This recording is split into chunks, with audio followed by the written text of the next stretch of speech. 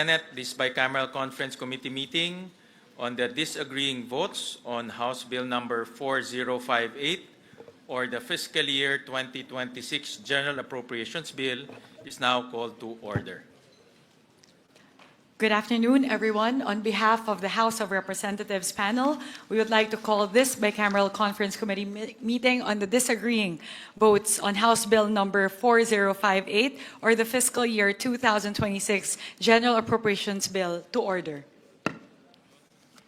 On the part of the Senate, for the record, allow me to state our members to the bicameral conference committee: Senator Mark Villar, Senator Pia Cayetano, Senator J.V. Arcito, Senator Lauren Legarda, who is present with us right now. Good afternoon, ma'am. Senator Francis Kiko Pangilinan, who's also present with us. Good afternoon, sir. Senator Erwin Tulfo, who's also present with us. Good afternoon, sir. Senator Amy Marcos, who's also present with us. Good afternoon, ma'am. Senator Bongo, who's also present with us today. Other members of the Senate panel is Senator Camille Villar, Senator Bato de la Rosa, and yours truly. Thank you. On the part of the House of Representatives, let me state for the record our members to the bicameral conference committee: Representative Albert S. Garcia, Representative Christine Singson Mihan, Representative Jose C. Alvarez, Representative Maria Carmen C. S. Zamora, Representative Rufus B. Rodriguez, Representative Jordin Jesus M. Romualdo, Representative Brian Raymond S. Yamsuan, Representative Javier Miguel L. Benitez, Representative Marcelino C. Libanan, Representative Alan U.T., and yours truly, Representative Micaela B. Swansing. Good afternoon, Your Honors.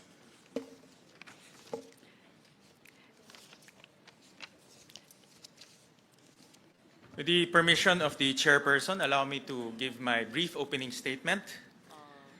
To the esteemed conferees of this bicameral conference committee on the disagreeing votes on House Bill number 4058, my colleagues from the Senate Committee on Finance, and our counterparts from the House of Representatives Committee on Appropriations. It is my distinct honor to welcome you to this bicameral conference committee meeting. Every year, Congress convenes as a single body to finalize at BICAM its most important legislation, discussing the varying perspectives of each member and reconciling their fiscal priorities to craft a national budget that is coherent, transparent, and responsive to the needs of the Filipino people. This year finds us in extraordinary times. The 2026 national budget is being deliberated upon as the nation grapples with the corruption revealed in the flood control scandal. Public trust in our government institution has been shaken, and so it is imperative that we do everything we can to repair our social contract with the people we have sworn to serve. In response to this call, each chamber has demonstrated its serious and consensuous commitment to meet the people's demand for transparency. The Senate, in fulfillment of Senate Concurrent Resolution number 4, has made publicly accessible documents relating to the national budget all in digital format through a centralized Senate Budget Transparency Portal.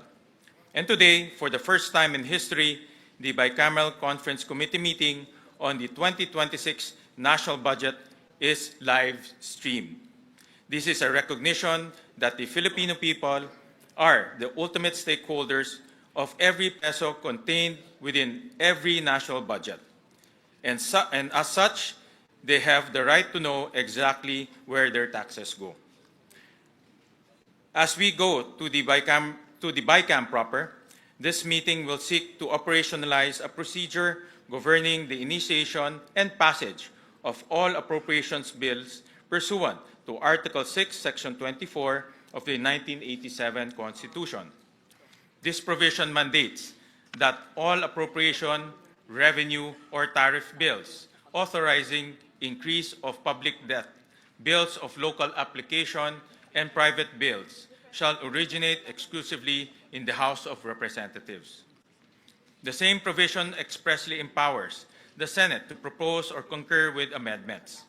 This BICAM will be a parallel execution of this procedure by presenting the 2026 General Appropriations Bill as passed by the House of Representatives on third reading and deliberating on the proposed amendments of the Senate as passed on third reading to decide on the disagreeing appropriations. It is my deepest hope and prayer that through us, your conferees, each chamber will be able to fulfill its constitutional role. Hindi lamang upang mapanatili ang integridad ng sistema ng legislatura, kundi upang matiyak na ang pambansang budget na ito, ang kalooban at kapangyarihan ng sambayanang Pilipino ang mananaig. Sa ating pagpupulong sa araw na ito, pagtibayin pa natin ang prinsipyong nagbigay buhay sa ating republika at sa ligang batas. Ang paniniwala na lahat hindi pagkakaunawaan ay nabibigyan ng liwanag sa pamamagitan ng mahinahong diskusyon, bukas na pag-uusap at pagkakaisa. I know that as we review the varying fiscal and development priorities, we will be guided by the values of fairness, service, and justice. Pakinggan natin ang bawat pananaw ng may paggalang sa isa't isa. Alalahanin natin na ang budget na ating ipapasa ay huhubog sa buhay ng milyong-milyong mga Pilipino na sa susunod na taon. Panatilihin nating malawak ang ating pananaw lampas sa mga suliranin ng kasalukuyan tungo sa isang mapayapa at masaganang kinabukasan para sa ating mga kababayan. Siguraduhin natin na ang pambansang budget para sa taong 2026 ay magsisilbing daan sa pag-angat ng buhay ng bawat Pilipino. Ipakita natin sa kanila na hindi lang katang-isip ang isang gobyernong matino, bukas at kumikilos ng tama. Patunayan nating lahat na hindi natin pababayaan ang kanilang mga pangarap. Maraming salamat. Magandang hapon po. Mr. Chair, with your permission, I will also deliver a brief opening remark on the part of the conferees of the House of Representatives. Honorable members of the House and Senate panels, distinguished colleagues in public service, members of the media who are with us here in PICC, and to our countrymen closely watching this historic day, good afternoon. We are here today not only to address the disagreeing provisions of fiscal year 2026 General Appropriations Bill, or House Bill number 4508, but also to continue a series of structural reforms that place transparency, accountability, and public participation at the center of our budget process. We started by abolishing the small committee and establishing the first ever Budget Amendments Review Subcommittee, or the BARC. The BARC's over 20 hours of deliberations on institutional amendments were live streamed, and all amendments approved were shown line by line. Moreover, all committee hearings and plenary deliberations were live streamed. We enhanced engagement with civil society organizations and conducted the first ever People's Budget Review. For the first time in recent history, the period of amendments in the House was open to all members, and all amendments were incorporated before the second reading approval. Ang makasaysayang araw na ito, ang pinakaunang araw sa kasaysayan na bubuksan sa publiko ang BICAM, ay sumasalamin po sa paninindigan ng Kongreso na tanggalin ang tabing sa usaping budget at talagang ipakita kung saan napupunta ang bawat piso ng buwis mula sa dugo at pawis ng bawat Pilipino. This is the actualization of the House's commitment since August, even before the budget deliberation started, to open and live stream the Bicameral Conference Committee proceedings. And this is something the House and the Senate leadership have strongly advocated for jointly over the last few months. I would like to discuss key highlights of the House version of the GAB that the House panel puts forth to this Bicameral Conference Committee.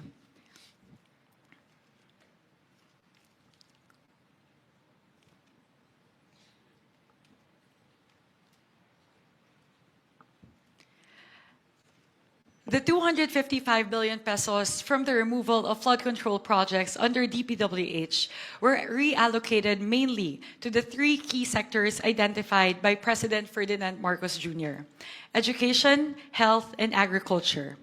Specifically, 201.1 billion out of the 255 billion pesos, or 79%, went to the following: 56.6 billion towards education, 90.7 billion towards health, and 53.7 billion towards agriculture.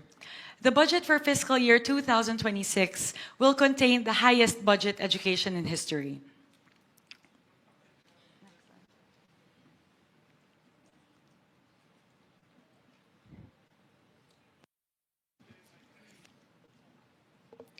With the 56.6 billion pesos added by the House of Representatives, the total budget for the education sector will be 1.28 trillion pesos, which translates to 4.1% of GDP.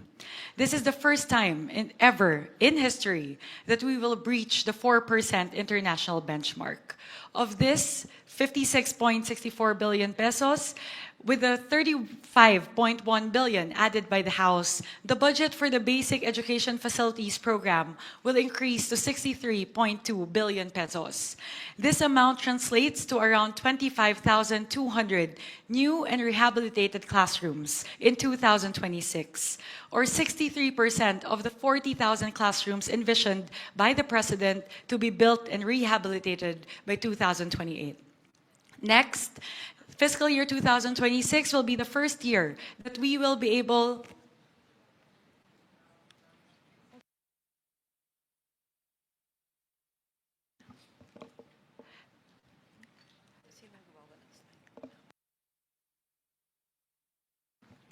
Next, this is the first ever year that we will be able to fully fund the implementation of UACTE since it was passed into law in 2017. With the 4.48 billion pesos added by the House and the House special provision enabling the use of the 7.82 billion pesos from the Higher Education Development Fund, we will be able to fully fund the 12.3 billion peso deficiency to 113 SUCs in fiscal year 2026. This is something that the SUCs have been clamoring for the past 6 years. With a total funding of 52.2 billion pesos for UACTE, CHED-TES, CHED-TDP, TES the STEP, and TES the TWSP, we will be able to provide scholarships to 2.49 million learners. Next, under the health cluster, with the 90 billion pesos added by the House, the total health sector budget increased to 411.2 billion pesos. With the 60 billion pesos added by the House, the total subsidy for PhilHealth increases to 113 billion pesos, geared towards the improvement of benefits. With the 25 billion added by the House, the total for MAIFIP increases to 49.2 billion pesos to actualize the directive of President Ferdinand Marcos Jr. to provide zero balance billing for indigent patients in government hospitals. Next, under the agriculture cluster, with the 53.8 billion pesos added by the House, the total agriculture sector budget increased to 292.9 billion pesos. Of this, 10 billion pesos is provided for the presidential assistance for farmers and fisherfolk, expected to benefit 1.43 million farmers and fisherfolk. With the 35.5 billion pesos added by the House, a total of 74.5 billion pesos will be provided towards the construction and rehabilitation of farm-to-market roads and irrigation infrastructure. Moreover, 30 billion pesos is provided under RCEF towards the provision of farm mechanization and other inputs. The House also added 1 billion pesos for crop insurance, 2.4 billion pesos for the construction of deep water ports, and 200 million pesos for the implementation of the new Agrarian Emancipation Act. Lahat po ito ay patatulungan ang ating mga bayaning magsasaka na bumaba ang kanilang mga gastusin at mapataas ang kanilang ani at kita. To our colleagues in the Senate, Our House panel looks forward to working with you in this bicameral conference committee in crafting a final version of the budget for fiscal year 2026 that truly is responsive to the needs of the Filipino people in our country. I am very hopeful because as we look at the two versions, we both have the same priority areas, which is education, health, and agriculture. Sa atin pong mga kababayan, tinanggal na po ng inyong Kongreso ang tabing sa usaping budget. Ginawa po ng inyong Kongreso ang lahat para siguraduhin na ang budget ay transparent, malinis at may sapat na safeguards para siguraduhin hindi ito maaaring maabuso. Pinapangako po ng inyong Kongreso na ang budget para sa taong 2026 ay mararamdaman ng bawat Pilipino. Na ito ay tunay na tumutugon sa pangangailangan ng ating mga kababayan at ng ating bansa. Na ito ay isang budget na inyong mapagkakatiwalaan. Maraming salamat po para sa Diyos at Bayan. Maraming salamat, Chairperson Mika, at natutuwa ho ako at kami dahil yung tema ng budget ng Senado ay halos kalintulad na rin o tingin ko parehong-pareho na rin sa tema rin ng budget ng House of Representatives. Kami rin po, binigyan ho namin ng malaking atensyon ang sektor ng edukasyon, malaking atensyon ang sektor ng public health at agriculture. At makikita ho natin mamaya sa mga detalye na itong tatlong sektor na ito ay nabibigyan ngayon ng malaking pahalaga para maramdaman ng ating mga kababayan ang tunay na serbisyo ng gobyerno. At ito talaga ang nakikita kong kailangan na kailangan, mga basic necessities, basic services para po sa ating mga kababayan. Tama po yun, Mr. Chair. Yun po yung isa namin na nakita na talagang maganda at alam ko, I'm also very confident that we will be able to craft a version of the budget na talaga pong sumasalamin sa gusto pong mangyari ng ating mga kasamahan pareho po sa Kongreso at sa Senado. Dahil alam ko naman po, yun na rin po yung sinabi sa atin ng ating Pangulong Ferdinand Marcos Jr. noong SONA na sana mabigyan ng prioridad ang human capital development patungkol po sa edukasyon, agrikultura at kalusugan. Kaya makikita naman po natin pareho sa version ng House of Representatives at na Senado na ang pinakamalaki, ang bulto po na ang pondo ng ating gobyerno ay atin pong ilalaan para po sa tatlong mahahalagang sektor na ito. So, mamaya po, hihimayin po natin yan, Senwin. Alam po natin yan na hihimayin po natin lahat ng mga items patungkol po sa edukasyon, agrikultura at kalusugan. Salamat. In fact, I would like to ask kung meron pong gusto magbigay ng opening statement. We recognize Senator Kiko Pangilinan. Yes, maraming salamat, Mr. Chairman. Mr. Chairman, this is not so much an opening statement as a matter of putting on record that a statement was forwarded to us by the Roundtable for Inclusive Development, RFID, and the People's Budget Coalition, signed by Bishop of Caloocan, Pablo Virgilio Cardinal David, Ramon Del Rosario of the Roundtable for Inclusive Development, Kenneth Abante, co-convener of People's Budget Coalition, and Bendanya Hyacinth Nacario Bendanya, coordinator of the People's Budget Coalition. May we request the chairman of the Senate panel to provide all members of the Bicameral Conference Committee a copy of their statement, and that hopefully we will be guided and perhaps an initial response, because I forwarded this statement to the chairman of the Senate panel the other day. Maybe an initial response before we go into the actual proceedings and the debates, Mr. President. Mr. Chairman. Yeah, thank you, Senator Kiko Pangilinan. Yes, indeed, you forwarded to the committee a letter from the RFID group and the People's Budget Coalition. And in this letter, meron ho silang 7 items na recommendation ho sa Bicameral Conference Committee and both the Senate and the House of Representatives on how to improve transparency in the budget deliberation. And I made the checklist. Actually, I showed you the checklist. Out of the 7 recommendations, 4 have been fulfilled by the House of Representatives and also the Senate.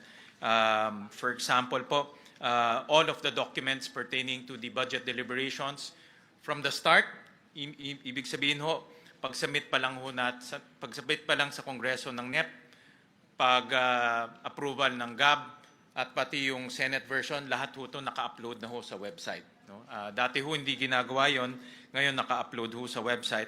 So pwede na ho ng ating mga kababayan makita yan in real time. So 4 out of the 7 ay na-fulfill. The rest actually, yung tatlo ho ay hindi natin ma-fulfill dahil yung isa, ang recommendation nila, nandito yung mga ahensya. No? Sa Bicameral Conference Committee, alam naman ho natin na it's both the House and the Senate ang composition ng BICAM, hindi po yung mga ahensya. But we're happy to work with them to further improve the process. Like what Congresswoman Mika mentioned earlier, na first time to in history. So marami pa ho tayong pwedeng gawin para ma-improve yung transparency process ng budget deliberation. And we're very open and we welcome suggestions, especially from our constituents. Thank you, Mr. Chairman. I just wanted to stress that napakahalaga ng people's participation, citizens' participation in our government deliberations and discussions. And that's why I placed this on record, and that's why I would like all members of the Bicameral Conference Committee to be given copies. Mas maganda at mas maayos ang transparency pagka ang mamamayan mismo ay we engage with citizens groups and organizations in the deliberation of the 2026 budget. Maraming salamat, Mr. Chairman. Maraming salamat, Senator Kiko, for that intervention. Mr. Chair, if we may, on the Yeah. part of the House, Okay. thank you for acknowledging, Chair Win, with regard to the transparency measures that we've already done in the House.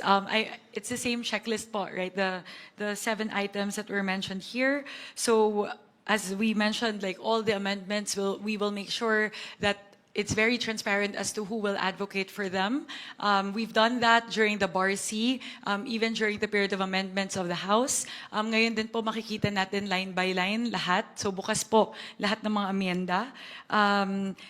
In terms of the live streaming, pareho naman po, ang Kongreso at ang Senado pareho po tayong nagpasa ng resolusyon patungkol po sa live streaming at yung pagpapublish po ng bicameral report, and minutes and yung matrix po ng disagreeing provisions. So lahat po ito, tulad po ng binanggit po ni Sen Win, ito po ang pinakaunang pagkakataon sa kasaysayan ng ating bansa na binuksan po ang BICAM.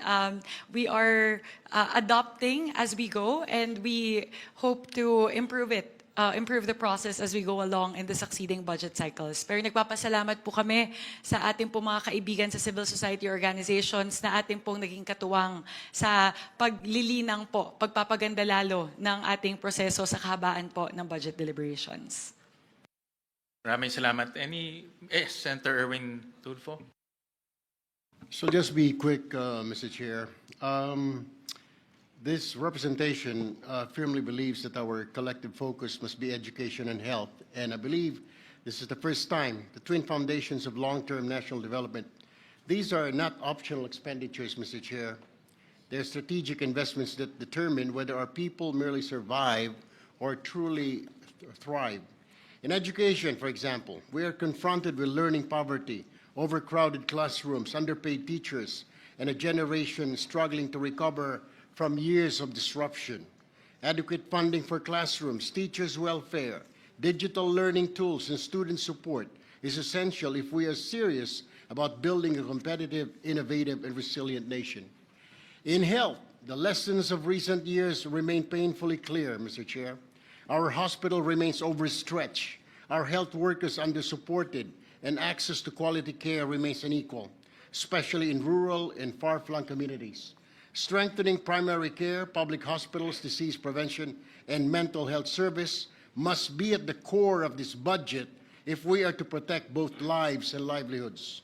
At the same time, we must speak also, Mr. Chair and my fellow members, candidly about infrastructure spending, particularly in flood control projects. While infrastructure has a role in development, we cannot ignore the reality that some projects have failed to deliver protection to our communities and, worse, have been tainted by allegations of misuse and pocketing of public funds. Every peso lost to corruption is a classroom not built, hospital bed not provided, and a life put at risk. This bicameral conference is our opportunity to correct course, to realign resources towards sectors that directly uplift our people, to ensure transparency and accountability, and to restore public trust in the budgeting process. Let us be guided, dear colleagues, not by political convenience, but by conscience. Let us craft a 2026 national budget that places the Filipino learner and the Filipino patient at the center, and that proves this Congress is capable of choosing people over pork and progress over plunder. Thank you, Mr. Chair, and I look forward to a principled and productive deliberation. Maraming salamat, Senator Erwin, for those reminders. Any conferee who want to give Senator Amy Marcos? Yes, maraming salamat sa dalawang chair natin. At maliwanagan lang sana ang minorya. Pagkat wala po akong nakikitang budget ng DPWH at kung talagang transparency ang habol natin, bakit wala rito ang pinagmulan ng pagpopoot at kawalang kampiyansa ng taong bayan sa atin? Dapat mag-umpisa ang usapin dito sa Public Works. Pero wala sa anumang papel, sa 9-page summary o dito man sa binigay sa atin kahapon lamang na reconciliation of disagreeing provisions. Bakit po walang budget yung DPWH? Ang schedule po ng DPWH ay bukas po. Paano natin malalaman at maihahambing ang iba't ibang mga department kung may kulang? At bakit DPWH lang ang nawawala sa talakayan? Actually, may mga ibang mga items po ho na bukas po itatalakay, katulad po ng mga special purpose funds, and program appropriations. So tomorrow yung po program po nandito. tomorrow po ang tomorrow ho yung pag-uusapan. Pero narito na. Andito naman yung unprogrammed at hinanap ko talaga. Arito naman yung unprogrammed. Dito sa page 31 ng page 32 na kumpleto. Kaya pinagtatakahan ko bakit yung DPWH wala po. At kung tatalakayin bukas, maaari bang ibigay sa amin ng mas maaga pagkat yung committee report, kung maalala ko, ay mahigit kumulang 1,000 at 500 pahina. Noted po. We'll provide Her Honor the documents ahead of time. Kailan kaya matatapos yung DPWH budget? Kasi yun talaga ang inaasahan ng taong bayan. Assured po na ipro-provide po sa Her Honor at sa lahat po ng conferees, hindi lang po sa Senate but also sa House of Representatives po.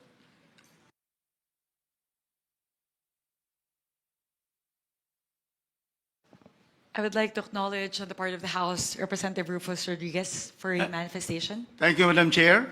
Chair Win Gatchalian of the Senate and all the distinguished senators who are here and my distinguished colleagues. Really, as stated by the chairman, Article 6, the Legislative Department, under Section 24, really gives the original exclusive jurisdiction on budgets, on appropriations to the House.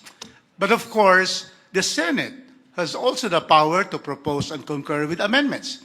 And doing our duty, as what the Chair, Mika, has said, the 255.5 billion of flood control and budget of the DPWH, in the first instance, was distributed by the House of Representatives to first 90 billion to health, 56 billion to education, and 53 billion to agriculture. Practically 211 billion of the 255.5. So that is to follow the presidential directive that we have to focus, as stated by former Congressman of Senator Erwin here, Tulfo, that education, health, and also agriculture will be given priority. So therefore, we have taken the lead, and we are very happy that the Senate has likewise studied the budget and has also made proposals to further enhance our support for education, health, and agriculture. Thank you very much, Madam Chair and Mr. Chairman. Mr. Chair, both chairs, please. Yes, with all due respect, and I am compelled to disagree without being disagreeable. It was mentioned that certain funds are not included in this submission, when in fact, both are in fact here. On page 31, as mentioned earlier, the unprogrammed funds are already listed quite adequately, and the special purpose fund that were supposedly not here are quite clearly denominated in page 29 as special purpose funds. So ang tanging kulang lamang ay yung mahiwagang DPWH. Yun lang po. Bukas po, hindi ho lahat ng mga items ho dito matatapos ho natin. Hopefully ho matapos, but from our estimate, baka hindi ho matapos. So bukas ho natin i-deliberate yung ibang mga agencies. Kasama po special purpose funds, kasama na rin po yung mga ibang mga ahensya.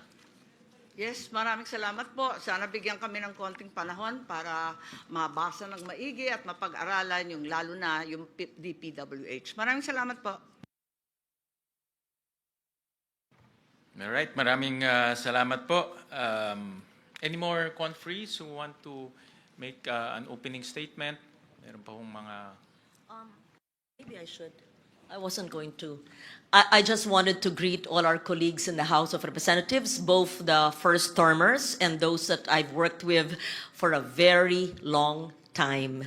And I was once in your house. We understand and appreciate and recognize the concerns of the district representatives. We are one with you in serving our people in the grassroots.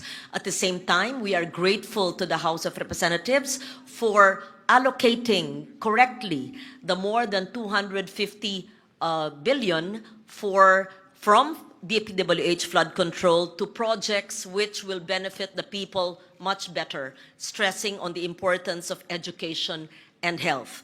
I take note that the House allocated at least 60 billion for education. You will be happy to note that the Senate, through our very hard-working and education-focused chair, even increased it to more than 85 billion. And this would be, I believe, in the history of our country. Even when I chaired the Finance Committee for 2 administrations for 5 years with 3 chairs of the House of Representatives, never happened before. For that, we're really grateful to the chair. Aside from that, we are grateful to the House as well for indicating in the HGAB the 60 billion bayad utang which rightfully belongs to PhilHealth. We also take note that in the NEP, there's a 53 billion from the sin tax allocation for PhilHealth. However, let me please put it on record that the 53 billion is an incomplete NEP proposal. Kulang po ng 16 billion per the computation made by the Senate. I appeal to the BICAM to put what is rightfully belonging to health. Attorney Rufus Rodriguez, my lawyer from 20 plus years ago, would agree. Kung ano po ang batas ay dapat sundin. It is not a matter of unfunded law. That is for the universal health care to take care of. We are talking about the sin tax allocation, which for several years were not funded according to the allocation. Magbibigay ng konti, hindi ipupuno. There is something terribly wrong here. Let me just put on record, Mr. Chair, that there is a 236.91 billion funds missing, which should go to public health, and that's to PhilHealth. And this would include the multi-year earmarking of the sin tax, which were not funded, including the NEP of 53 billion. We also take note that the 2025 GAA did not have the sin tax allocation, which miraculously disappeared in the GAA. We, both houses of Congress, owe that to the Filipino people. Having said that, I will discuss this further when the Health Department is brought on the floor. But let me state our appreciation for restoring in the HGAB the bayad utang, when the DOF took out the PhilHealth 60 billion and returned it. Let me just state also later when we discuss the PhilHealth and the health budget that it was returned in the HGAB, and Congress was the one that enumerated the possible utilization of the funds. Let the legal luminaries and let my lawyer, Attorney Rufus Rodriguez, think about it, whether this is really in compliance with the Supreme Court decision, because the Supreme Court says, in my understanding, that it should be returned to the Treasury. It was taken from the excess funds of PhilHealth. It was not taken with enumeration of the utilization of the funds. I put that on the table. I will leave it to the body to decide. Thank you, Mr. Chair. Mr. Chair? Madam Chair. I would like to recognize our Senior Vice Chairperson, also the sponsor of the Department of Health, Representative Albert Garcia. Maraming salamat, Madam Chair, Mr. Chair, Senator Win, sa ating mga fellow conferees from the House and the Senate. Magandang hapon po sa ating lahat. Tama po yung sinabi ni Senator Loren na binalik na po o ibabalik na po ang 60 billion sa PhilHealth nung nawala nung 2025 budget. And this was discussed during the DOH defense, which I did in the House of Representatives. At isa po sa nagtanong nung defense ay walang iba kundi yung ating chair regarding the budget of PhilHealth and DOH na kung lalagyan po natin ng mas malaking budget, which they deserve at under the law, karapat-dapat po para sa ating beneficiaries, dapat lang in-emphasize ng ating chair na i-expand pa nila yung kanilang package. Kasi right now, alam po natin what's happening on the ground na very limited po or a small percentage of the hospital bill or yung coverage ng PhilHealth ang na-charge sa kanila. And our constituents, mga kababayan po natin, have to shoulder a huge part of their hospital bill or healthcare bill. So we are in agreement sa House and the Senate na talagang by law, dapat madagdagan pa yung kanilang budget, pero dapat makita nila yung kanilang responsibilidad na bilisan pa nila ang pag-expand ng mga package para agarang maramdaman ng ating mga kababayan. Of course, for now, dahil hindi pa ho ayos yung sistema ng universal healthcare, malaking tulong po yung MyFIP. Dahil part of the hospital bill or healthcare expense ay na-charge natin doon. Pero with all these funds going to PhilHealth, I think our people deserve na maging institutionalized na po at malawakan na po kagad o madagdagan na po ang package para konting-konti na lang po yung out of pocket or konting-konti na lang po ang sasaluhin ng zero balance billing ng ating mga DOH and LGU hospitals. So itong responsibilidad na ito dapat ma-emphasize sa leadership ng PhilHealth at ng DOH nang sa ganon ay magawa naman po nila yung responsibilidad nila para sa ating mga membro ng PhilHealth. Maraming salamat, Madam Chair. Thank you very much, Mr. Chair. Maraming salamat po. Senator Go? Good afternoon. As you all know, I had my reservations on the BICAM report for the 2025 budget. In fact, I did not sign the BICAM report last year. Particularly, I am saddened by the zero budget given to PhilHealth. No? Kumbaga, double whammy po itong nangyari sa PhilHealth. Alam ko po yan dahil 2024, nagkaroon po ako ng 14 hearings including health emergency allowances ng mga healthcare workers. At doon natin nakita na kulang talaga yung counterpart ng PhilHealth sa kanilang mga pasyente. Tama yung sinabi mo kanina, napakaliit pa ng case rates nila. In fact, nung nagkagulo na, nung Disyembre, nagkaroon 2024, nagkaroon sila ng board meeting, tinaasan nila, sa ilang araw lang ng board meeting, tinaasan nila yung case rates. Kaya pala nilang taasan yung case rates sa ilang araw, Disyembre. Kung ginawa nila yun nung Enero pa lang, tinaasan yung case rates, wala sana silang excess funds na wawalisin ng National Treasury.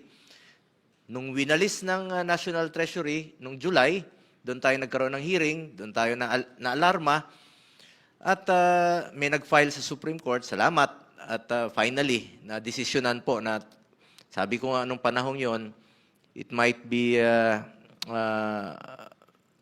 legally acceptable then, but morally unacceptable dahil marami pong pasyenteng naghihirap na walang pambayad sa hospital. Kung kaya nilang taasan yung case rates noong Disyembre, wala silang excess funds, walang kukunin. Anyway, tapos na po yun. That's water under the bridge. Ang problema ngayon, nagdesisyon po ang Supreme Court ngayon na ibalik po yung pondo na 60 billion. Refund po ito. Ibig sabihin, dapat sana'y magamit ka agad ito. Ginawa pong appropriation na sa 2026. How about the 2025 na zero? Ilan po kayang mga pasyente ang na-deprive naman po doon sa zero budget po ng PhilHealth noong 2025? Kaya po, isa sa dahilan na hindi po ako pumirma noong 2025. Maybe ma-address po ito ng Bicam. Paano po yung double whammy na yon? 60 billion, babalik sa 2026. How about na zero nung 2025? At kung maaari, mabigay na po yung hindi na ibibigay. Dahil nasa syntax law po itong earmarking, about 200 billion pa po mahigit ang hindi nabibigay since 2023. Ilang pasyente po ang matutulungan nito, ilang buhay po ang masasalbar sa pondong ito na alam naman natin nung 2024 nung kinuha po yon yung 60 billion medyo nahalo-halo na kung saan ginamit. May nagsabi na ginamit po sa health emergency allowances, but the truth is it was pinulled po siya, tas ginamit po sa iba't ibang, kaya isa po ito sa dahilan na hindi talaga ako pumirma nung 2025 dahil ang sakit na zero mo yung PhilHealth. Pinaglaban nga natin na wag kunin yung excess funds ng PhilHealth. Hindi naman excess yun eh.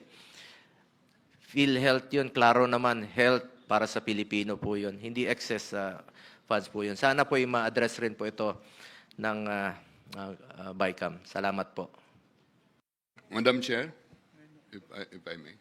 I would like to recognize our minority leader, the Honorable Marcelino Libanon. Thank you, Madam Chair. Just for the record, yung HGAB ng House for 2025, hindi po binawasan ang PhilHealth. Iwan po kung saan na po nabawasan yun. Maraming salamat po. Yun nga po yung sinasabi. Mabuti na lang po, no? I commend the both houses na nagkaroon tayo ng transparency ngayon na bukas yung Bicam. Hindi katulad last year na pag bukas ng Bicam, pag hindi na namin alam, tinawag na lang kami, sasara na yung Bicam. So hindi kami pumirma. Ba't kami pipirma? Hindi nga namin alam ano pinag-usapan. Salamat. At ngayon maririnig na po ng taong bayan ang pinag-uusapan dito. It has been my call for a participative budget process. Dapat talaga involved ang ating mga kababayan sa bawat proseso.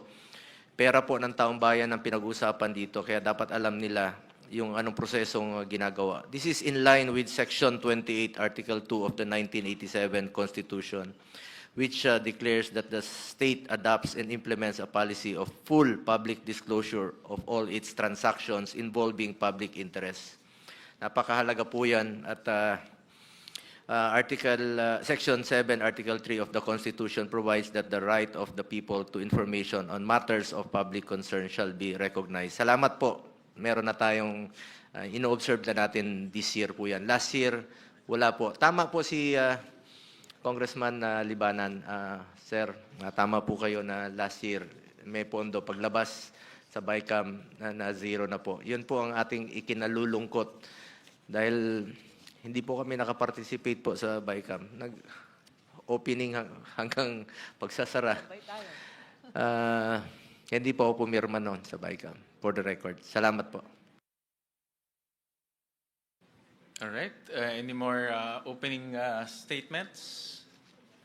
Kung wala naman po, pursuant to Article 6, Section 24 of the 1987 Constitution, which provides that all appropriations, revenue, or tax bills authorizing an increase of public debt, bills of local application, and private bills shall originate exclusively in the House of Representatives, but the Senate may propose or concur with amendments. The House Bill number 4058, as approved by the House of Representatives, will be used and flashed on the screen as the base bill. Consistent with our observed practice and in accordance with this constitutional provision, the Senate made its amendments directly to the House bill. The House of Representatives has been provided with the amendments to the House Bill number 4058 as approved by the Senate on third reading. Electronic copies were transmitted on December 9, 2025, and hard copies were delivered on December 11, 2025. To maintain an orderly discussion, we will tackle the budget on a department/agency basis. We request that interventions be made at the appropriate time as each agency is called. And if may I suggest to Congresswoman Mika, I heard in her opening statement that the House had made significant improvements to the National Expenditure Program. It's good to highlight those improvements so that our constituents can see the efforts and the interventions that the House of Representatives made to the different departments in order to make the budget more efficient and also improve the delivery of services.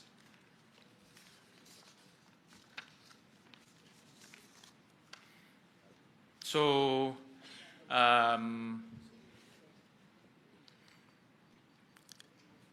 we will flash on the screen the General Appropriations Bill.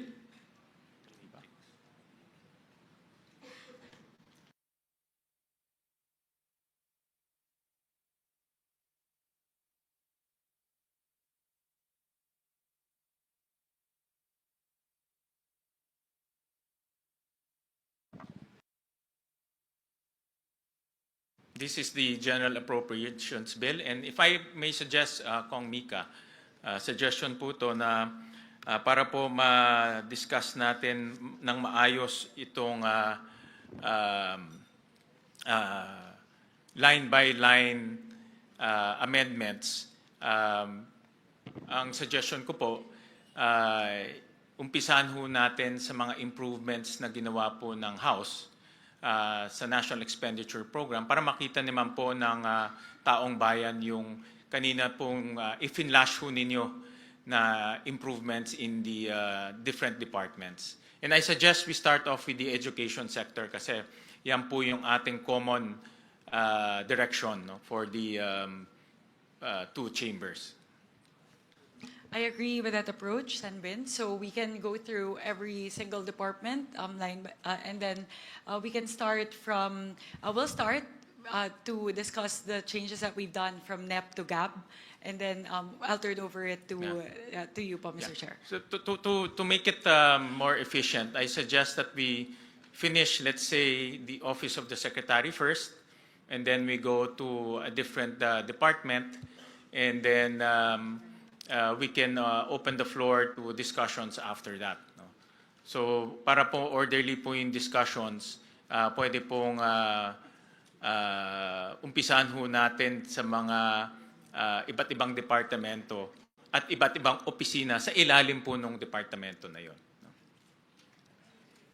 So unahin ho natin, I'll turn over first the floor to you, Congresswoman Mika, and after you, will propose the changes from the Senate. And if there are any questions, we can open the floor po. Senwin, I'll just request for 1 minute to open my files. It seems like the internet connectivity in the room is a little bit slow, so I'm unable to open some of the files. I request for a quick 1 minute lang po, just to open the files.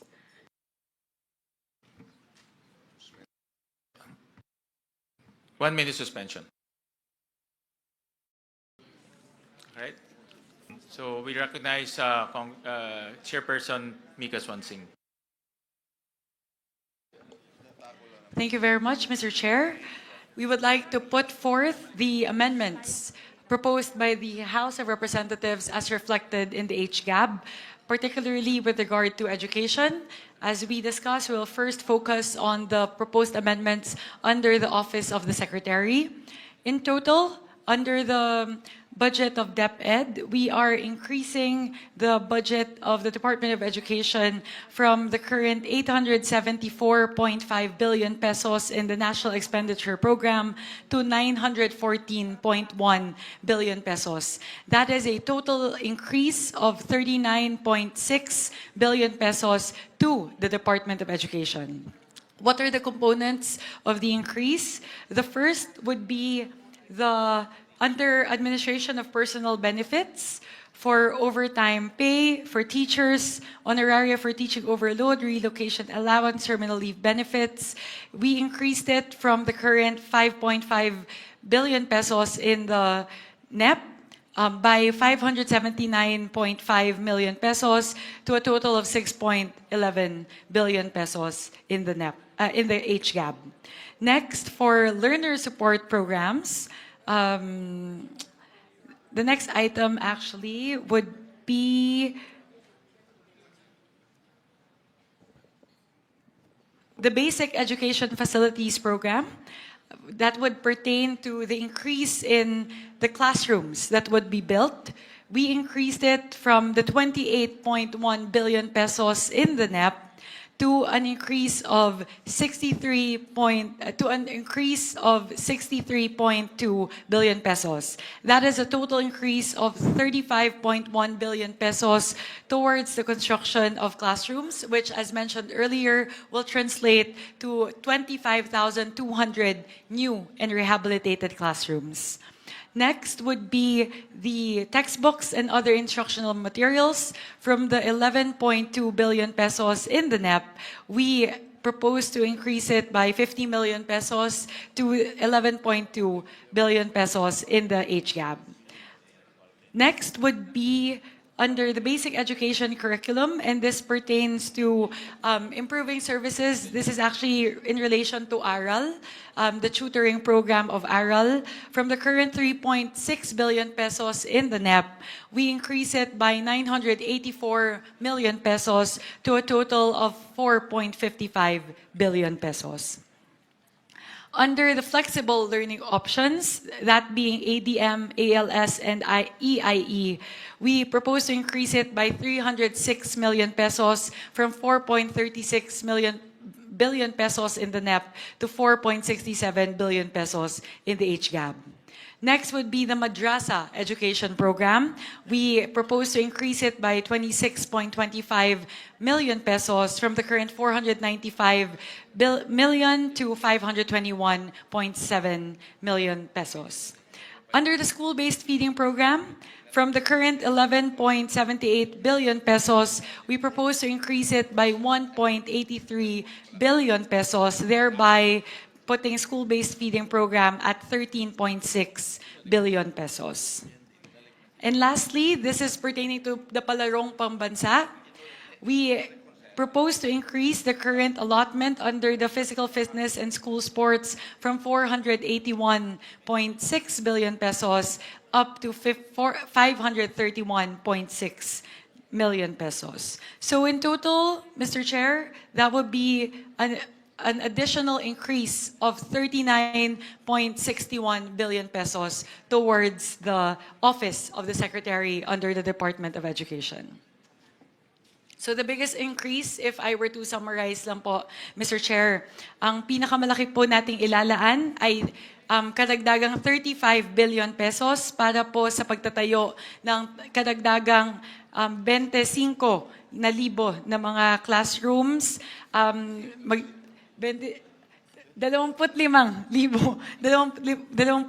libong classrooms at para po sa school-based feeding program, magdadagdag po tayo ng 1.83 billion pesos para mas dumami po yung bilang ng araw na pwede po nating mapakain yung mga estudyante sa mga paaralan.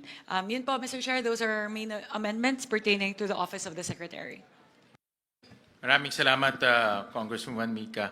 At maraming salamat po doon sa mga improvements at increases na ginawa ng House of Representatives sa National Expenditure Program.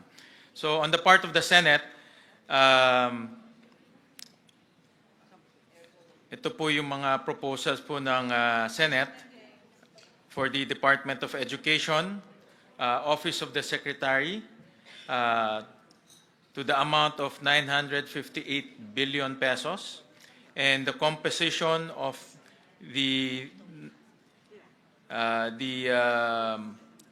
Office of the Secretary is for administration of personal benefits, an amount of 8.4 billion pesos, learner support programs, an amount of 5,114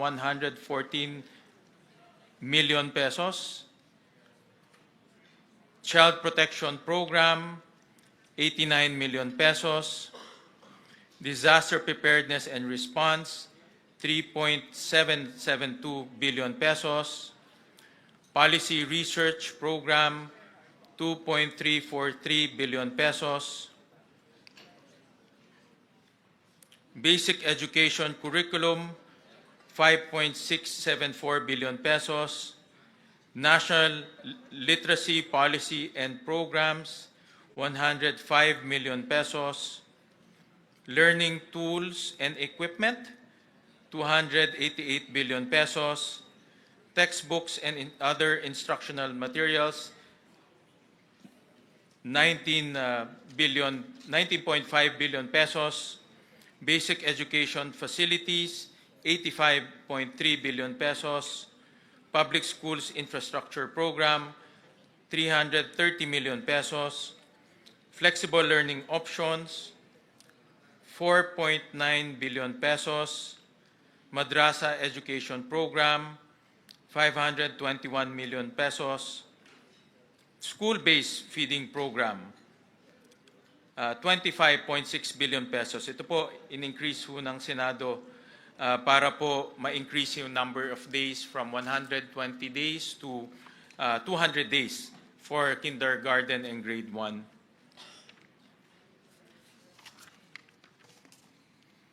For government assistance and subsidies, 100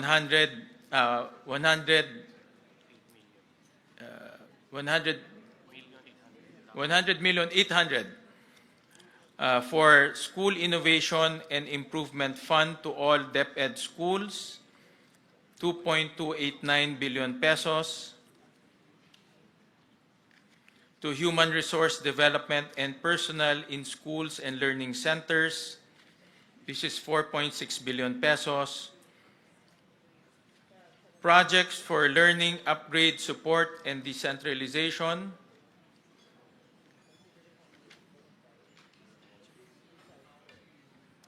this is foreign assisted to ba?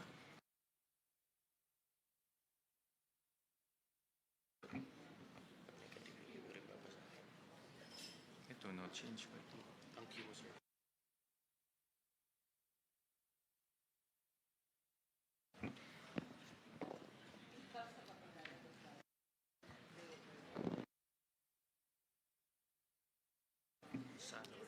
For project and learning upgrade support and project for learning upgrade support and decentralization, there's no change.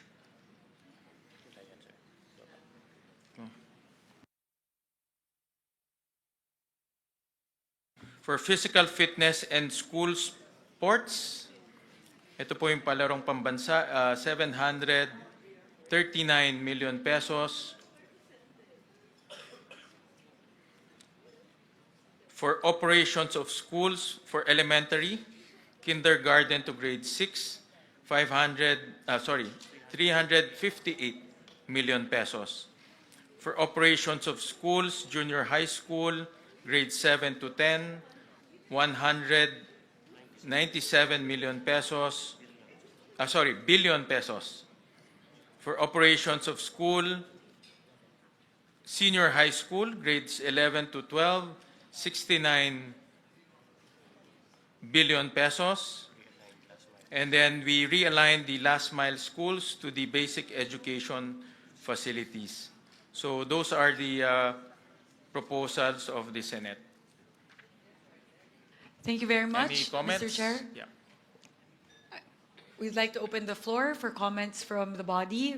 Both proposals have been put forth. Maybe a request for any comments from the conferees. Mr. Chair, Madam Chair. Go ahead, I Senator was just Erwin. wondering, saan po dito nakasama? Kasi sa mga classrooms po natin yung mga electric fan, mukhang wala po dito. Saan po ba dito sa item na ito? Mga upuan ng mga sira-sira? Because nung last election, Mr. Chair, dito lang sa Quezon City, 50 yung estudyante, yung electric fan na dalawa lang, sira pa yung apat. Napakainit. So mga estudyante hindi nakakapag-focus. Will that fall under basic education facilities, Mr. Chair? Tama po. Nasa loob po siya ng basic education facilities.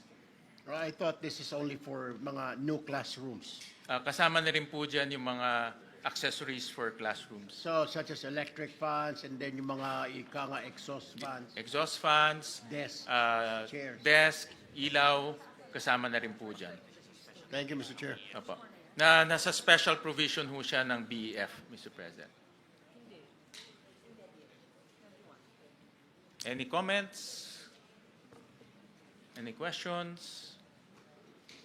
Any motion? Hintay ba mo?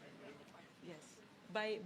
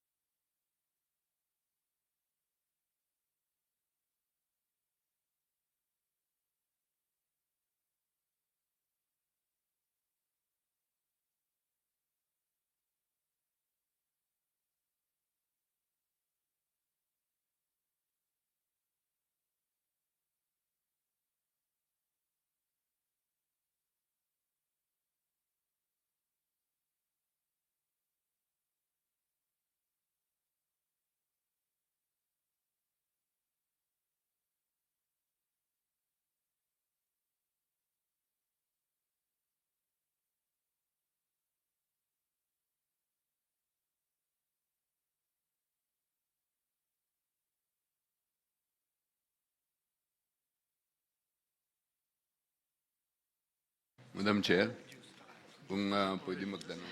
yes, Representative Libanan.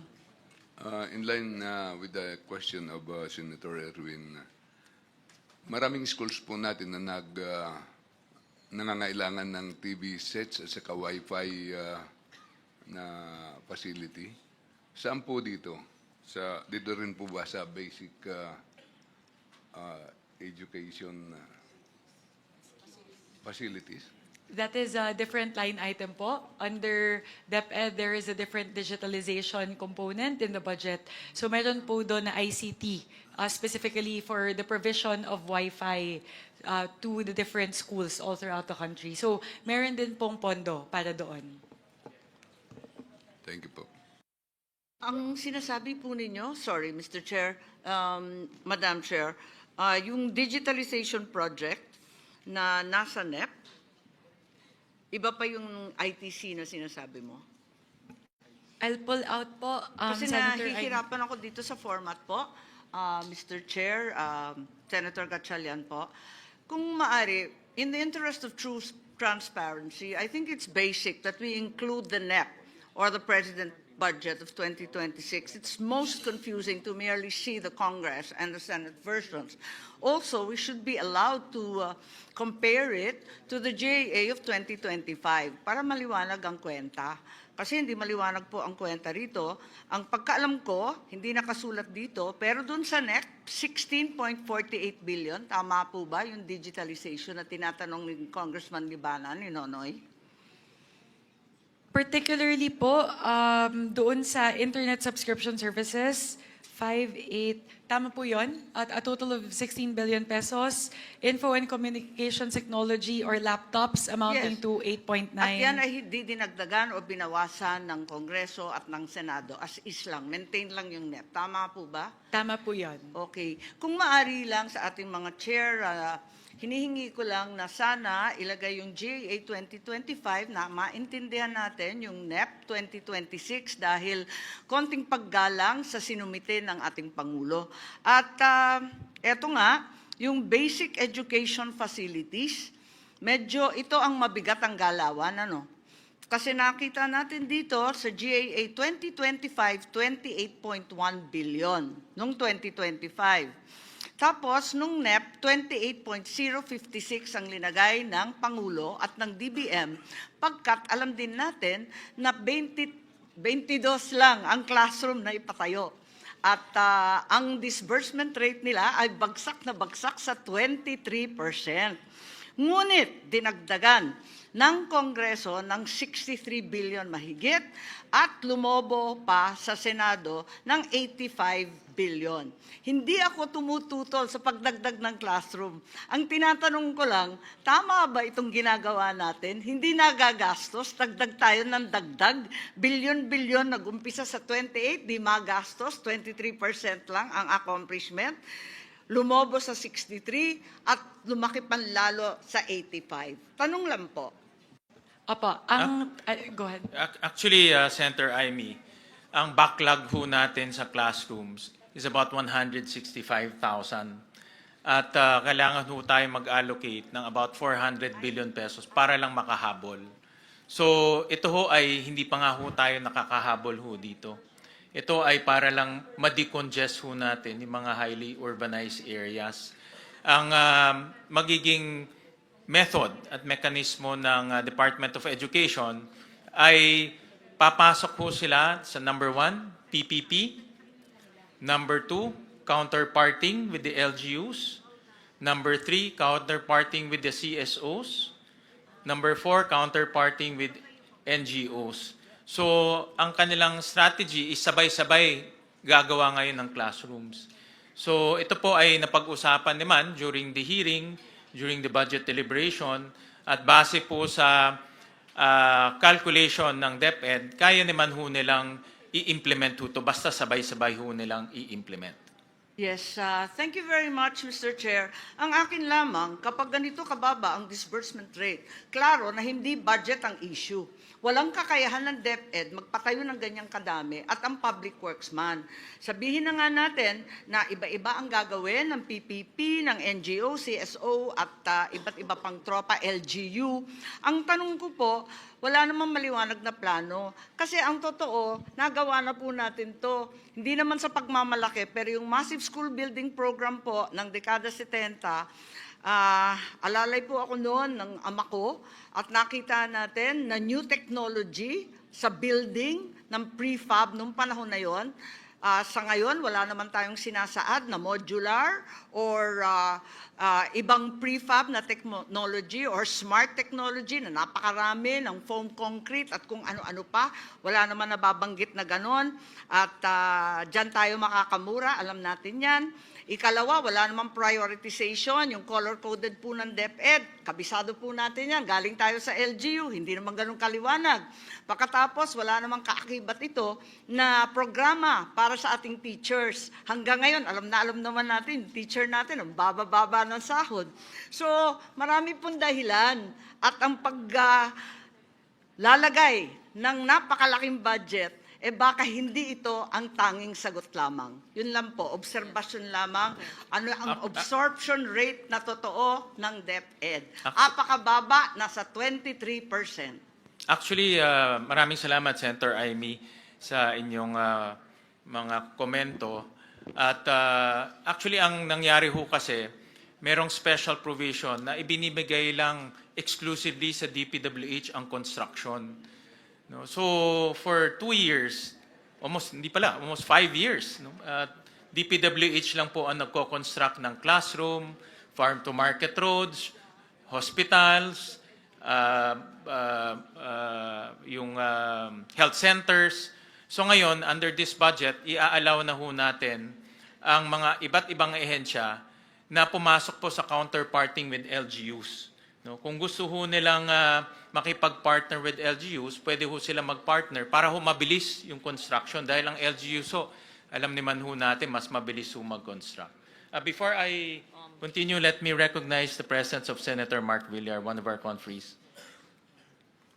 Mr. Chair. Yes, we appreciate the concerns of Senator Marcos, and as the chair mentioned, there are several options that Secretary Angara had mentioned in our hearings and in plenary, and that would be including letting the local governments implement the school building program, and we appreciate that. And in fact, Senator Aquino, I think, and Senator Pangilinan mentioned also about the possibility of CSOs and PPPs with accredited private sector partners. So, having said that, if there's no other question, Mr. Chair, I would like to move for the DepEd Office of the Secretary Budget to be approved. Mr. Chair? Oh, Yes. yes, I have Senator Tulfo. one quick question. Kanina ko pa po hinahanap dito sa Office of the Secretary. Ito po yung mga hinihingi lagi ng mga teacher, ng mga PTA sa mga estudyante sa public schools. Mga simple, walis, ting-ting, dustpan, pag naglinis ng classroom, basahan, tapos pag malapit ng graduation, mga dekorasyon sa mga stage. Hinihingi po ito sa mga estudyante. Ang dami na pong reklamo na ganito. Saan po banda rito kaya nakasama? Parang wala ho yata. Parang, Dito po sa MOOE, ito po yung operations of schools, elementary, junior high school, senior high school. doon po sa operation schools. Yeah. Pasok, MOE ho ito ng mga eskwelahan. Maraming salamat po, Mr. Chair. So there's a pending motion to approve the Office of the Secretary. Any second? On the part of the House, Madam Chair, Mr. Chair, we second the motion.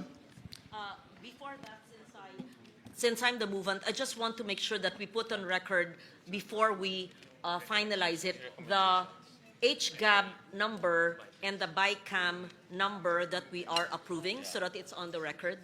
May we ask the chair to do that, if you agree, because many figures are being discussed. May we kindly put on record the HGAB figure and the BICAM figure that we are approving? But I so move. Yes. Thank you. Yeah, thank you. And there's a duly seconded, so the budget of the Office of the Secretary, Department of Education is hereby approved. Those summaries, Madam Chair, will be provided prior to the signing of the BICAM report. In fact, dito po sa BICAM, hindi ho natin isa-sign to kaagad. Ipiprint na muna po yung mga dokumento, ipiprint na po yung pre-enrolled copy, at iproprovide yun sa members para po makita ho nila bago ho tayo mag-sign. No? Thank you. All right? Mr. Chair, in response to the query of the Honorable Legarda, the current total under the Office of the Secretary would go from the current HGAB level of 912 to a total of 958.7 billion pesos. So that would be a total increase of 46.2 billion pesos.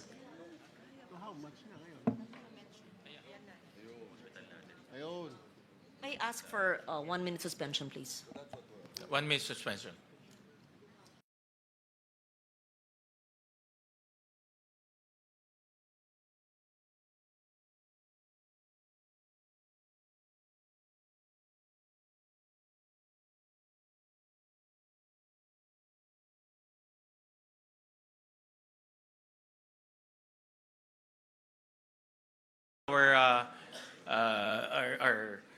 Our meeting. So we go to the National Academy of Sports. Chairperson Mika, do you want to highlight the improvements, if there are any? Thank you very much. For the National Academy of Sports, actually on the part of the House, Mr. Chair, we retained all the items from the NEP to the HGAB. So the current amounts for the two items mentioned here, promotion, development, and implementation, would be 128.8 million pesos, and for general management and supervision, 115.5 million pesos. So we retained the NEP levels for both of these items. Thank you very much, Chairperson Mika. On the part of the Senate, the budget proposal for the National Academy of Sports is 540 million pesos. And this is composed of promotions, development, and implementation of quality and enhanced sports integrated secondary program, general management, and supervision. Let me just dictate. For promotions and development is 344 million pesos. For general management and supervision, 194 million pesos. So any questions, any comments? Hearing none, any motion?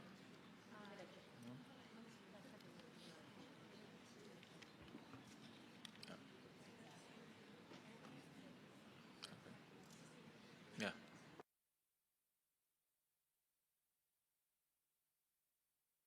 Yeah. Any motion to approve National Academy of Sports? I move to approve, Mr. Chair, the National Academy of Sports. Any second? Second. Duly seconded. The National Academy of Sports is hereby approved. The National Book Development Board, For the National Book Development Board, Mr. Chair, among the four items mentioned here, we propose an increase in the general management and supervision by 40.3 million pesos, which brings the total to that. So here for the National Book Development Board, the levels under the HGAB would be 40.3 for the general management and supervision, 7.5 million for the policy development, 91.6 million for capacity building, and 12.5 million for administration of awards. on the part of the Senate, we propose a 202 million pesos for the National Book Development Board, composed of general management and supervision, policy to a tune of 57 million, policy development, research, information system and management, and information campaign, 10.5 million pesos, capacity building and trade promotions incentives, 118 million pesos, administrative of awards, grant and incentives, 15 million pesos. Any questions? Any questions po? Mr. Chairman. Yes, go ahead. Yeah, I move for approval of the proposed budget for the National Book Development Board to the tune of a total of 202 million, with a breakdown as stated by our chair, Wing Gatchalian. So move. Thank you. Any second? I second the motion. Mr. Second. Chair. Thank you. The duly seconded. The budget of the National Book Development Board is duly approved, and the motion of Congressman Rufus is perfect, being a former member or a former participant and advocate of the National Book Development Board. In the first, Mr. Chairman, the first legal counsel The of first legal NBDB, counsel pala. because I was a lawyer and I was the lawyer of the Publishers Association of the Philippines, and we drafted the bill. Thank you. Alam ko, malapit po sa puso ho ninyo ang book development, book publishing industry. Next will be the National Council for Children's Television.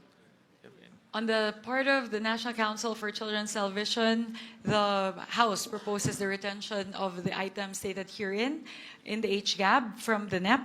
For general management and supervision, 21.9 million, and for child-friendly television development services at 49.3 million. Okay. The Senate proposes a 116 million budget for the National Council for Children's Television, composed of General Management and Supervision, 26 million. Child-friendly television development services, 89 million. Any questions?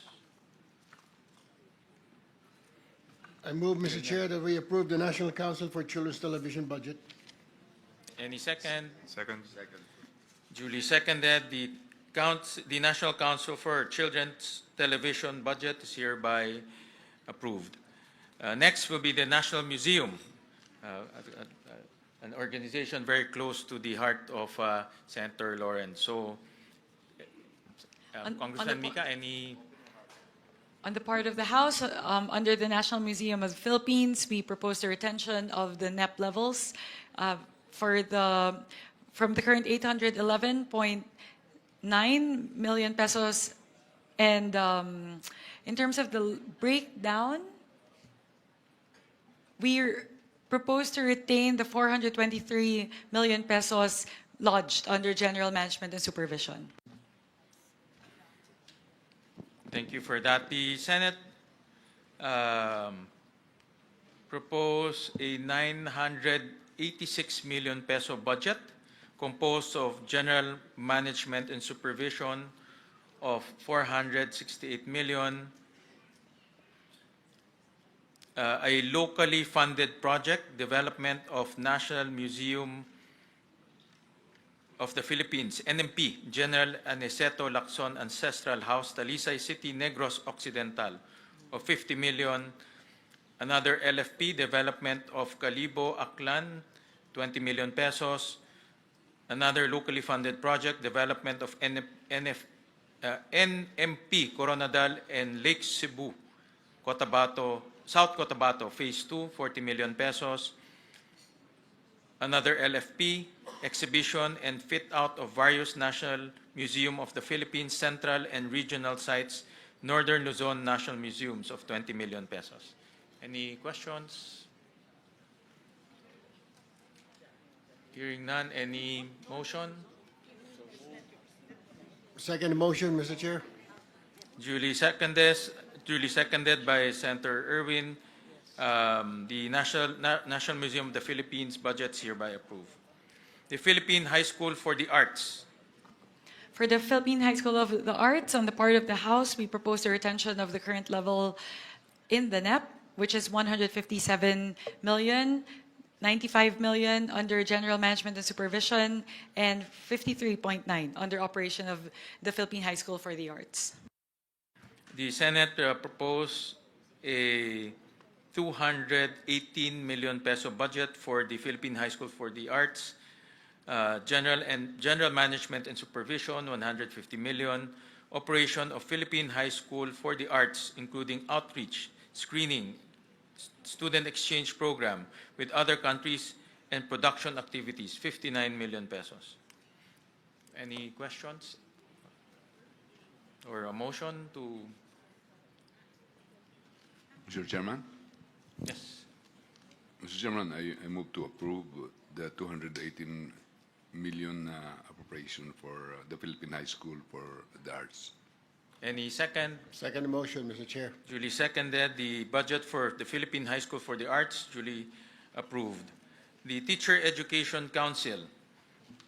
On the part of the House, under Teacher Education Council, we propose the retention of the current NEP level at 207 million, 163 million under Quality Teacher Education Services, and 44.4 million under General Management and Supervision. The Senate proposed a 562 million peso budget composed of Quality Teacher Education Services, 516 million pesos. General Management and Supervision, 46 million pesos. Any questions or motion? Mr. Chair, quick question lang po. Itong Quality Teachers Education Service, ito po ba ay kasama dun sa training ng mga teachers natin, further education, yung mga masteral nila? Because ang dami tayong mga teachers last year na naloko po dito sa Region 4B at saka sa Mindanao, nagkuha ng masteral, pero fake pala yung eskwelahan. And they have to make loans, Mr. Chair. So kung ito ay, this will fall under this category, then magagamit ng mga teachers natin for advancement and for promotion, Mr. Chair. Tama ho kayo, ito po ay para po sa mga pre-service and in-service teacher training. First time po na magkakaroon ng ganitong budget ang TEC para po tuloy-tuloy po yung pag-training po ng ating mga teachers. So meron, kukuha ho sila ng 720 teacher scholars with this budget po. Thank you, Mr. Chair. All right, any motion? Therefore move, Mr. Chair, that we approve the Teachers Education Council budget. Any second? Second. Duly seconded, the budget of the Teacher Education Council is hereby approved. So we go to state universities and colleges. Before we move to that, Mr. Chair, if I may, I would just like to quickly summarize the increases siguro sa major items, just so the general public would be able to see how much we increased from the NEP levels po siguro, para mapakita po natin na talaga po totoo yung ating commitment na itaas po yung budget natin sa education. Siguro po, for the sake of expediency po, I'll focus only on the big ticket items. So under the Department of Education, the total increase would be 86.8 billion pesos from the NEP level, from 874.5 billion pesos in the NEP to a final number of 961.3 million. Siguro po yung pinakamalaki na lang po siguro na increases under the Basic Education Facilities Program, that would be a total increase of 57.3 billion pesos. So halos siguro po mahina na po na 35,000 classrooms po yung ating maipapagawa para po sa taong 2026. Maganda po yun kung maaalala po natin, ang binanggit po ng ating Pangulo nung kanyang SONA ay 40,000 pesos po yung target na maipatayo na classrooms by 2026. So dahil po sa atin pong inilaan na pondo para sa Basic Education Facilities Program para sa 2026. Halos kaya na po natin yung punan. Konti na lang po, matatamaan na po natin yung target natin na supposedly sa 2028 pa. Sunod po, under the textbooks and other instructional materials, we are increasing it by 8.3 billion pesos from the NEP level of 11.1 to the final number of 19.5. So malaki po yung papel na gagampanan nito para po mapunan na yung kakulangan po sa mga libro at mga kagamitan sa ating po mga paaralan. Pagdating po sa school-based feeding program, mula po atin pong magdadagdag po tayo ng 13.9 billion pesos mula po sa 11.7 billion sa NEP, paakyat po sa 25.7 billion pesos. I think, Mr. Chair, correct me if I'm wrong, that represents an increase from 120 days to 180 days para po sa ating mga estudyante. So ano po, maganda po yun kasi halos lahat na po ng araw na pumapasok sila, meron na pong feeding program para po sa kanila. Siguro, Mr. Chair, there are a lot of other items, but I'd just like to highlight the biggest increase, and that would be in terms of classrooms, in terms of textbooks, at saka pagdating po sa school-based feeding program. Mahalaga din po na ating po ipaalam sa ating mga kababayan na kahit ano pong programa sa Department of Education, hindi po tayo bumaba mula po sa NEP. Lahat po ng mga programa, itinaas po natin mula po sa level ng NEP. Kaya yun po, Mr. Chair, I just wanted to manifest that para po maipakita po natin na talagang totoo po yung sinasabi ng parehong Kongreso at ng Senado na talaga pong binibigyan po natin ng napakalaking prioridad ang edukasyon para sa budget sa 2026. Thank you, Mr. Chair. Yes, Mr. Chairperson, just to add, kaya natin dinagdagan from 120 days, actually to 200 days, dahil yun ang concern, 200. 200, no? 200, di ba? 200, oh.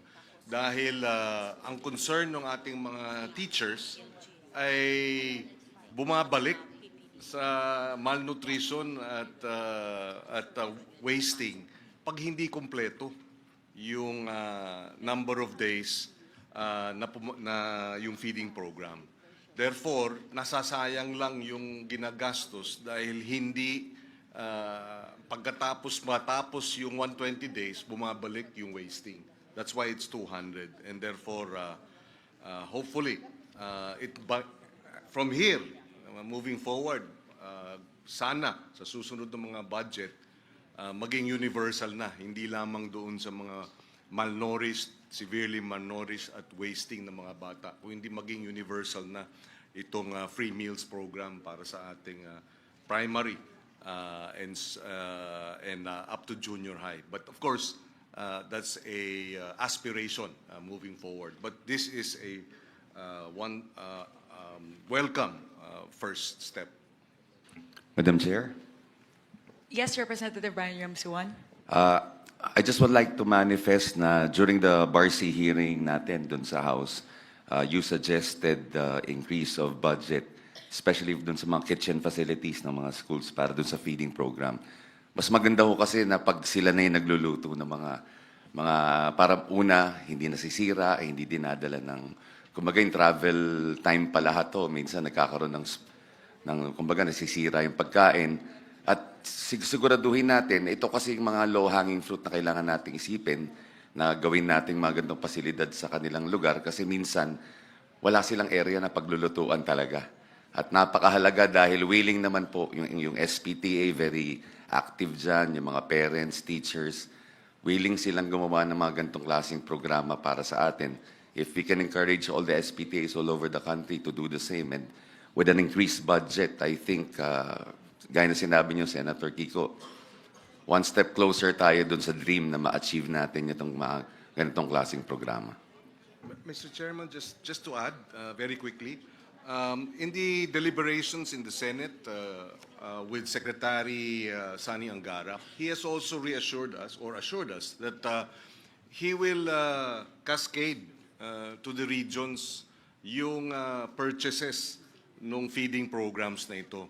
And we manifested during the debates that yung Sagip Saka Act, which is Republic Act 11321, wherein government can now buy directly sa farmers and fisherfolk organization na wala ng public bidding. So yung feeding program na madadagdagan ng 13 billion, no? Dapat, yes, yung milk feeding program, plus yung actual feeding program sa ating primary schools, dapat a significant portion of the budget should be allocated for purchases directly sa mga local farming and fishing communities para sariwa ang pagkain at nakakatulong pa sa ating mga local producers, ang ating mga magsasaka, mangingisda, and therefore the local economy will also benefit. Maraming salamat, Senator Kiko. So we go to SUCs and state universities and colleges. We start with the University of the Philippines, the University of the Philippines System. Mr. Chair, I just wanted to ask about this because there are 113 SUCs. If we go through each one line by line, that would be at least 1,000, like 500 line items that we have to go through. So my recommendation po, Mr. Chair, if I may, since there are substantial changes in the UP system, we can take that up separately. But as to the rest of the SUCs, perhaps we can tackle it by region. Kasi po medyo 113 SUCs po ito.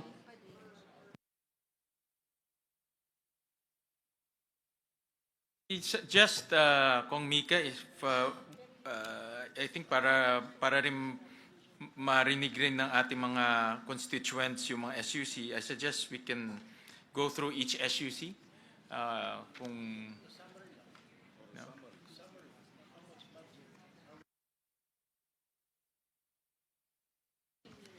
No, we're just, Mr. Chair, my suggestion is we'll just mention the total amount of budget for each SUC.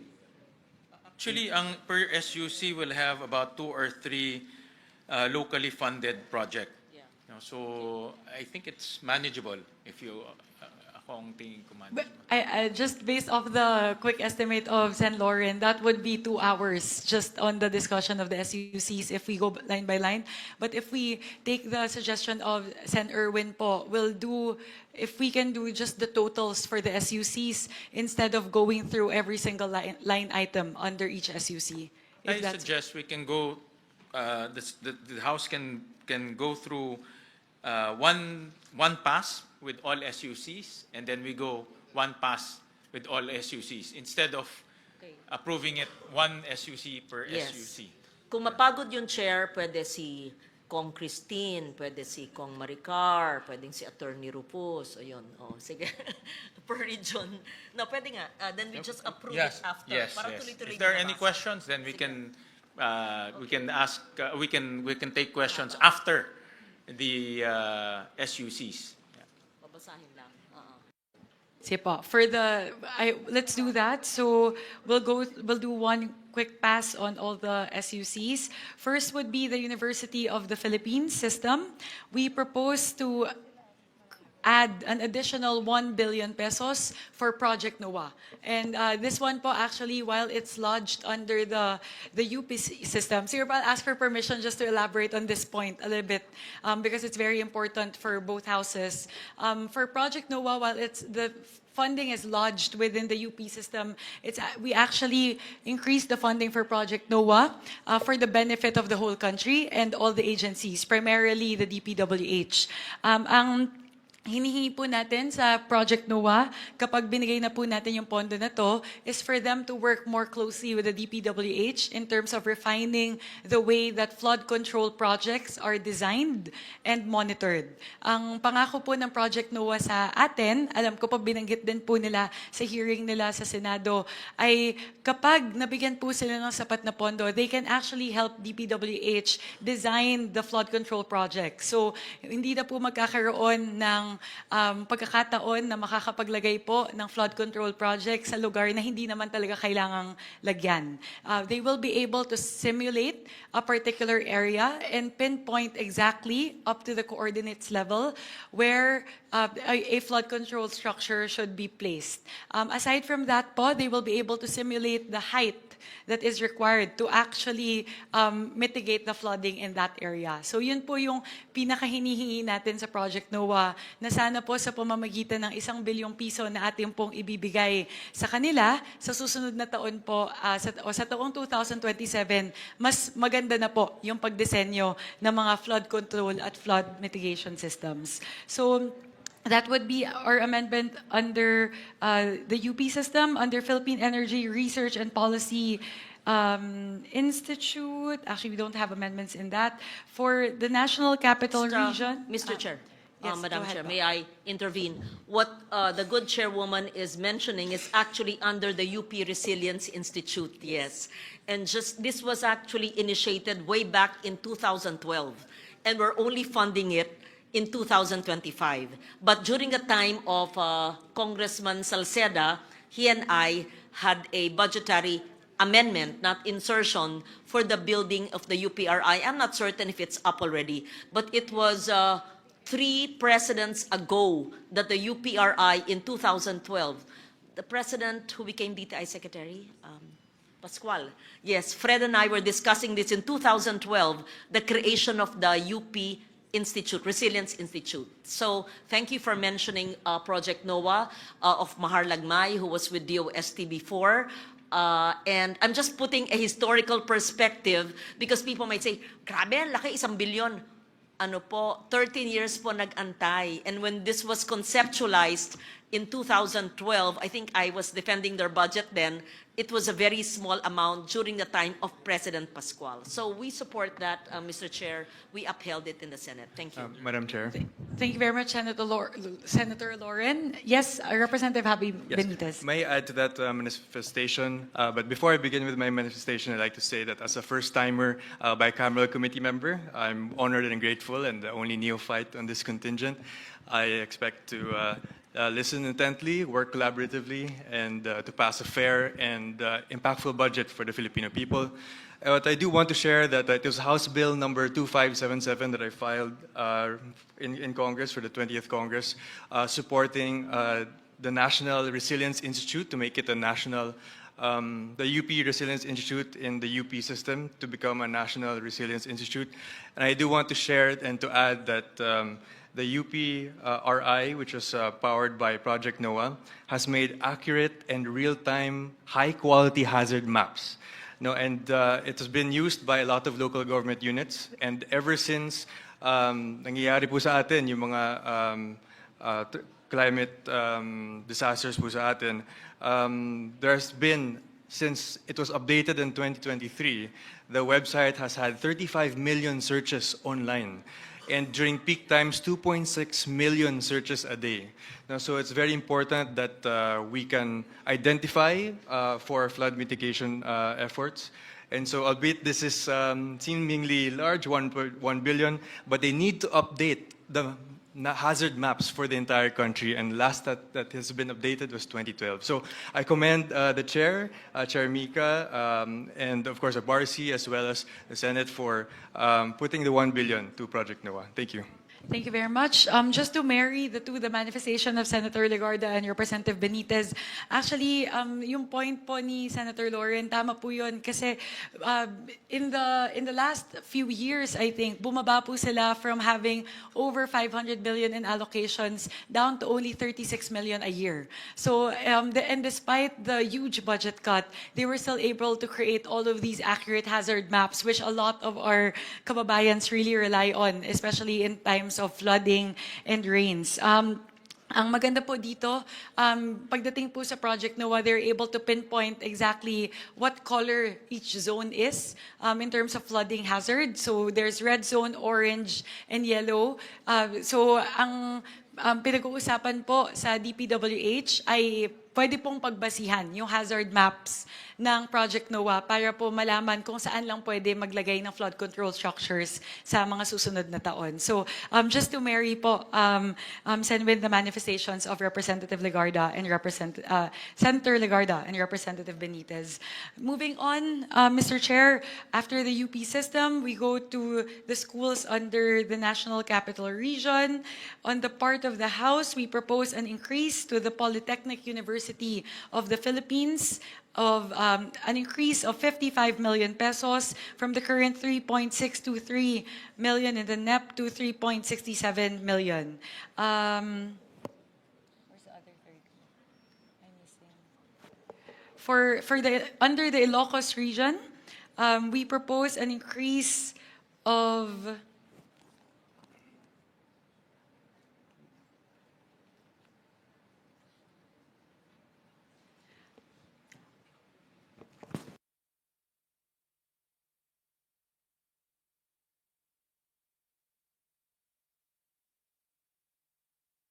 my apologies, Mr. Chair, let me go straight to the Cordillera Administrative Region.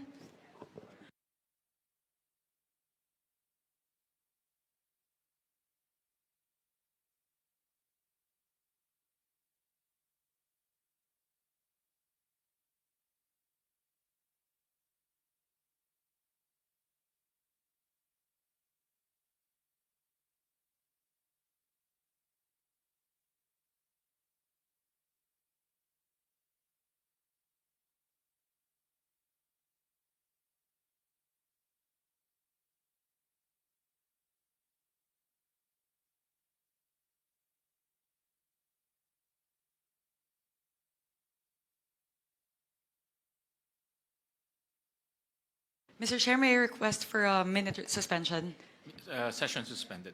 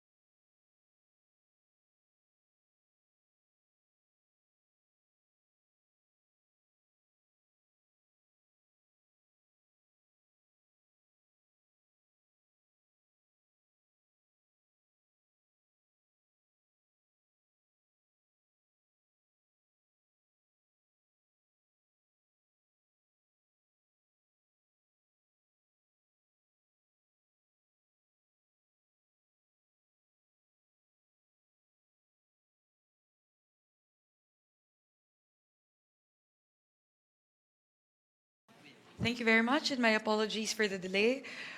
Under the UP system, Mr. Chair, my apologies. Aside from the 1 billion that we're adding in Project NOAA, we're actually adding another 20 million under the UP system. So that's a total of 1 billion 20 million. And then for the National Capital Region, we are adding 55 million to the Polytechnic University of the Philippines and 30 million for the Rizal Technological University. In the Ilocos region, Region 1, we are proposing an increase of 429 million pesos for the Mariano Marcos State University. And under the Cordillera Administrative Region, we propose an increase of 20 million to the Ifugao State University. Under the Cagayan Valley, we propose an increase of 332 million pesos for the Isabela State University.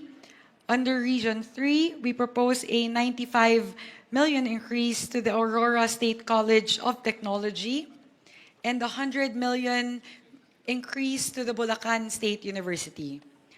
Under Region 4, we propose an increase of 50 million pesos for Southern Tagalog and Palawan.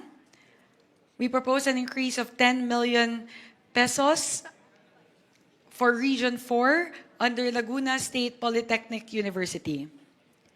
An increase of 40 million pesos to the Occidental Mindoro State College. An increase of 35 million pesos under the Catanduanes State University. An increase of 8.803 million for the Carlos C. Helado Memorial State College in the Negros Island region. An increase of 80 million pesos under Region 7, Cebu Technological University. In the region of Eastern Visayas, we propose an increase of 70 million pesos for Eastern Samar State University, 125 million pesos for Biliran Province State University or the Naval State University, an increase of 40 million pesos for the Samar State University, 30 million pesos for the Southern Leyte State University, 100 million pesos for the University of Eastern Philippines, and 150 million pesos for the Visayas State University. In Soxargen, Region 12, we propose an increase of 30 million pesos for the South Cotabato State College, an increase of 14 million pesos in the Bangsamoro Autonomous Region for the Mindanao State University. So, Mr. Chair, those are all of our proposed increases for state universities and colleges, totaling 2.859 billion pesos.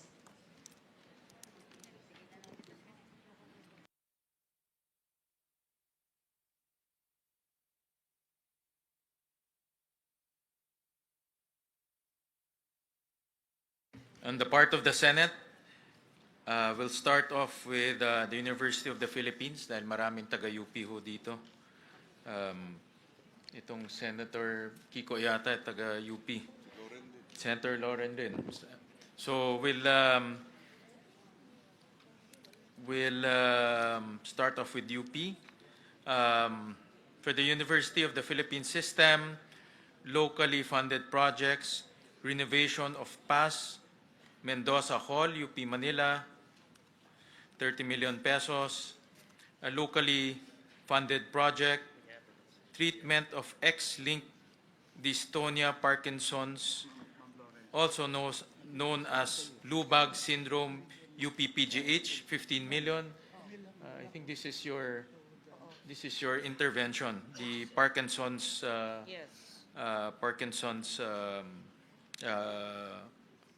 project. It's a very unique, it's a rare disease only found in the island of Panay in Region 6. Yun ang request ni Dr. Gap Legaspi. Yeah. This is under PGH or UP? PGH. PGH, no? Because PGH. PGH under UP. Yes. Okay. Thank you. uh, locally funded projects, digitalization of oral narratives, UP Visayas, 12 million pesos. Locally funded projects, scholarship programs for professional masters in tropical marine ecosystem management and professional masters in operations oceanography, PMMO, Marine Science Institute, UP Diliman, 10.9 million pesos. Locally funded projects, development and implementation of the Philippine Secondary Leavers Assessment 2026 to 2027, 200 million pesos. Hospital Services Program,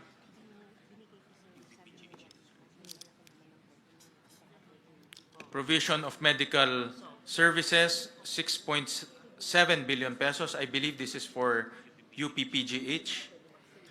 Hospital Services Program, Universal Care Fund for Zero Balance Billing, 800 million pesos. UP Philippine Eye Research Institute, UP Peri, 81 million pesos. Increase in carrying capacity of UP Manila College of Medicine Simulation Laboratory, 20 million pesos. Futures Thinking Research Program, UP Los Baños, 2 million pesos. Upgrading and commissioning of the Structural Engineering Laboratory for Earthquake Engineering, Institute of Civil Engineering, UP Diliman. Ba't wala ito?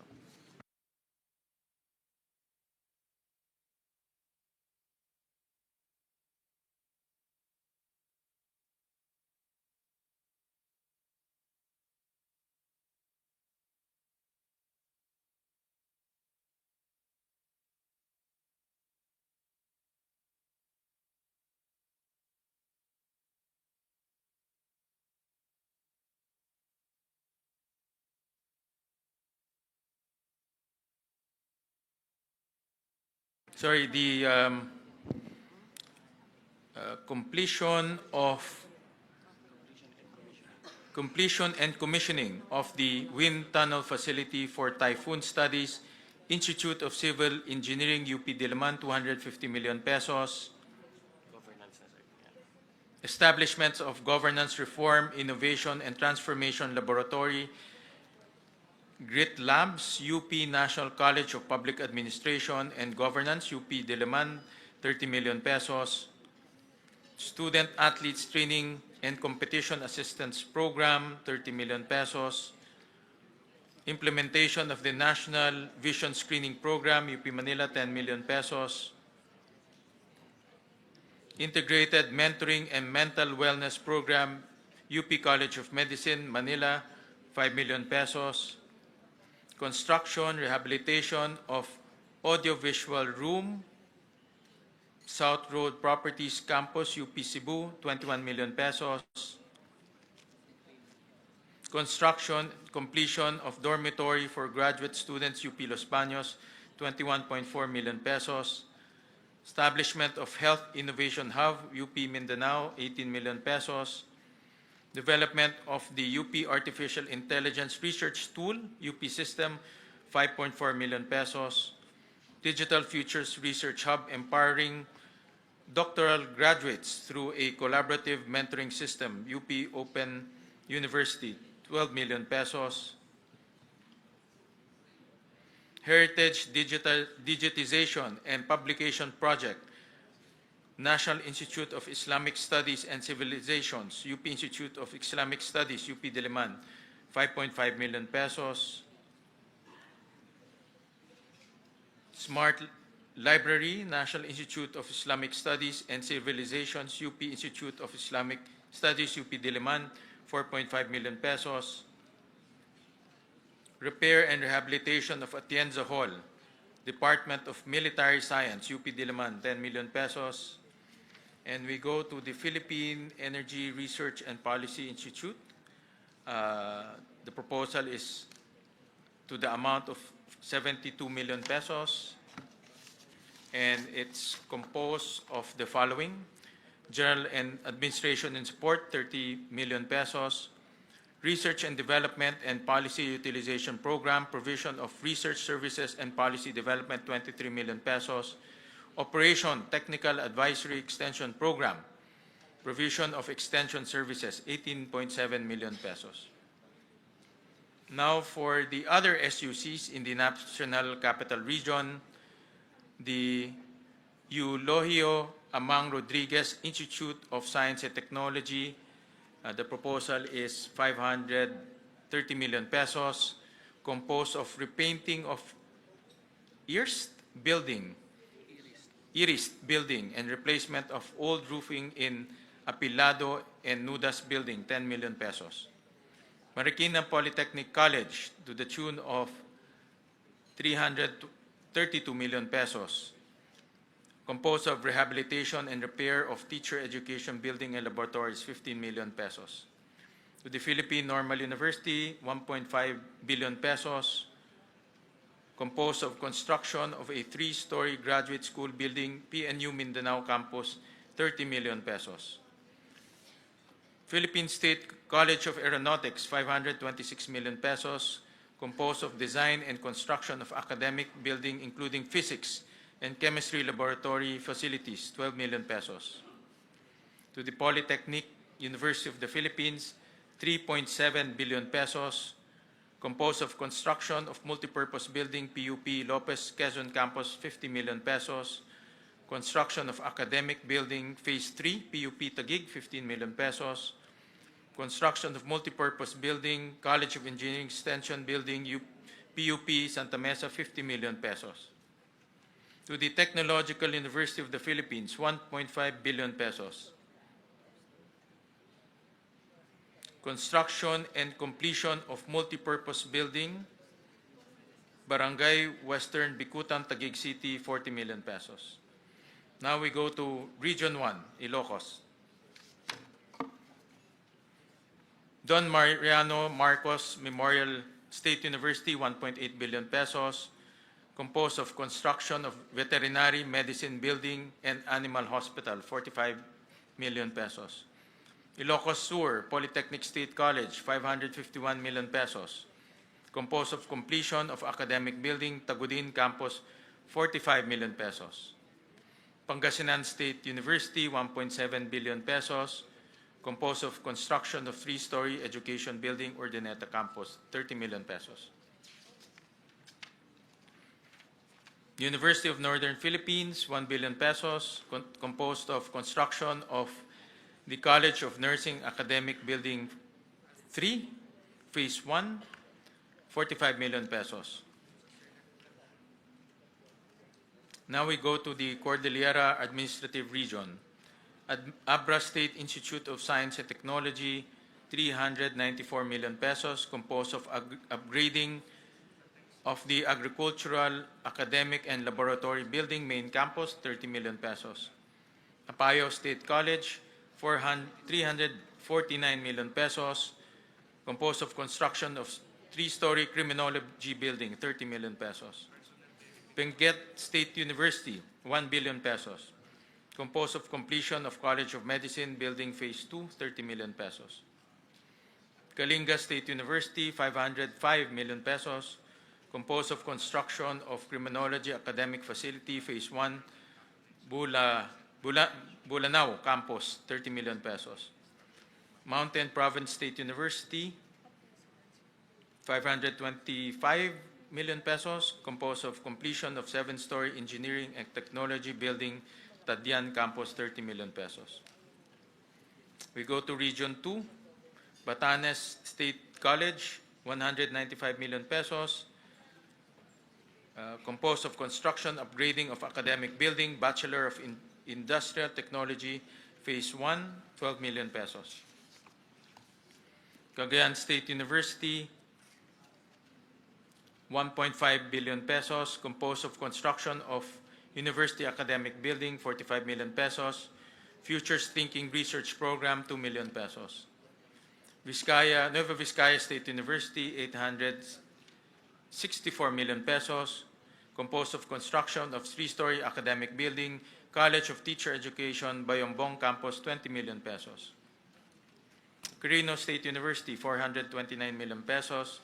Construction of Office Administration Academic Building, Difun Campus, 20 million pesos.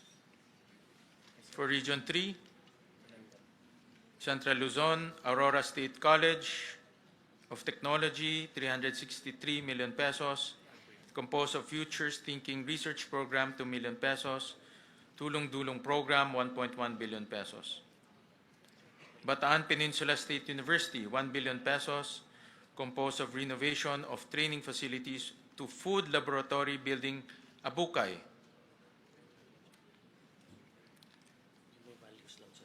Sorry, that's I read the wrong item. Rehabilitation of and extension of two-story academic building, Balanga, Bataan, 35 million pesos. Tulong Dulong Program, 1.1 billion pesos. Bulacan Agricultural State College, 344 million pesos. Composed of construction of multipurpose academic building with solar panel and rainwater harvesting facility, 33 million pesos. Tulong Dulong Program, 1.1 billion pesos. Bulacan State University, construction of Gender and Development Building at Campus 2, Malolos, Bulacan, 60 million pesos. Tulong Dulong Program, 1.1 billion pesos. Central Luzon State University, 1.2 billion pesos. Construction of composed of construction of climate resilient General Academic Building A, 40 million pesos. Tulong Dulong Program, 1.1 billion pesos. Nueva Ecija University of Science and Technology, 1.4 billion pesos. Composed of construction of academic building and training center, Phase 2. San Isidro Tabon Campus, 15 million pesos. Then Tulong Dulong Program, 1.1 billion pesos. Pampanga State Agricultural University, 631 million pesos. Construction of composed of construction of two-story College of Business, Economics, and Entrepreneurship Building, 30 million pesos. Composed of Tulong Dulong Program, 1.1 billion pesos. Pampanga State University, 1.2 billion pesos.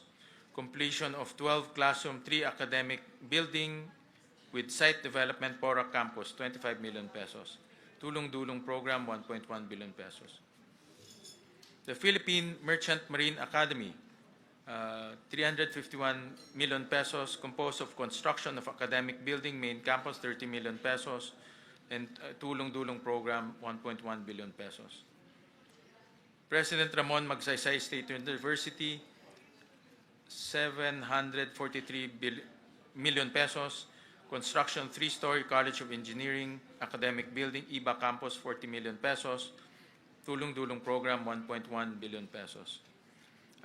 Tarlac Agricultural University, 522 million pesos. Rehabilitation of old building, 30 million pesos. Futures Thinking, 2 million pesos. Construction of College of Education Child Research and Development Laboratory Experiences, 20 million pesos. Tulong Dulong Program, 1.1 billion pesos. Tarlac State University, construction of academic building for College of Engineering, Tarlac State University, 1 billion pesos. Construction of academic building for College of Engineering, 40 million pesos. Tulong Dulong Program, 1.1 billion pesos. Now for Region 4, Southern Tagalog and Palawan. Region 4A, Calabarzon, Batangas State University, 2.4 billion pesos. Future Thinking Research Program, 2 million pesos. Construction of 10-story engineering hub, academic building, 200 million pesos. Tulong Dulong Program, 100 million pesos. Cavite State University, 2.1 billion pesos. Completion of 3-story of College of Engineering and Business Management Building, CCAT Campus, 42 million pesos. Futures Thinking Research Program, 2 million pesos. Tulong Dulong Program, 1.1 billion. Million, no? Million ba ito? Billion. Million pesos.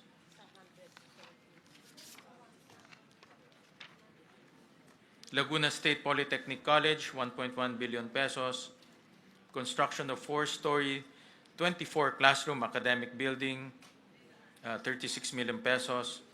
The replacement of gymnasium roofing system, including sea-purin repairs and insulation, 6 million pesos. Tulong-dulong program, 1.1 million pesos. Southern Luzon State University, 761 million pesos. Tulong-dulong program, 1.1 billion pesos. 1.1 million. University of Rizal System, 934 million pesos. Rehabilitation of ISR Academic Building, Morong Campus, 12 million pesos. Tulong-dulong program, 1.1 million pesos. Marinduque State University, 418 million pesos. Futures Thinking Program, 2 million pesos. Construction of academic building for College of Arts and Sciences, 12 million pesos. Tulong-dulong program, 1.1 million pesos. Mindoro State University, 487 million pesos. Establishment of Industrial Technology Education Laboratory, Phase 2, 30 million pesos. Tulong-dulong program, 1.1 million pesos. Occidental Mindoro State College, 684 million pesos. Tulong-dulong program, 1.1 million pesos. Palawan State University, 1 billion pesos. Construction of one-story academic and laboratory building, 3 classrooms at PSU Main Campus, Puerto Princesa City, 15 million pesos. Tulong-dulong program, 1.1 million pesos. Romblon State University, 615 million pesos. Composed of construction of academic building in RSU San Agustin Campus, 40 million pesos. Futures Thinking Research Program, 2 million pesos. Tulong-dulong program, 1.1 million pesos. Western Philippines University, 590 million pesos. Rehabilitation of Higher Education Building, Main Campus, 30 million pesos. Futures Thinking Research Program, 2 million pesos. Tulong-dulong, 1.1 million pesos. To Region 5, Bicol Region, Bicol State College of Applied Sciences and Technology, 318 million pesos. Construction of 5-story academic building 2, Phase 4, 15 million pesos.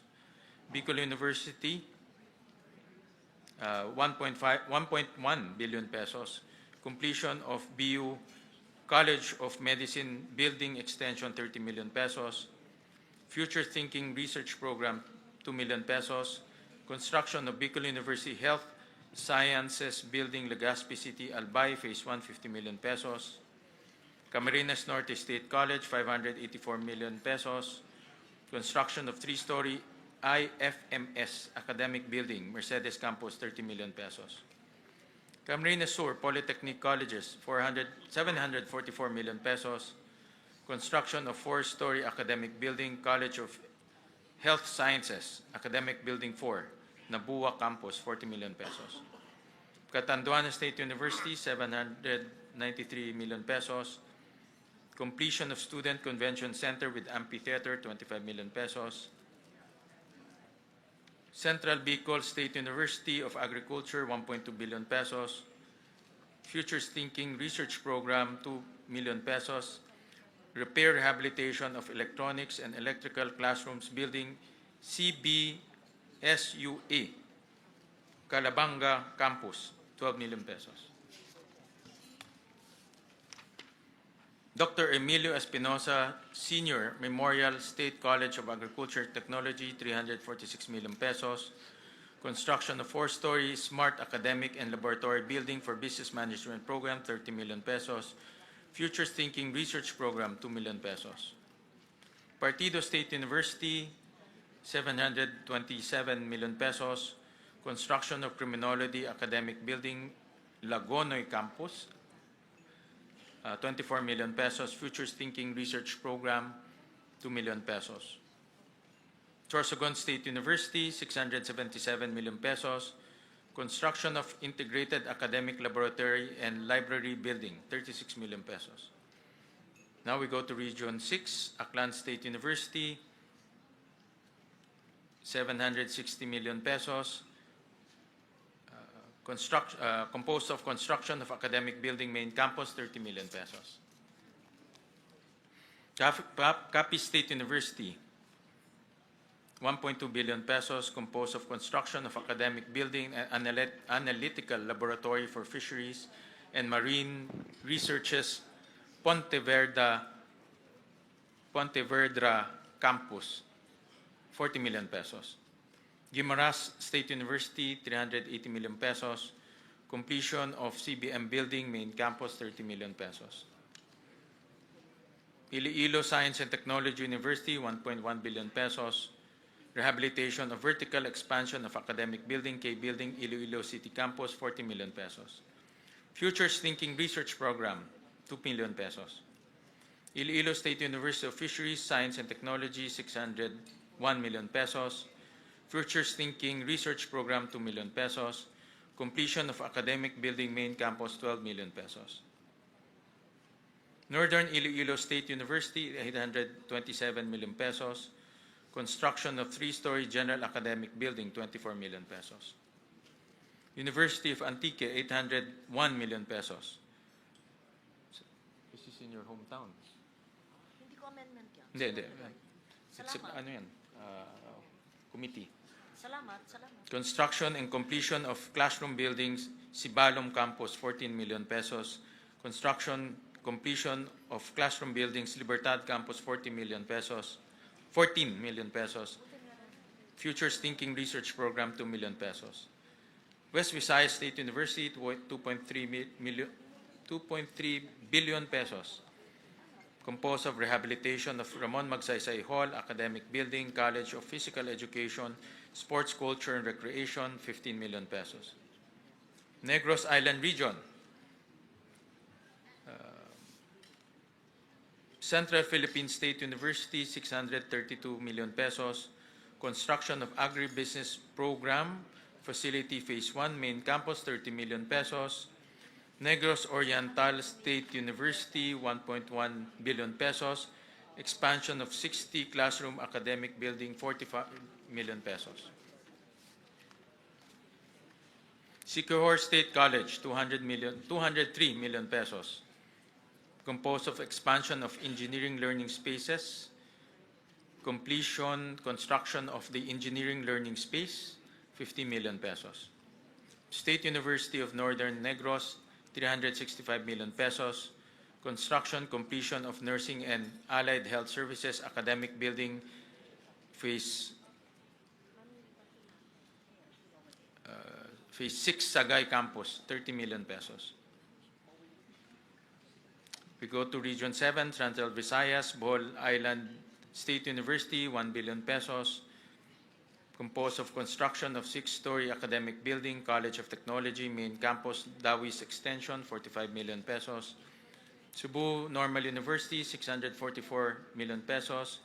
Composed of construction of 8-story academic building, Phase 2, Balamban Campus, 30 million pesos. Biliran Province State University, we go to Region 8, Eastern Visayas. Biliran Province State University, 832 million pesos. Futures Thinking Research Program, 2 million pesos. Eastern Samar State University, 927 million pesos. Construction of 2-story College of Medicine dormitory building, 25 million pesos. Eastern Visayas State University, 996 million pesos. Construction of 4-story College of Arts and Sciences Extension, main campus, 40 million pesos. Leyte Normal University, 618 million pesos.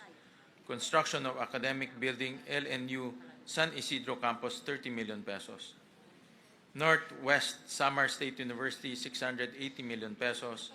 Construction of nursing building, Phase 1, 30 million pesos.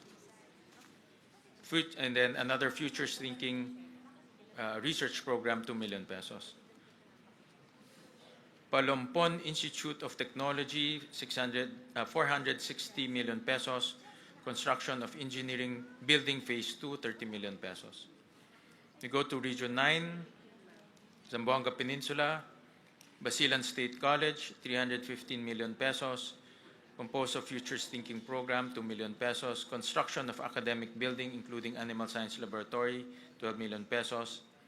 Real Estate College, 640 million pesos, 604 million pesos, composed of construction of academic building with laboratories and library, Biswangan Lakewood Campus, 30 million pesos, construction of academic building main campus, 30 million pesos, construction of student center building, Caridad Tumingag Campus, 34 million pesos. Jose Rizal Memorial State University, 938 million pesos, composed of construction of two-story, 10-classroom building with facilities, School of Engineering, 18 million pesos, repair, rehabilitation of track and field oval, main campus, 20 million pesos, Western Mindanao State University, 1.3 billion pesos, construction of three-story College of Agriculture academic building, San Ramon Campus, 30 million pesos. Zamboanga Peninsula Polytechnic State University, 719 million pesos, construction of Technology Building Phase 1, College of Engineering and Technology, 18 million pesos. Zamboanga State College, Marine Sciences and Technology, 342 million pesos, construction of Academic Building 2, Phase 1, 18 million pesos. We go to Region 10, Northern Mindanao.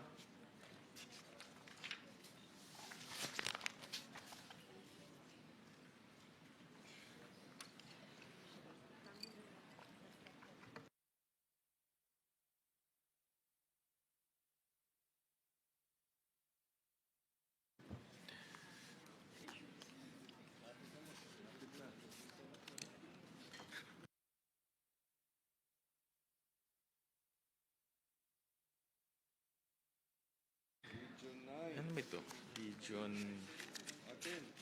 Region 10. Bukidnon State University, 1.1 billion pesos. Completion of Buksu Hotel Training Laboratory for BSHM, 50 million pesos. Completion of 5-story academic building Phase 2, Quezon Campus, 25 million pesos.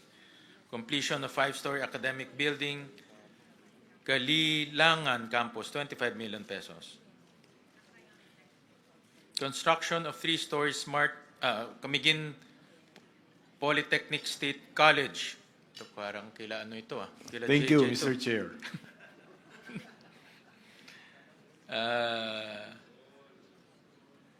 Nawala tuloy ako, Jay. 286 million pesos. That includes construction of 3-story Smart Institute of Technology building, main campus, 30 million pesos. Central Mindanao University, 1.1 billion pesos.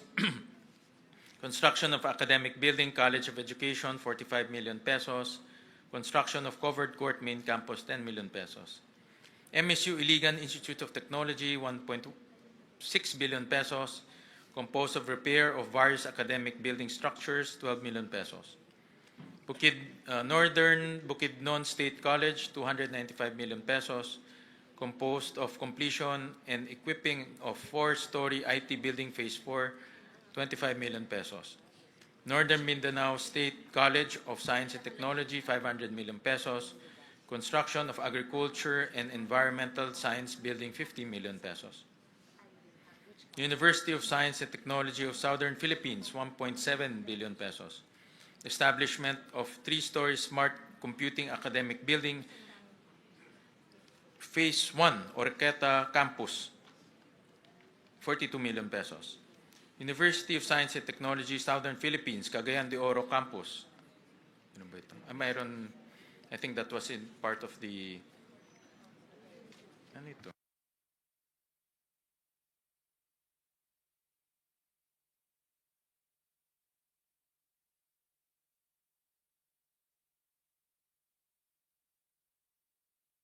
Okay, all right. Okay, we go to Region 11. Mr. Chairman, Yeah. with your permission, Yes. before we leave Region 10, we'd like to appeal to the Senate because if you will see Region 10, all the schools have capital outlay. But then my university in my city and my province, if you can see here, it's all blank. zero. So almost all our university, state colleges and universities, you gave capital outlay. But in the case of Cagayan de Oro Campus, University of Science and Technology, zero. University of Science and Technology in Claveria Campus, zero. Can we appeal that we include the following, Mr. Chairman, to be able to be, to be fair to everyone?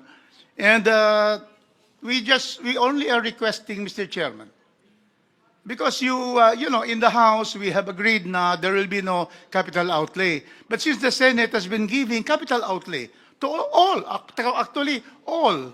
But here, if you can see here, for Cagayan de Oro Campus and also Claveria Campus, zero. So we just may request the following for inclusion. Is that possible, Mr. Chairman?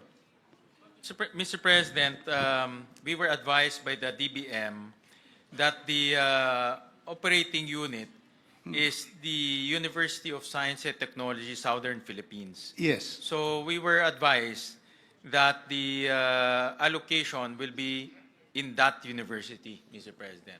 But if you can I see think here, they there have is different no... campuses, if I'm not Yeah, mistaken. there are two campuses, and there is no capital outlay. That is why, if you can see here, all the other universities in northern Mindanao, Region 10, they have what you have given them, their buildings and their laboratories and academic buildings. But then, nasiro kami dito, Mr. Chairman. So I would just like, therefore, to move that we add what is just needed by the campuses, Mr. Chairman. Yes, wala dito zero Well, the PASOK, which suggested to us, PASOK actually compiled all the requests of the university, especially to increase their capacity, and they submitted to us. So they submitted to us the projects per university, not for extension campuses. So that's why in this case, the University of Science and Technology of Southern Philippines, the request went to that university, not to the extension campuses. This is the main, the university is an amalgamation of the Cagayan de Oro campus and the Claveria campus. The main campus right now is the USTP Cagayan campus. And then the other amalgamated campus is Claveria campus. So we would just like to request. Can we just, yeah. Yes, may I just help out the chair? Of course, but you're the chair of this, right? Yeah. But I also spoke to Dr. Tirso Ronquillo, who's the president of the state universities. To be fair to the chair, he did not select which university will have this and that. We left it to the state universities. So it was Dr. Ronquillo who submitted it to the chair. So they selected. And we know, of course, and Attorney Kong Rufus knows this, that while funding has been given to selected mother campuses, not all extension or satellite campuses were funded. For example, University of Antique, the Hamtic campus and my other campuses had zero funding. I see in your university, you have the main funding under the Oroquieta campus, which is of course not in your district. Like yung sa amin, Sibalom and Libertad. But there are 3 others in Caluya, in Hamtic, which were zero funded also. The chair requests, and it's up to you because this was the recommendation of the PASUK upon the consultation with the president of the SUC. But if the congressman so wishes, the chair is willing to move the funding if you say that the main campus is Cagayan de Oro, to move it to the Cagayan de Oro campus. He is willing to do that, right? But we would not wish also, the USTP system has 2 main campuses which were amalgamated by law, which I was the author. We have other 5 satellite campuses. We're not asking for the 5 satellite campuses. No. But we're only saying because of the density of students in Cagayan de Oro campus, 15,000 students. We need this following budget. It's not very big. If we'd like to bring this out, because otherwise, we will not have any capital outlay in the 2 amalgamated campuses comprising the USTP. I am not asking for the 5 satellite. Of course, 1 satellite has been given 52, that is in the province of, in Oroqueta, Misamis Occidental. So these are what you'd like to ask, Mr. Chairman, if you permit us to propose.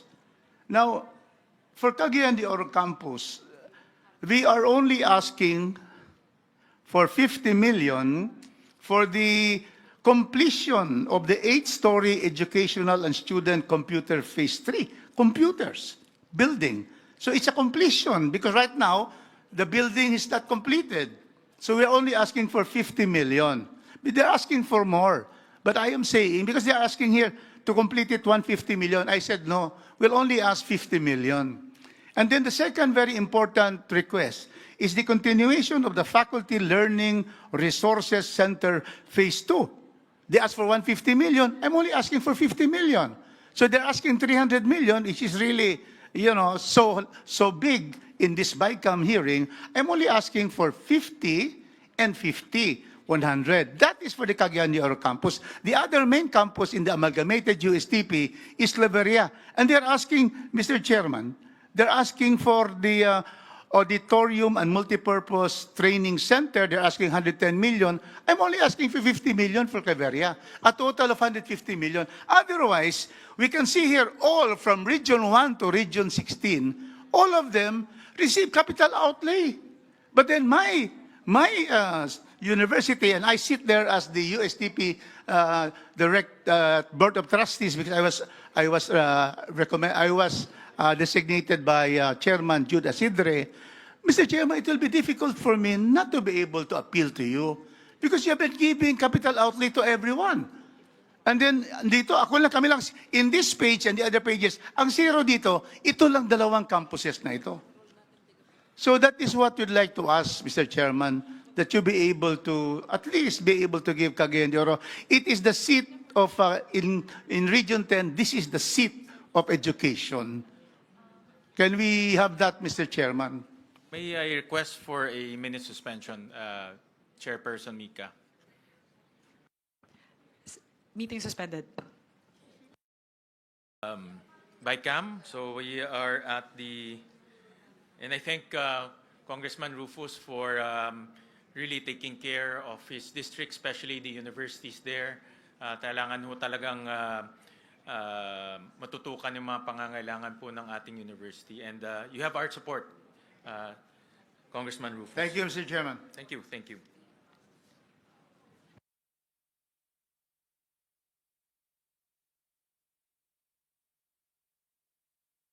All right, parang nag-round trip to the Philippines na ho tayo.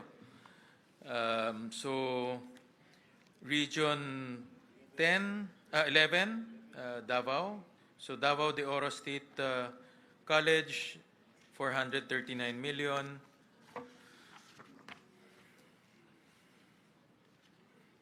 That includes construction of 5-story, 30 classroom, administrative, academic building. Phase 1, Maragusan branch, 37.5 million pesos. Futures Thinking Research Program, 2 million pesos. Davao del Norte State College, 537 million pesos. Composed of construction of 4-story academic building, Phase 1 main campus, 30 million pesos. Future Thinking Research Program, 2 million pesos. Davao del Sur State College, 390 million pesos. Locally funded project, retrofitting of damaged general education academic building, 30 million pesos. Davao Oriental State University, 669 million pesos. Futures Thinking Program, 2 million pesos. Construction of 3-story green technology building, Phase 4 main campus, 22.5 million pesos. Construction of 2-story modernized academic building, 18.5 million pesos. Southern Philippines Agribusiness and Marine Aquatic School of Technology, 266 million pesos. Completion of Program Learning Center, replacement of classroom damaged by earthquake, Phase 3, Malita Campus, 30 million pesos. University of Southern Philippines, 1 billion pesos, composed of completion of 5-story academic building, Tagum Unit, Tagum Mabini Campus, 30 million pesos. Futures Thinking Research Program, 2 million pesos. Region 12, Soxergen, 2.3 million pesos. Cotabato Foundation College of Science and Technology, 240 million pesos. Construction of Criminology Building, 28.8 million pesos. Sultan Kudarat State University, 692 million pesos, composed of construction of College of Medicine Building Phase 2, 18 million pesos. University Southern Mindanao, 1.1 billion pesos. Establishment of Cacao Center of Excellence in Research, Development, Innovations, and Capacity Enhancement, 45 million pesos. Region 13, Caraga, Agusan del Sur State College of Agriculture and Technology, 544 million pesos. Locally funded projects, completion of academic building, College of Teacher Education, 30 million pesos. Caraga State University, 1.1 billion pesos. Construction of College of Forestry and Environmental Science Building Complex, 45 million pesos. Northeastern Mindanao State University, 1.4 million pesos. Construction of academic classroom, advanced DBMG building, 45 million pesos. Surigao del Norte University, 722 million pesos. Construction of academic building, College of Engineering, 30 million pesos. The Bangsamoro Autonomous Region in Muslim Mindanao, Adyong Memorial State College, 165 million pesos. Construction of academic and administrative building, 18.5 million pesos. Cotabato State University, 407 million pesos. Construction of 5-story college and art science building, 30 million pesos. Mindanao State University, 6.2 billion pesos. Improvement and upgrading of academic building, College of Engineering and Computing Sciences, MSU Maguindanao, 72 million pesos. Construction of academic facility for Peace, Culture, and Arts, MSU General Santos, 35 million pesos. MSU Tawi-Tawi College of Technology and Oceanography, 1 billion pesos. Repair of academic structures, 30 million pesos. Futures Thinking Program, 2 million pesos. Sulu State College, 476 million pesos. Construction of completion of 4-story academic building, 28.5 million pesos. Futures Thinking, 2 million pesos. Construction, completion of Information Communication Technology Building, 42 million pesos. Tawi-Tawi Regional Agricultural College, 279 million pesos. Construction of academic building, Tarawakan Campus, 24 million pesos. May, ano ito? Nakalimutan ko. I think I missed one university, Tarlac State University. Ito ba yan? This one? Yes. Center for Peace, Center for Peace, Indigenous Peoples, Resources, and Development, CPIRD, 700,000. So, any questions? I think that completes the SUCs. So, any question, comments, motions? Mr. Chair? Sir Chair. Yeah. Ikaw na mag- Madam Chair. Madam Chair.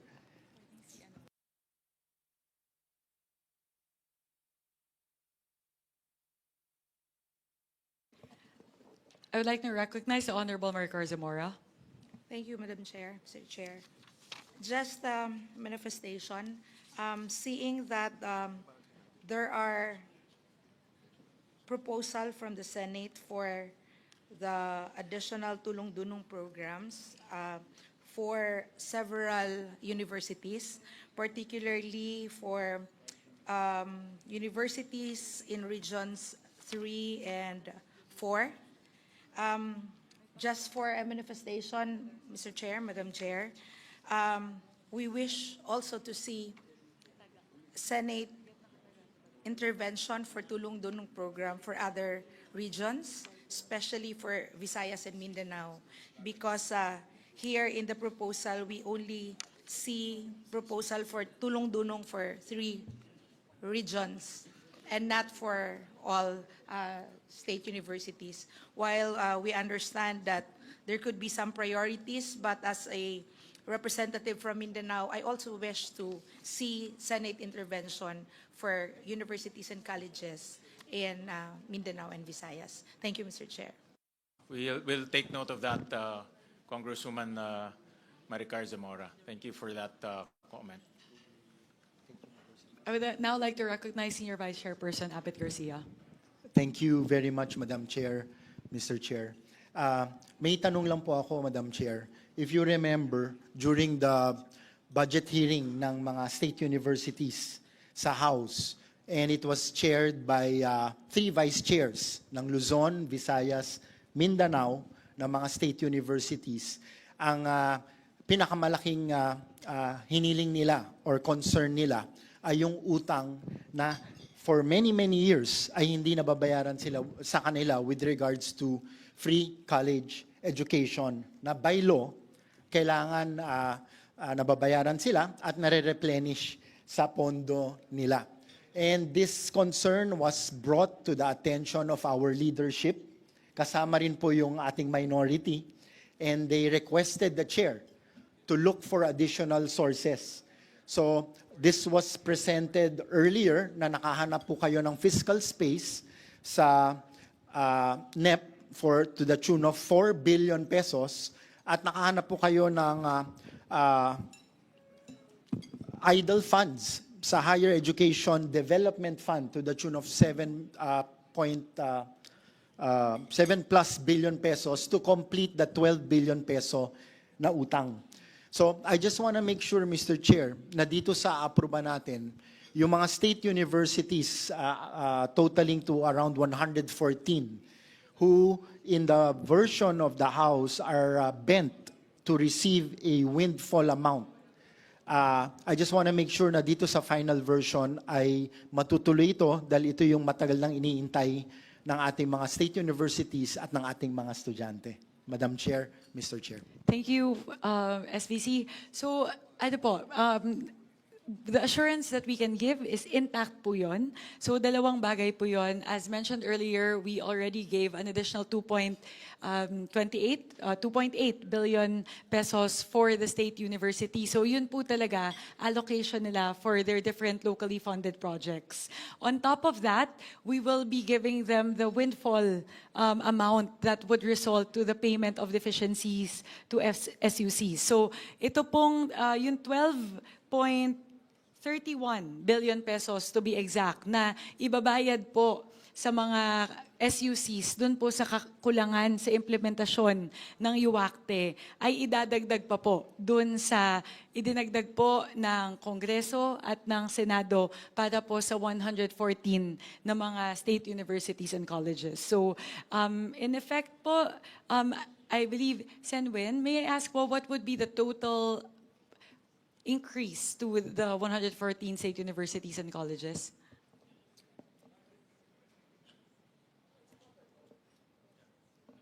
Mr. Chair, may I?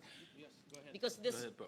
remember, it was Yeah. a non-working, May bagyo. stormy day when we met with all the state universities and colleges presidents in Manila Polo Club, the chair and myself, and the hearing was canceled in the Senate, and we still met with them with Dr. Tirso Ronquillo.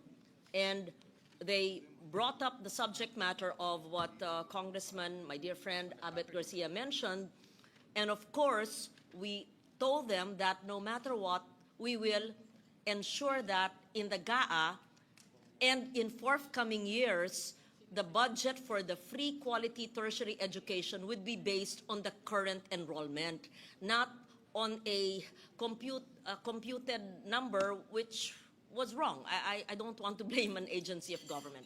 Having said that, we assure the House that whatever amendment you did, and the source would be the Higher Education Fund, Chair Shirley Agrupis had confirmed that in the hearing because whatever was discussed in that privately held meeting was replayed, if I may use that word, in the Senate hearing and in plenary as well. And we will ensure that that is carried until the BICAM, until it is signed by the President. Let us also kindly put it on record that when the DBM puts the amount, it must follow the current year's enrollment and the possibility of the increasing enrollment. The reason for the backlog or the lack of funds in the past years was a wrong computation used allegedly, I don't want to blame, by the DBM. But I believe it's resolved, Mr. Chair. Is that accurate? Yes. And the funds are provided for as of now in the Senate version. Yes. Yes. Thank you for raising that, Congressman Garcia. I recall in your hearing in the House, yes, that was discussed as well. Yes. Thank you. Yes, Senator Loren. Thank you, Mr. Chair. Actually, Thank that's you, a Madam Chair. long-time problem. I think that problem has been plaguing the SUCs for many years. And finally, both the House and the Senate has finally resolved this by allocating 4 billion from the GAA or from the budget and another 8 billion from the Higher Education Development Fund. So tapos na ho yung problema na yun. Yes. But kailangan ma-resolve yung formula ko or else babalik ulit yung problema Yes, next year. Correct. Thank you, Chair, for raising that. Let it be said that every year, hindi dapat ginagamot ng BICAM o ng Kongreso o ng Senado ang kakulangan. Kaya nga dapat tama na yung komputasyon para sa NEP pa lang tama na. Kasi batas ito. This is similar to the PhilHealth issue. Bakit tinimbang ngunit kulang? Bakit 53 ba bilang sa NEP ng 2026, dapat plus 16B kung tama yung computation. So ganun din sa free college education. Dapat tama ang computation ayon sa mga enrollees sa susunod na taon para hindi gagamutin na naman, hahabulin sa GAB o sa GAA. Yeah, so I'm glad we are of the same mind and we share that advocacy, all of us in this hall today, so we make sure that the NEP next 2027 will be correctly computed. Thank you for raising that. I'll just add to that. So we actually put in 2 special provisions pertaining to this. The first would be to ensure that the HEDF will be committed by CHED towards this purpose. Because in the previous years, we found out that apparently the HEDF has been accumulating for the last 27 years, untouched. Nakita po namin na meron pong laman na 12 billion pesos sa HEDF na higit 2 dekada na natutulog. So when we were able to see that, we created a special provision as reflected in the HGAB to make sure, essentially to force CHED to commit and DBM also to commit to releasing the 7.82 billion pesos for the purpose of paying the deficiency to SUC. So talaga pong we made sure that the special provision is so specific that DBM and CHED will really have to comply. We even put in the amount so they would no longer be able to flex out of the situation. The second one po, to the point of Senator Lauren, in terms of the computation, essentially the shortfall every single year emanated from the fact that there's a discrepancy in terms of the estimated number of enrollees as reflected in the NEP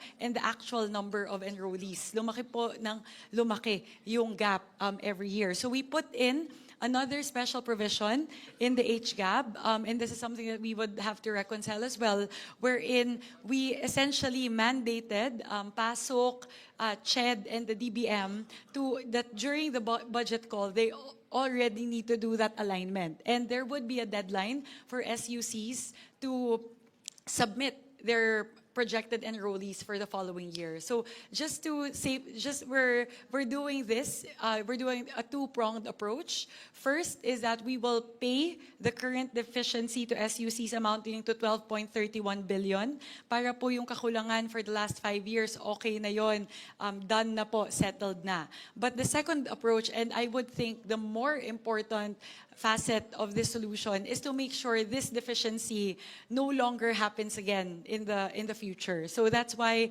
aside from making sure that the 12.31 billion pesos is funded, we have these two special provisions as well to safeguard against any shortcomings in terms of actualizing this provision. Pero yun po, rest assured that the payment of deficiency to SUCs is secured despite all of the additions to the different SUCs. Okay, maraming salamat, Madam Chair, Mr. Chair, and Senator Lorenzo. Just a last note on that. Thank you for that, Chair Mika and Kong Abet. Alam niyo, sinabi ng mga SUCs, dahil sila nag-aabono para punuin yung batas na ginawa natin, nawawalan sila ng pondo sa mga regular programs sa kabataan. So ang nawala talaga yung mga benepisyo ng mga bata. Ang dami nilang kinancel na ongoing programs nila just to fill in the billions that were missing for the past year. So this is really a very good step that both houses are doing, that we're filling it up. And again, dapat tama na sa NEP 2027. So thank you for bringing it up. Mr. Chair, Madam Chair. Yes, Representative Pepito Alvarez. Kung wala na ibang issue, I move for the omnibus approval of all budget of the issues in all regions. So move, Mr. Chair. Thank you. Duly seconded by our colleagues. The budget, yes. Just very quickly for the information of not just our colleagues, but those who are viewing us live stream through live streaming. May we just place on record the Tulong Dunong program, because it was repeated over and over for, I think, 28 or 18 SUCs would have it. What is the program? How do we ensure that that it is availed of? Who do they go to? Because there is a Tulong Dunong in the state universities, and then a Tulong Dunong with the CHED. In fact, with CHED, it's about a little over 2 billion. So how does this work? Just for the record, Mr. Chairman. So since this is downloaded directly to the state universities will implement that scholarship program in particular. So iba po yung sa CHED, iba po yung sa mga state universities. So that's how you operationalize the ones in the state universities. And this is administered by the state universities. Yes, administered by state universities. But they also follow the CHED guidelines as to income, as to qualifications, as to minimum grades. How does that work in tandem with the free universal tertiary level education? From what I see on the ground, so free higher education, wala silang tuition fee, but in poorest of the poor, they give additional stipend so that they can buy books, they can buy materials for their subjects or for their course. So that's how they extend help to those who need extra help, even though it's already free in terms of tuition fees. Thank you, Mr. Chairman. All right, so Mr. Chair, sorry, that's a very actually valid question. I think that was a point of Representative Zamora earlier. Given that you've already downloaded the Tulong Dunong straight to the SUCs, does CHED have internal guidelines to make sure that the Tulong Dunong program downloaded straight to SUCs follow the same guidelines as those funds downloaded in the TDP program lodged within CHED Central Office? Yun po siguro yung may mechanism ba? Is there a mechanism currently that allows that? Because actually this is the first time personally that I've heard of Tulong Dunong funds being lodged directly in the funds of SUCs. From what I understand, they follow the CHED guidelines. No? For example, in terms of who can avail, in terms of minimum grades, all of those. So they follow the CHED guidelines. Kasi, Mr. Chair, if I may, notice, Mr. Chair, in some of the state universities, like here in Cordillera, they don't have that Tulong Dunong. Also in Cagayan Valley, I see Tulong Dunong dito lang po sa Central Luzon and other regions, pero doon po sa CAR and then sa Ilocos region, maging dito po sa NCR, wala po tayong tulong-dunong. So parang may mga lugar na may tulong-dunong, pero may mga state universities na wala naman po. It depends on kung meron pong mga requests from the state universities. So kung meron silang mga requests, nagpapadala ho sila ng mga request letters sa Senate at doon naman po rin-rationalize kung sino po ang makakatanggap. And also, Mr. Chair, siguro we have to inform the school itself, the management, to inform the students. Kasi may mga students po, Mr. Chair, na hindi nila alam na there's such thing as a scholarship or funding for their board and lodging, etc. May mga estudyante pong hindi alam. So, kailangan talaga siguro yung information dissemination within the school campus na meron pong available na tulong-dulong mula sa pamahalaan. Thank you for that. Actually, there's a pending motion. I'll rule on that first. So, Chairwin, my Yeah. apologies. I am on the phone with Chairperson Shirley Agrupis right now. So let me just quickly clarify this point. Perhaps because it's stated as a different line item. So if we approve it as such, then perhaps if the decision of CHED is that it has to be lodged under CHED Central Office, we may be approving something that's not implementable. So if I may po, Chairman Shirley Agrupis po is on the phone with me. May I request for a minute suspension? Was a SUC president. She used to request for scholarships. And she told me at the time, pag diretso raw ang pondo sa SUC, mas mabilis mag-facilitate sa estudyante.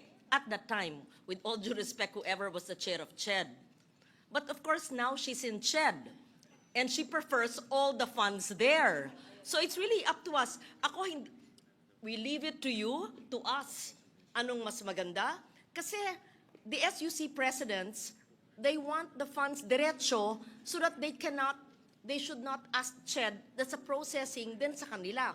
Pag diretso, then they decide the 4P scholars, poorest of the poor, whoever. So, but now that she's the chair, if she wants it all under her watch, it's really okay. But I used to give her scholarships, everywhere. And she would say, maganda pag diretso. SUC presidents would say, diretso na sa amin. Okay, but it's up to them, whatever they wish. That's why, so CHED chair, so. For the record po, Sen. Lauren, Senwin, upon conferring with Chairperson Agrupis, so there's actually no procedural or legal impediments to lodging it in the SUC. So at least that's clear. So it's really up to the BICAM as to whether we want to centralize all the tulong-dunong funds to CHED Central Office or keep them there. So, Mr. Chair, Madam Chair, so what's the decision? Do we have to leave it to the I to suggest- CHED or go directly to the SUCs? Okay. We'll download it to SUCs. It can be both because a scholar, whatever it's called, a scholarship assistance can go through CHED. That's the tertiary education subsidy, the TES. And there's tulong-dunong. But a scholarship assistance can also be an amendment to a specific SUC. For example, yung SUC ni attorney ko.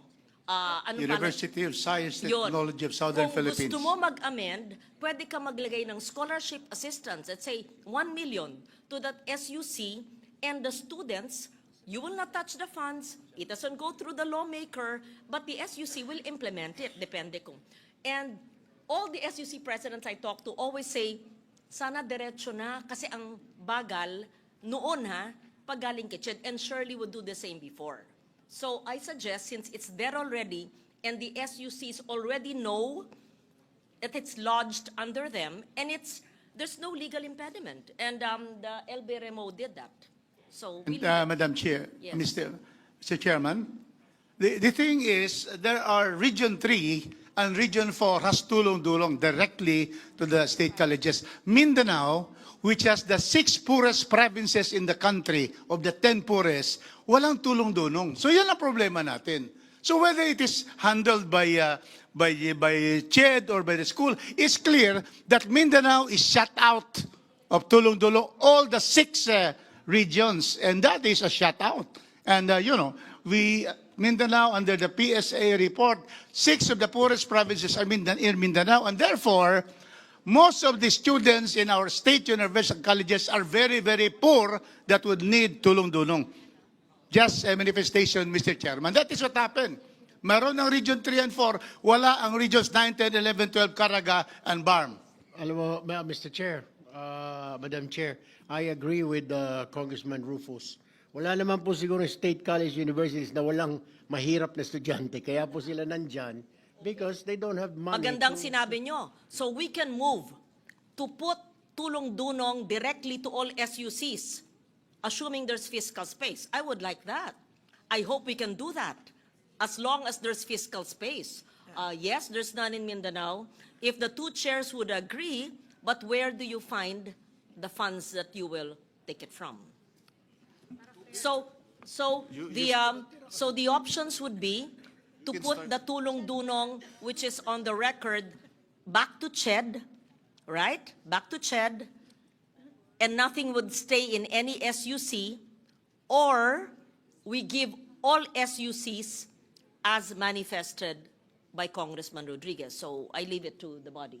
Mr. Chairman, well, with the permission of the chairman, as it is, CHED has 2 billion of the tulong-dunong, and therefore maybe a special provision to provide that such amounts should be allocated to state universities where the tulong-dunong budget or is not available, or something like that, Mr. President. Or we can start, pero maliit yung 2 billion. Yeah, I think we can, Mr. Chair, Madam Chair, I think we can start doing that. Spread out this 2 billion, or kahit na mga 2.5, magtira ka na lang sa CHED na mga 200 million or 500 million, then 2.2 will go to the state universities and colleges. It will be easier and quicker for the students to ask for assistance rather than magre-request pang SUC sa CHED and then babalik pa. It will take some time. Baka tapos na yung klase, tsaka palang dumarating yung tulong-dunong. The only, I'm okay with both options. The only impediment I'm seeing in the other option, which is to lodge it into the different SUCs, is that we relied on the information from Chairperson Agrupis as to the estimate of how much tulong-dunong they would need for the following year.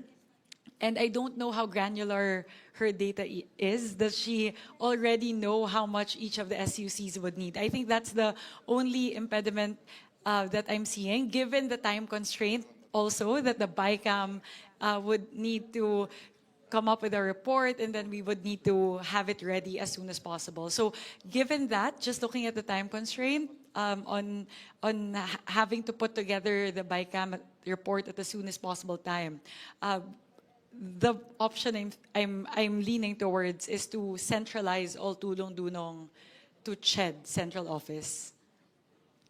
So I think there's a meeting of the minds to centralize it. So there's a pending motion to approve it. May I have, will you amend the motion?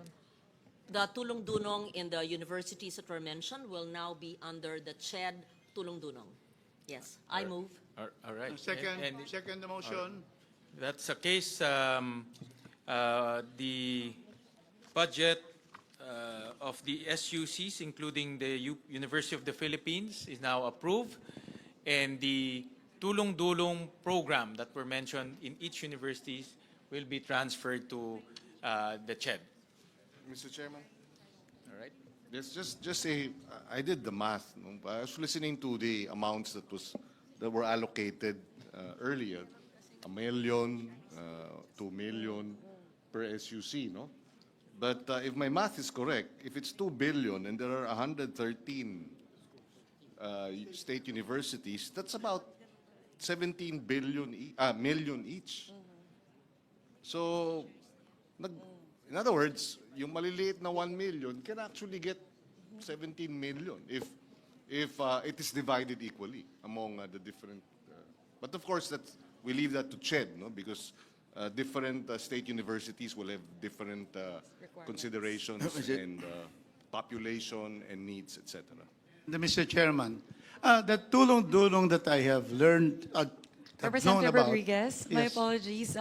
Please kindly wait to be recognized. I would first like to recognize Representative Pepito Alvarez and then Representative Rufus Rodriguez. Yes, thank you, Madam Chair, Mr. Chair. Yung tulong-dunong, hindi lang naman yun sa mahirap. Kung mahirap lang lahat ng bigyan, wala tayong talagang pera na ganyan karami. Pagkatapos, meron yung criteria, dapat deserving. Mahirap nga siya, bigyan mo ng pera, hindi naman siya deserving, hindi na mag-aaral yun. So that's my point. Kailangan deserving, kailangan may grado rin. Kaya mabuti, centralize mo na lang sa CHED kasi I'm so afraid also in the state universities, marami rin corruption. And that is true. Palawan State University is number 1 corrupt also. Wala akong magawa. They're not under me, so I do not suggest that we put the money in the SUCs. I'm sorry, but it's true.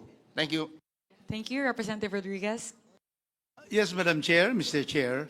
The tulong-dulong originally, and should be, is to the private schools, private universities. Because our SUCs, free tuition na sila. And that is why I'm surprised now we are putting money to state universities because I have been having that for the past 15 years, except the last 3 years, na wala ng tulong-dunong, binalik ngayon. It's really for those studying in private universities to be able to help them, being in the private school system. Because actually, the private tertiary system is complementary to the state system. So yun talaga eh. So that is why tulong-dulong has always been given kasi for the past wala talaga yung SUCs because free tuition na sila and fees dito sa nangangailangan from the private sector. Private universities that those who are very poor as stated by Chairman Pito Alvarez. Yes. Thank you. Yes. So with that, we already voted. So we just want to seek the assurance of Chairperson Agrupias. Please make sure that the Tulong Dunong program is implemented a lot quicker than it used to be in the previous years. Kasi po dati, graduate na yung estudyante, hindi pa lumalabas yung scholarship grant nila. So hopefully with the funding that we're giving them for fiscal year 2026, the implementation of the Tulong Dunong program will also be improved. Gusto ko lang pahabol, Madam Chair, Mr. Chair. Point of clarification. Tulong-dunong is not only for tuition fees. Rather, it is also being used by poor students at the SUCs, particularly in provinces. Board and lodging, transportation, food, and allowances. Kaya doon nga sila sa SUCs. Kaya nga, that's just why they need that. That's my point of view, Mr. Chair, Madam Chair. Thank you. Hindi dumating yung tulong, kaya hindi nadagdagan yung dunong.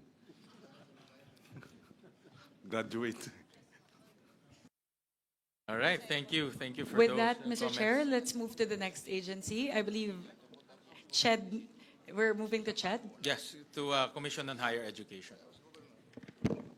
Mr. Chair, on the part of CHED, we'll just wait for the screen to catch up.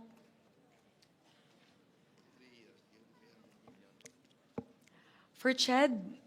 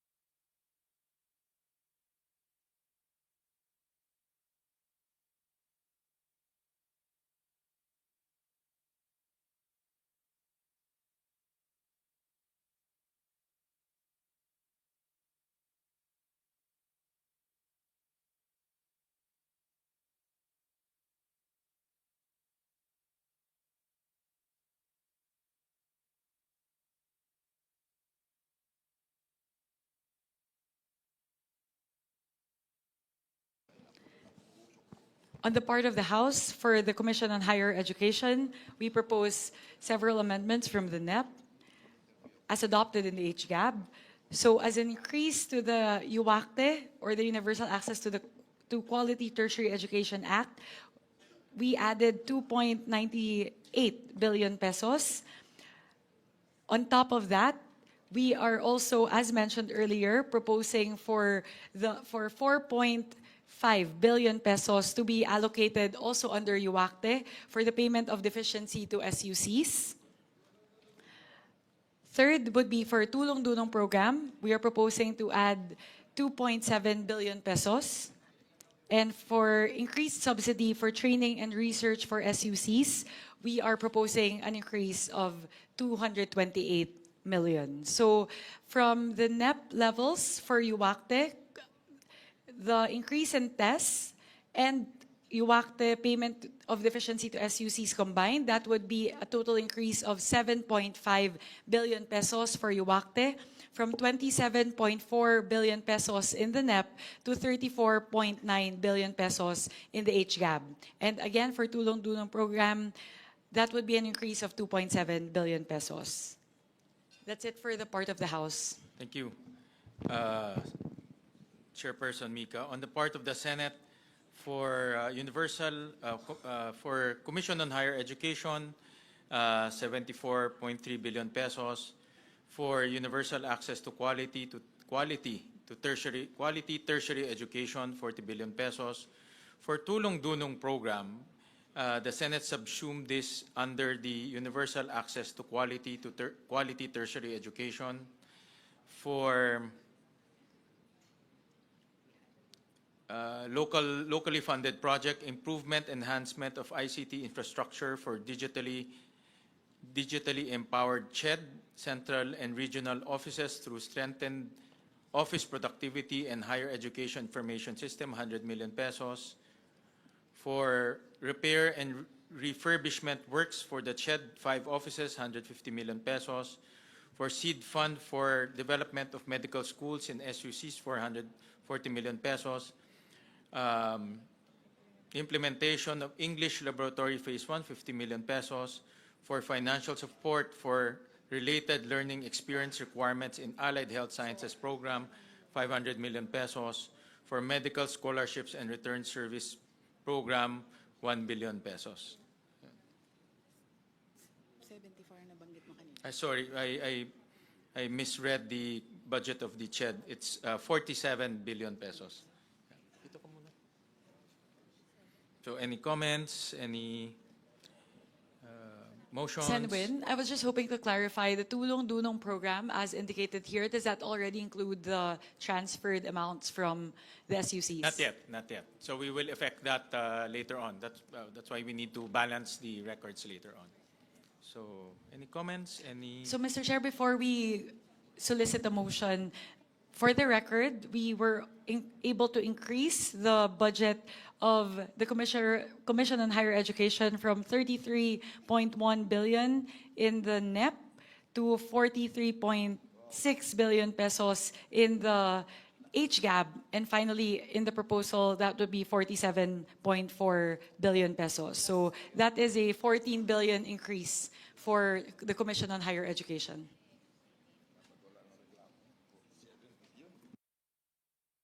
Any motion, any questions? I move that the budget for the Commission on Higher Education be approved, Mr. Chair. Any second? Duly seconded. The budget for the Commission on Higher Education is hereby approved. We go to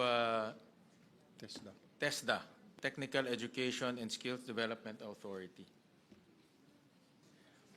Thank you, Senwin, and to the BICAM conferees for indulging the few minutes. I called Sec Kiko Benitez just to clear something about the special provision indicated under TWSP. So before I get to that, so I'll first note the amounts that we added for under the Technical Education and Skills Development Authority from a 4-step.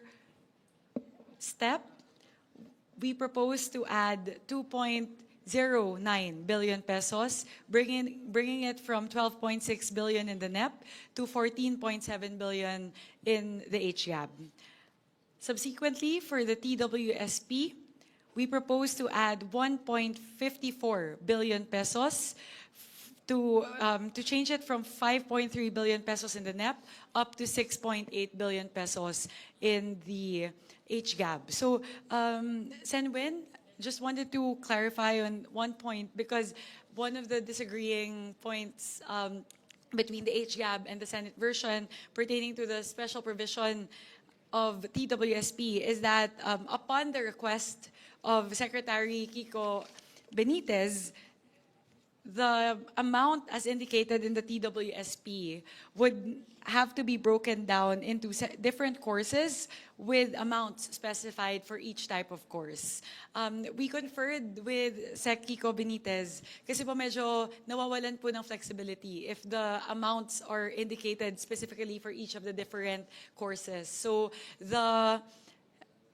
ideally, or the preference would be to give Sec Kiko the flexibility to be able to move around the funds within TWSP to essentially respond to whichever programs are more in demand either by the students or by the private sector, in compliance with the law of the tripartite approach to education and labor. So, yun po siguro yung aming masasabi lang. I think in terms of the amounts, these are the amounts that we're advocating for, but we're hoping for us to reach an agreement as to the version of the special provision because upon conferring with Sec Kiko Benitez, he gave his concurrence that he's okay if we take out the amounts as specified under the different courses. So that would also give TESDA the flexibility to be more responsive and adaptive.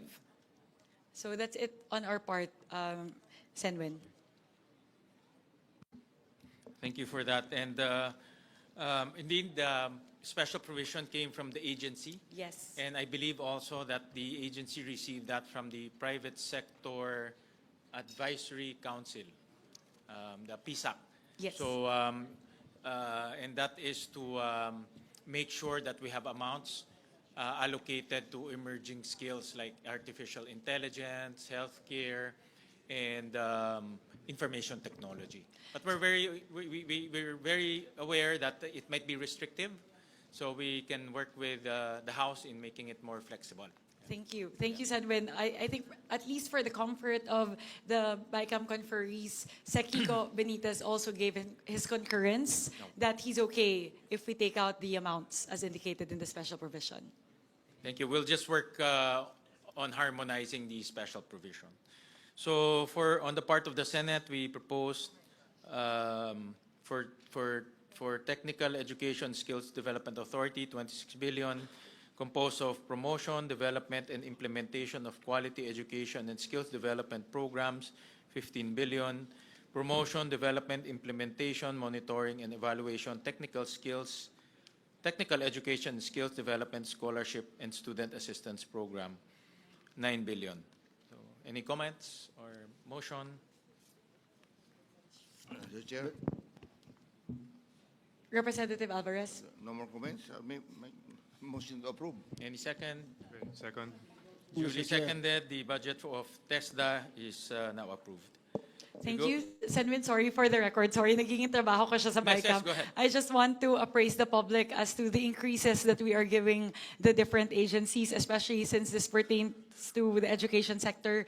So from the NEP, for TESDA, the NEP is at 19.9 billion pesos. For the HGAB, we increased it to 23.58 billion. And finally, with our version of 26 billion pesos, the total increase would be, I need to compute.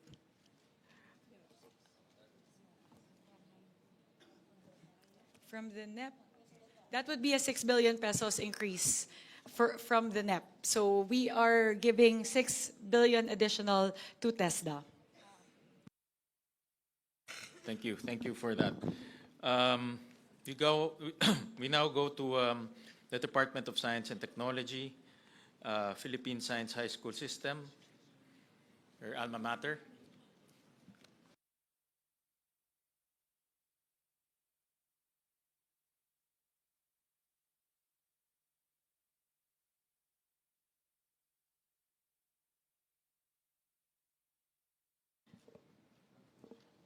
Thank you very much, Mr. Chair. First of all, we are giving 19.49 million pesos additional for the implementation of the SNT scholarship. So this would allow students in the Philippines, this would allow Philippine Science High School to create another tier for the most indigent students, thereby increasing their stipends from 4,000 pesos to 8,000 pesos. We are also providing an additional 4.7 million pesos to Philippine Science High School for the purchase of laptops. They have a loan program for the most indigent students wherein they could lend laptops to them. Sira na daw po kasi yung maraming laptops, so we're giving them funding to replenish their laptops. And finally, we are adding 97 million pesos to Pisay for the construction of the Advanced Science and Technology building and the expansion of dormitory buildings in several of the campuses. So, Ms. Senwin, thank you for, medyo biased lang ako with regard to Pisay, given that it's my alma mater, but these amounts are very much needed by the students, especially the most indigent students of the Philippine Science High School system. So in total, we are giving Philippine Science High School an additional 121 million pesos. Thank you, Congresswoman Mika. For the part of the Senate, we propose for the Philippine Science High School system 3.4 billion pesos, composed of general management and supervision 520 million pesos. Motion to approve, Mr. Chair. Senwin, just wanted to clarify on something. Yung 520 po, because Pisay also gave us a request with that figure. Would this be for the scholarship or would this be for something different? This is for the scholarship.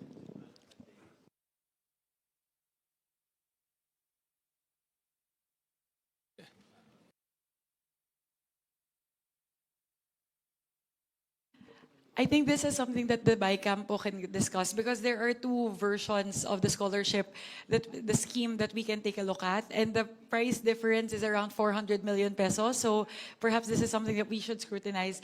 Yung original proposal po kasi ng Pisay was to, currently po kasi there's a socialized subsidy program for Pisay, wherein the highest income students get 500 pesos, the most indigent students get 4,000 pesos each. So, yung original proposal po kasi ng Pisay is to essentially condense this socialized scheme into only two. So instead of 500 to 4,000, maging 4,000 or 8,000 pesos na lang po. So something that we would want to take a look in the new proposal, the new scheme from Pisay, ang mangyayari po, even the highest income students would also get 4,000 pesos.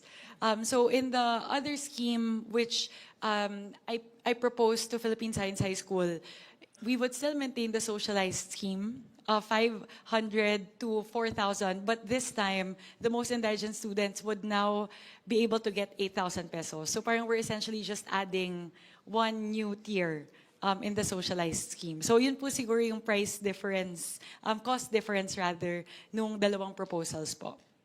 I understand from their proposal is, you're right, from 4 schemes, they'll make it into 2 schemes. And it's been, I think, quite a while since they... Yeah. When was the last time? The last time they increased it, I mean, I think you should know, no? Much better than I do. But the last time they increased the stipend is or scholarship is 10 years ago. So they requested from us to increase it and then also reduce it from 4 tiers to 2 tiers. And the budget that they requested is An additional 413. 413 million. Yeah. Additional request of additional request of 413 million.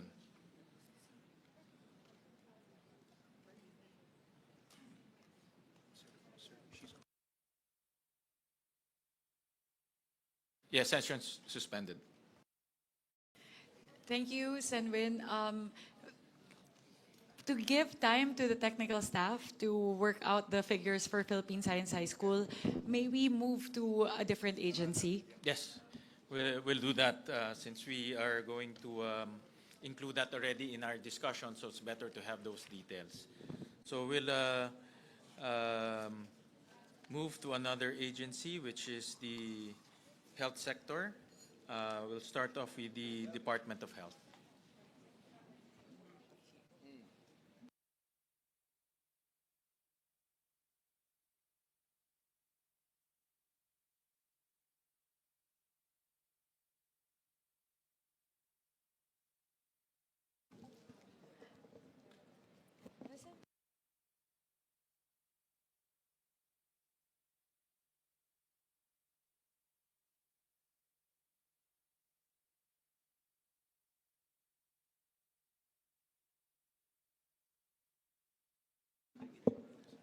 On the part of the House, under the Department of Health, we would like to propose an increase of 2.4 million pesos for HFEP, a billion pesos. I'll disaggregate this po. But the total for HFEP rather is an increase of 5.79 billion pesos.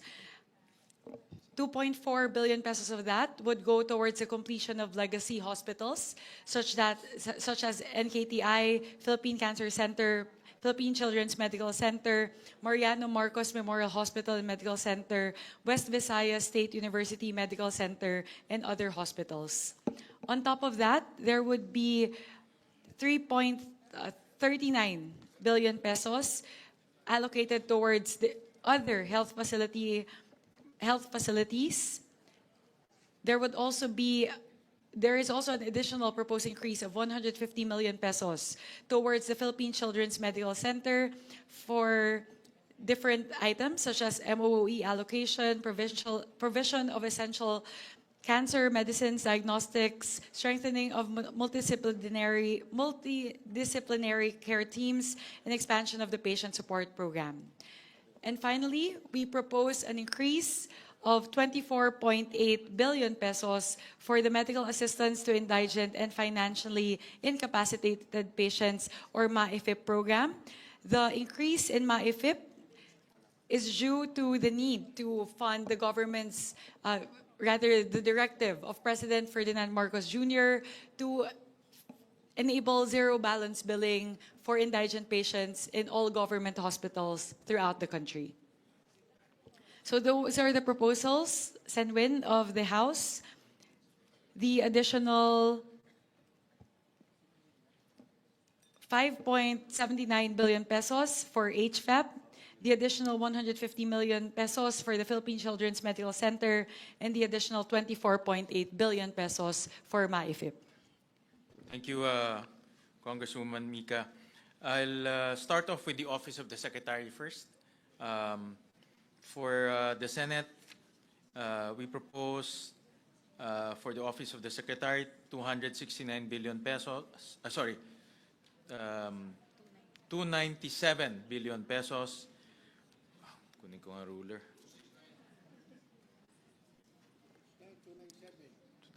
Sorry, sir, na wala kasing ruler. For Office of the Secretary, 297 billion pesos.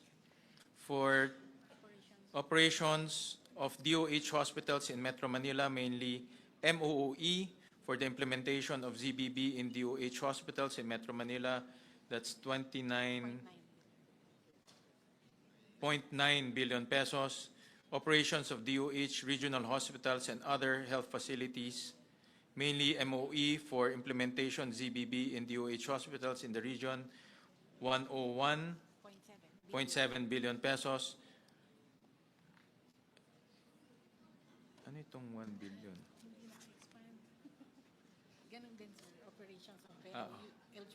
LGU, no? Sorry, hindi ho kasi naka-expand dito. Operations of LGU hospitals and other health facilities, mainly MOE, for the implementation of ZBB in LGU hospitals in the region, 1 billion pesos. Cancer Assistance Fund, 1.5 billion pesos. Health Sector Research Development, 92 million pesos. 92. Sir, kanina 92. 1 billion. Yeah. 92 million. Sorry, 92. Health Sector Research Development, 92 million. Health Emergency Preparedness and Response, 829 million. Health Facilities Enhancement Program, 16 billion. 26, ma'am. Ay, sir. 26 billion. MAIF-PIP Okay. is 28 billion. Kasi Yeah. yung kanilang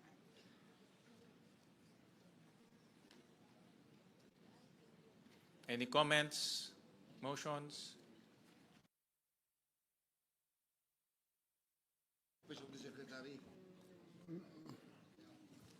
Madam Chair? MAIFIP. Yeah.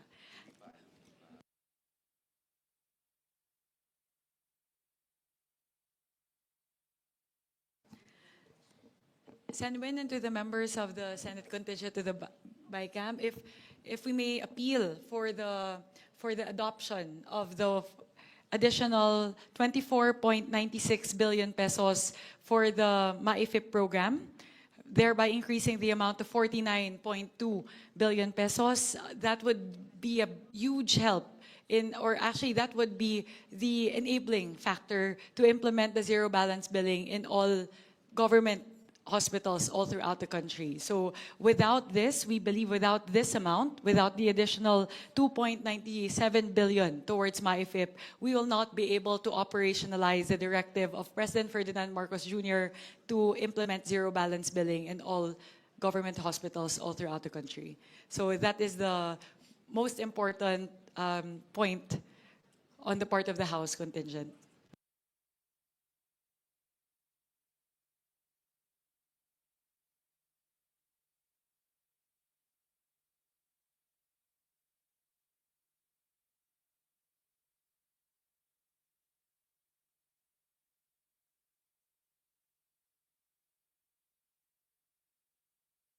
One minute suspension, Mr. President. May I now recognize Deputy Speaker Christine Singson Mihan? Yes, just a manifestation from the House regarding our request to retain the amount for the MAIPIF on the age gap. So number one reason, it ensures immediate access to life-saving healthcare. MAIP provides direct financial support for hospitalization, diagnostic surgeries, medicines, and emergency care para po sa indigent and vulnerable patients. Increasing or retaining funds ensures that life-threatening cases are not delayed due to inability to pay. Number two, it protects low-income families from catastrophic health expenses.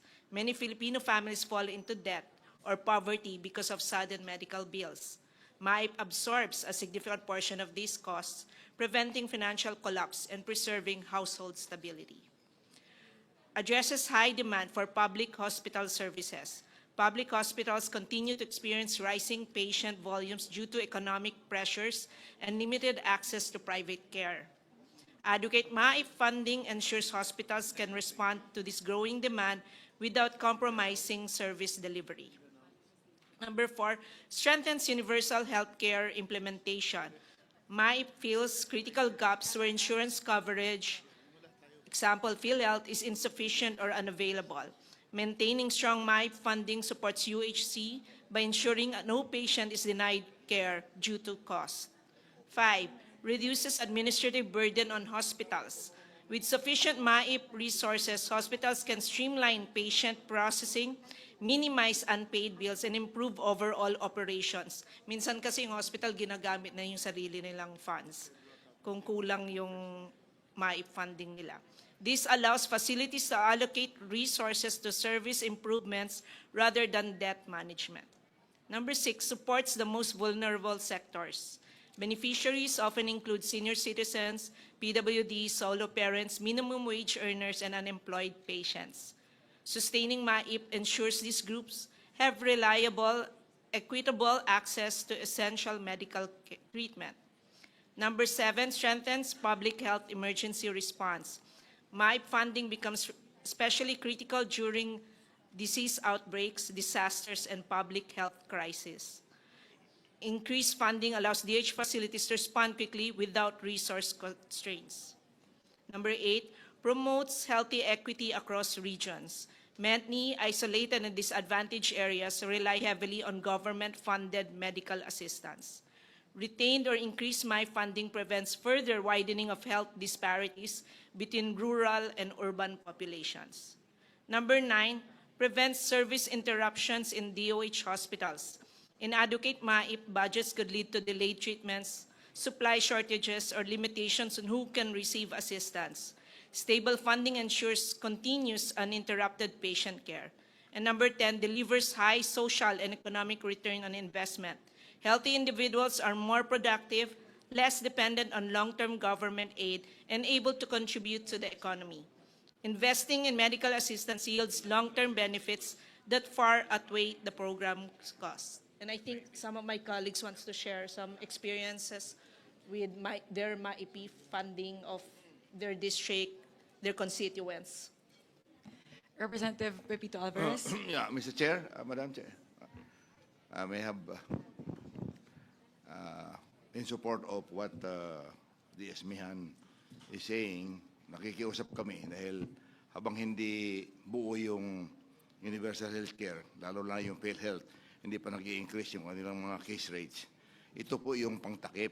More open than not, kailangan na kailangan talaga ito. Hindi lang sa mga members of the House na napupuntahan ng mga pasyente, kundi pati na rin mga senador. I mean, we have to consider na hindi pa perfect yung ating healthcare.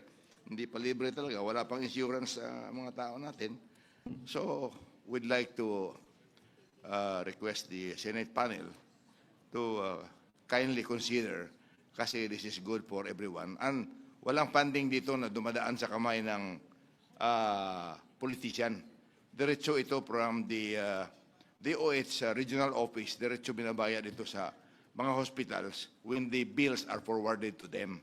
So, Mr. Chair, Madam Chair, I'd like to request to have this approved. Thank you.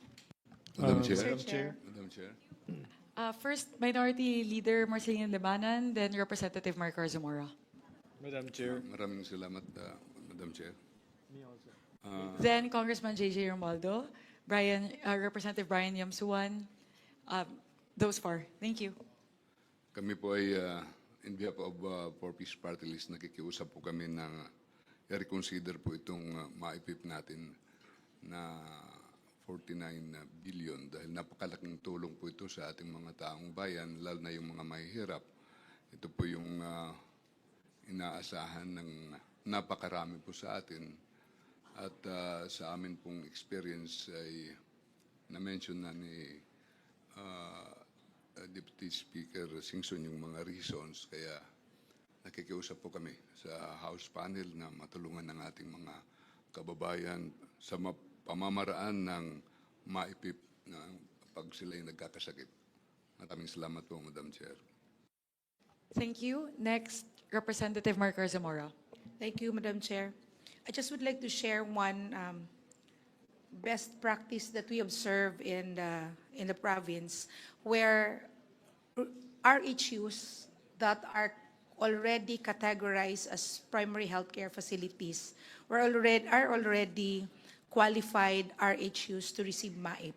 And once these RHUs were being downloaded with MAIP, it actually helps local government unit earn from MAIP. So parang kung ano yung kulang ng RHU in terms of personnel, doon nila nakukuha sa income nila sa MAIP. So it's actually not limited to hospitals alone, but it actually supports the rural health units. So parang ito yung nagiging tulong din ng national government for RHUs, LGUs to earn and provide whatever the LGU can complement. So I'm with the group in appealing from the Senate our Senate counterpart to retain this proposed budget for MAIP, ang laki po talaga ng tulong, hindi lang sa pasyente, pati na sa local government units na kulang ng panggastos sa RHUs. Thank you. Next, Representative JJ Romualdo. Thank you, Madam Chair. Your Honors, good evening. This representation would like to appeal to the honorable members of the BICAM, especially on the Senate, considering that we are staying in an island province, Your Honors. It's really hard, bringing all the patients to the mainland, especially on serious special cases. MAIF really is the catalyst or makatulong talaga pagdating doon, lalo na pag serious cases na hindi magampanan namin sa hospital. All our requests, our appeals are very valid, but on our part, being staying in island provinces, just like any other island provinces, bringing into the mainland to the regional hospitals or private hospitals, ang hirap po kung mababawasan po yung MAIF. So therefore, we appeal, Your Honors, for our MAIFs. Thank you, Representative Brian Suwan. Brian Yam Suwan. Thank you po at I'm in support of all of my colleagues in the House of Representatives to ask for your help to approve this MAIP program because it's talagang essential ho siya. Malaking tulong ho and sa akin lang one good experience sa amin yung maating mga nakatira sa mission area, especially sa amin sa 2nd District ng Parañaque. Napakiusapan ko yung 3 ospital na malalaki doon, yung Parañaque Doctors, yung Medical Center Parañaque and UniHealth, na pumapayag na sila na gamitin yung MAIP namin para yung mga kababayan natin hindi lang nakasentro dun sa mga district hospitals. So nabibigyan ho namin sila ng sapat na medical attention na hindi na sila kinakabahan na puro district hospital lang pinupuntahan. So yun ho yung use ng ating MAIP sa atin at ako I'm in support of my colleagues so I hope that our senators will also consider kasi nagagamit naman ho siya para sa ating mga kababayan.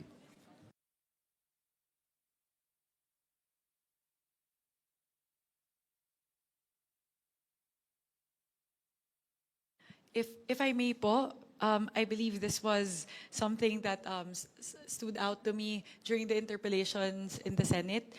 This was Senator Risa actually who raised this point. I think we can look at it also in terms of the number of beneficiaries that would be reduced or cut out from the program if we do not restore the amount. In 2025 po, the number of beneficiaries given the GAA amount of 41.2 billion pesos was 3.3 million beneficiaries. And with the cut, if the House version is not adopted, that would reduce the number of beneficiaries by 1.1 million. So, ganun po katindi yung potential impact that you would have, bababa po yung bilang ng mga pasyente na masaserbisyohan natin mula 3.2 million ng 2025, pababa ng 1.1 million lang ng 2026. And as we know, tumataas pa rin naman po yung bilang ng mga kaso na mga pasyente na kailangan po nating i-cater. And again, in 2025, wala pa po yung pangangailangan para sa full implementation ng zero balance billing. So hence, with that, I appeal to our colleagues in the Senate to please consider adopting the House version of MAIFIP, which is at 49.2 49,203. But if you add the Senate, if you add the requirements of the Senate, that would come to around 51 billion pesos. Kong Mika, just to pick on your point earlier, how many beneficiaries you said for 2025? Given the current levels of MAIFIP in the 2025 General Appropriations Act, which is 41.2 billion pesos, the number of beneficiaries serviced in 2025, actually, hindi pa po nagtatapos yung taon, so this can actually be a little bit higher. It's 3.3 million patients. And then if in the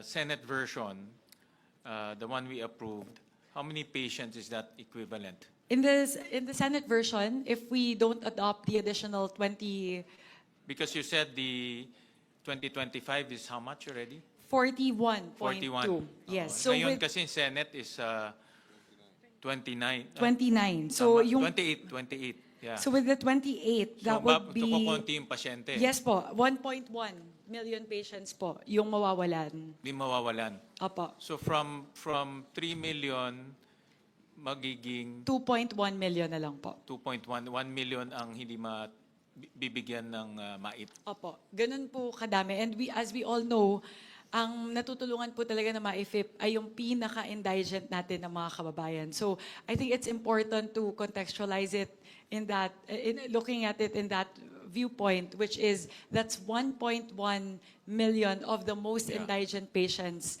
losing access to MAIFIP. Yes, Senator Lauren. Mr. Chair, I see the point of the House because under the universal health care, and if PhilHealth is able to increase its case rates and to be more efficient, in a perfect world, as we were discussing earlier, dapat pagpasok ng mahirap sa isang pampublikong ospital, makikater na ang kanyang pangangailangan. Dapat ganun. Hindi kailangan yung kilala yung mayor, congressman, senador. Sana ganon. At dapat ganon. At kausap ko po yung Health Coalition, sila Dr. Dance, kausap ng Senator Pia, Senator Risa, and Dr. Lichon. Ganon sana ang mungkahin nila, na ang PhilHealth lahat. That is in a perfect world. Eh hindi pa po naaabot yung perfect world.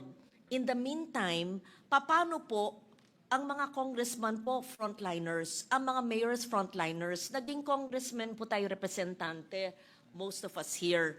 Nakita po natin yung pangangailangan ng mga tao at ang MAIFIP, dati MAIP lang tawag dyan ay hindi lang yung DOH retained, district, sa pagkaintindi ko pati sa mga polyclinic, LGU hospitals, na talagang walang access, walang pupuntahan. Di ba? So, paano naman po? Pero, dapat, after we pass this, sabihin natin sa PhilHealth, ayusin na nyo, and maybe we should put the funds lang in one agency. PhilHealth, dapat, punuin na natin lahat ng NEP nila ng ayos para, at damihan din nila ang coverage nila para mangyari na yung adikain natin sa universal health care. Until such time that the UHC law is really completely, properly implemented, and PhilHealth is able to handle all of this, I believe that we must provide for the poorest of the poor in the most far-flung islands and the highest uplands and in many GIDA areas. So I respectfully recommend. I know in a BICAM we should uphold the Senate version, but I see the importance, the urgency of the requests of our colleagues. So I think it's very more than reasonable. Pero wag natin sanayin na ayon sa patronage. At dapat naman, hindi yung mga may kaya, kasi may nagsabi na ayon sa PSA o sa ibang mga reports, may kaya o mayayaman daw. Hindi naman. O, kasi sa karanasan ko rin, hanggang ngayon, maski hindi na ako representante, pero yun, lumalapit doon. Pero, it's really up to DOH how to implement this. But I see the point that DOH retained hospitals and up to polyclinics and what you call the small hospitals, the district hospitals ba yun? Oo. RHUs, yes. RHUs, which don't have funding on their own, can use the MAIP. That's my view, Mr. Chair. Thank you. Thank you very much, Lauren. Just to add po, ang kagandahan po ng MAIFIP, kasi hindi lang siya government hospitals. May ganong flexibility po kasi ang dami po na magtatanong ka bakit pumupunta sa private hospital kahit po indigent. It just so happens that there are certain treatments, halimbawa po radiation or neuro cases na wala po sa mga accessible government hospitals, nandun lang sa mga private hospitals, or in case of, for example, motorcycle accidents, you rush the patient to the nearest hospital. So yun po siguro yung kagandahan ng MAIFIP. Binibigyan po tayo ng flexibility na tumugon talaga kung saan po kailangan nung ating indigent na kababayan ng tulong natin. Thank you for bringing it up, Chair. Dapat damihan ng DOH ang kanilang MOA sa private hospitals. At saka ganito ang sitwasyon eh. Kung government hospitals lang, punong-puno, sino nagsabi kanina, 300% mag-aantay ng ilang buwan, paano pag emergency? Pangalawa, papasok ko sa pampublikong ospital, wala naman sapat na gamit o kulang ng tao. How do you address the needs of the poorest of the poor? So, dapat may MOA sa lahat ng mga pribadong ospital sa lugar na yun. And I'll repeat, this is not going to be the norm because the UHC should really be implemented and PhilHealth should actually fund all of this. But for the next year's budget, habang hindi pa sapat ang in-offer ng PhilHealth or hindi pa kompleto yung universal healthcare, I think it is our responsibility, Mr. Chair, if you see fit, to fund the MAIFIP. Thank you. Thank you, Senator Lauren. We recognize Senator Erwin first, I think. Just on the point. Okay. Yes, Yeah, just, go ahead. it was I who mentioned that because of the zero balance billing announcement, there are many government hospitals. In fact, I was in a conversation with Dr. Gap Legaspi of PGH. They're experiencing 300% occupancy. And therefore, the challenge is how do you, because precisely of zero balance billing. So, and therefore, this may be one way of addressing the increase in occupancy in our public hospitals. I concur, Senator Kiko. In fact, I was looking at the data. On the average here in Metro Manila, the occupancy rate is about 200% to 200%, but in some cases 300%. Kasi libre sa government hospitals. Ang nagiging issue lang, you have to wait 4 months before you can get a surgery. So, ang choice mo, pupunta ka ng private hospital. Pero mahal ang private hospital. Dito naman papasok yung MAIFIP or PhilHealth. But PhilHealth cannot pay for all. No, mababa rin yung kanyang case rate, may limit rin siya. No, so, dito talaga pumapasok yung itong MAIP. No? Mr. Chair, I would just like to add, totoo po yung mga sinasabi ng mga kasama natin. Yung PhilHealth po, may mga hospital sa provinces, they don't accept PhilHealth kasi may mga utang pa ang PhilHealth. Pangalawa, yung meron din po yung tinatawag na AIX na ginagamit para sa hospital. May mga hospital na hindi po tumatanggap ng AIX. Ang pinakakilala lang po ng mga hospitals, halos lahat ng hospitals ay MAIFIP. Even St. Luke's, Cardinal Santos, mga malalaking private hospitals, they do accept MAIFIP now. Why? Kasi alam po nila na madaling mapuno yung mga government hospitals. Pag emergency, ang ginagawa po ng mga kababayan natin, bahala na. Tsaka na lang kami hihingi ng tulong. Alam nila walang pambayad. Kaya lalapit sila sa mga politiko para humingi ng pambayad.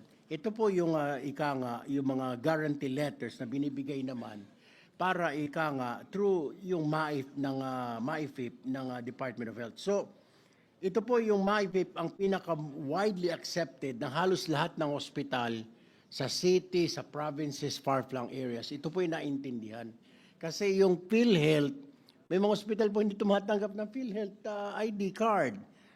Kahit na po yung AIX ng DSWD, minsan may mga hospital na hindi po kilala yan. Ang kilala lang po ng karamihan ng hospitals, I think 90 to 95% of the hospitals ay yung sa DOH na MAIFIP, Mr. Chair. Sir Kiko?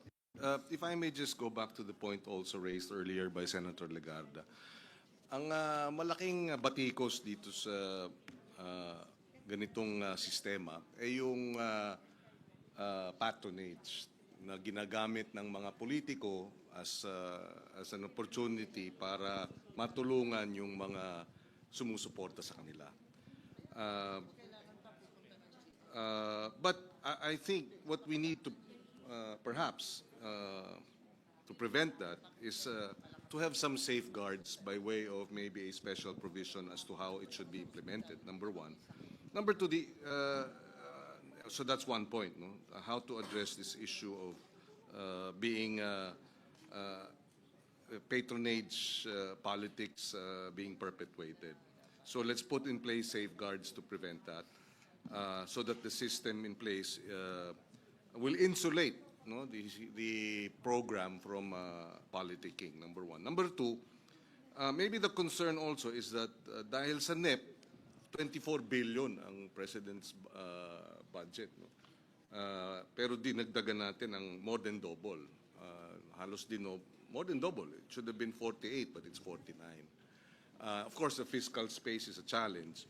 But ang Senate version naman, if you will look at the screen, we allocated 1 billion for DOH Universal Health Care Fund for zero balance billing in local government unit hospitals.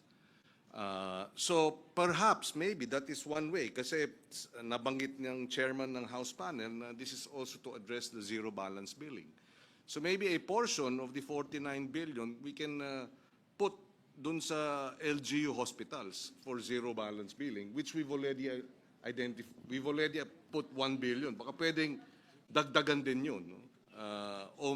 O yung 49, may portion of that, dagdagan dun sa LGU hospitals for the zero balance billing to be implemented in the LGU hospitals. So I'm trying to find a happy compromise in this regard, Mr. Chairman. Thank you, Senator Kike. In fact, the different agencies have issued several circulars na bawal na talagang i-politicize yung mga tulong sa tao. For example, yung mga AIC, TUPAD, MAIP, but even scholarship. So meron na silang directive or circular. And on top of that, meron rin tayong special provision na bawal rin i-politicize. No? So that is another safeguard na hindi mapapoliticize itong mga tulong sa tao. No? Yung importante lang naman dito ay matulungan yung tao. No? That's the most important. Yes, Senator Amy? Yes, maraming salamat Mr. Chair and Madam Chair. Wala naman sigurong tututol sa pangangailangan ng MAIP. Talagang kailangan na kailangan yun. Ang problema lang, sa totoo lang, naaasiwa ako pag hinihingan ako ng GL, ng mahiwagang guarantee letter. Hindi karapat-dapat na ang Pilipino ay naninikluhod sa iba't ibang politiko para lamang magamot. Ang tingin ko, kung bibigyan yung iba't ibang mga ospital, hindi ba maaari na physician's priority na ang gawin? Huwag na tayo nakikialam doon, kundi yung mga doktor ang magsasabi kung sino talaga nangangailangan ng tulong, sino pinaka-urgent. Kontrabida po ako, pero talagang awang-awa talaga ako sa ating mga kababayan na talagang pumipila pa sa atin at nagmamakaawa. Hindi po dapat yun. Madam Chair. Yes, Representative Javi Benitez. So I agree that we should also move from a patronage-based type of system to an institutional-based system. No? I think that's what we have done in implementing the free college law, for example.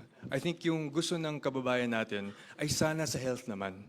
Lagayin po natin sa health ang ating maging ideal world, sinasabi po ni Sen. Loren, na pagpunta sa isang ospital, hindi na kailangan magmakaawa sa isang politiko or mag-isip na kailangan pang bayaran ito. And when I spoke to ang DOH at that time, they were saying that the number is actually 70 billion. Naglabas po sila ng zero balance billing, that is option 3, which is a claims-based na simple, is 70 billion, what's needed.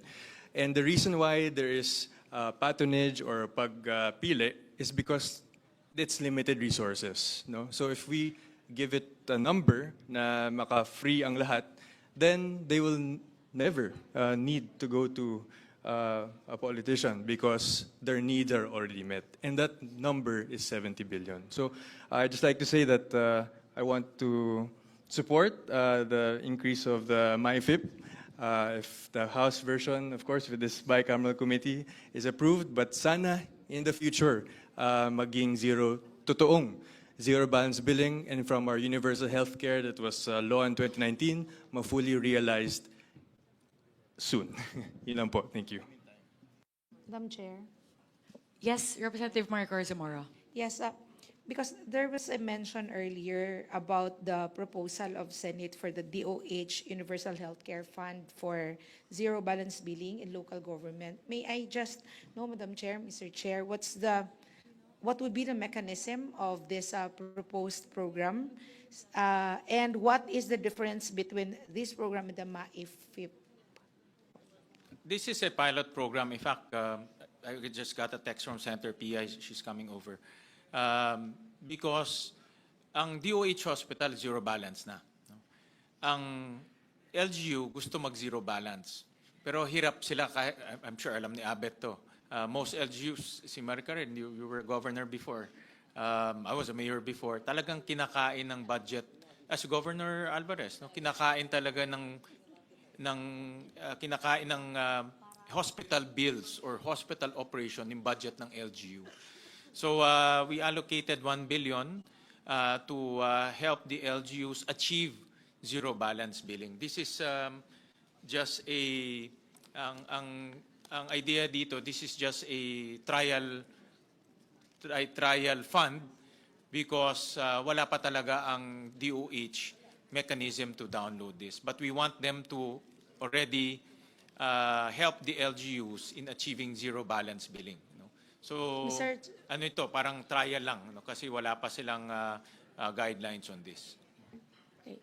Madam Chair. In fact, we introduced a special provision na dapat mag-coordinate in DOH LGUs para to create that guideline.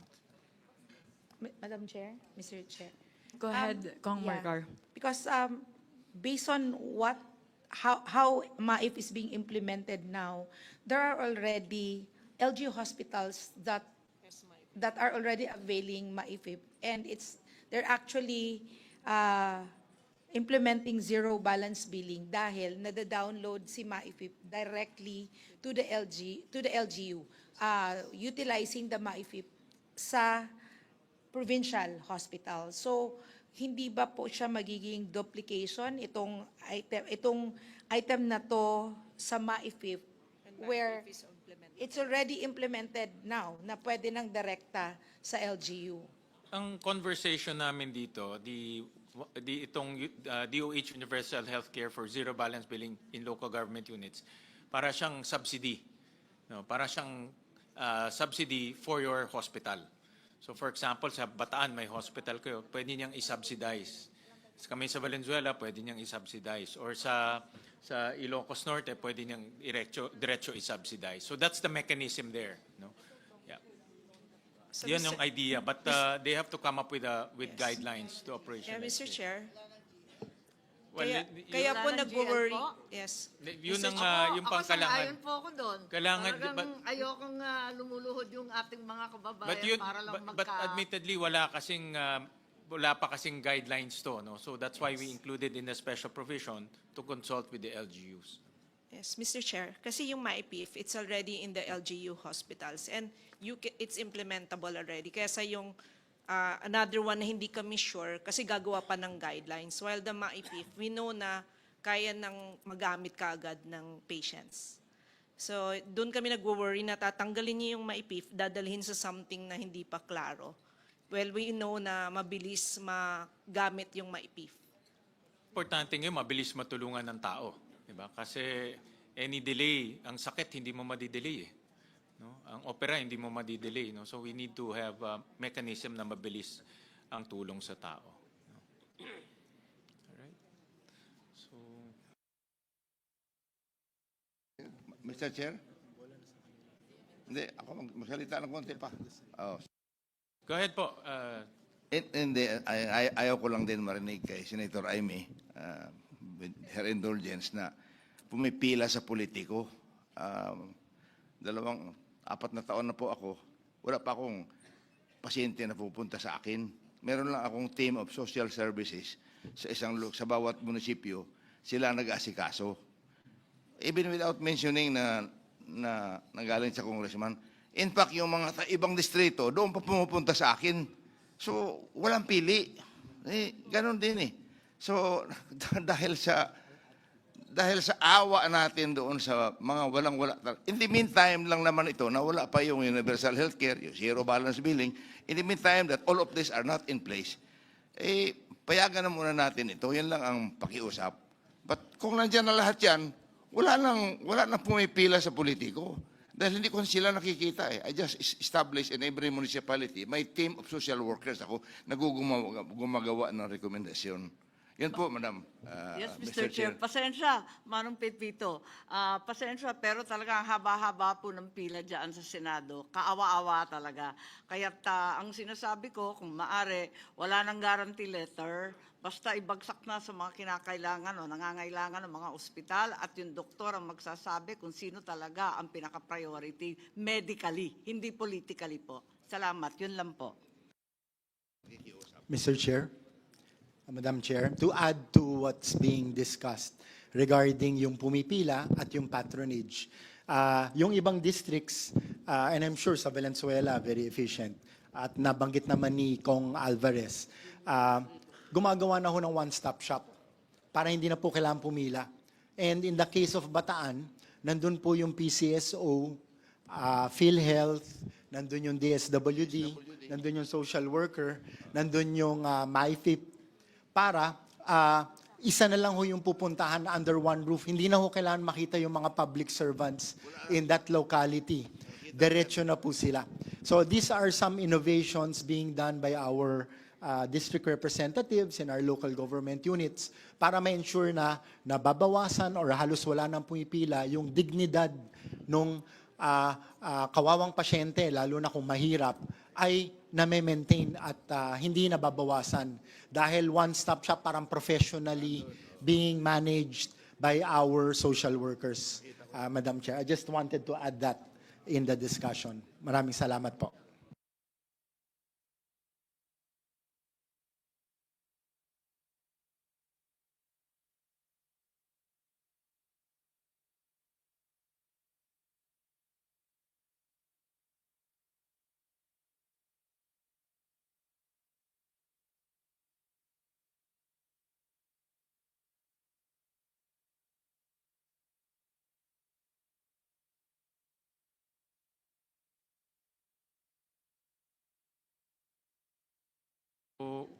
Minute suspension.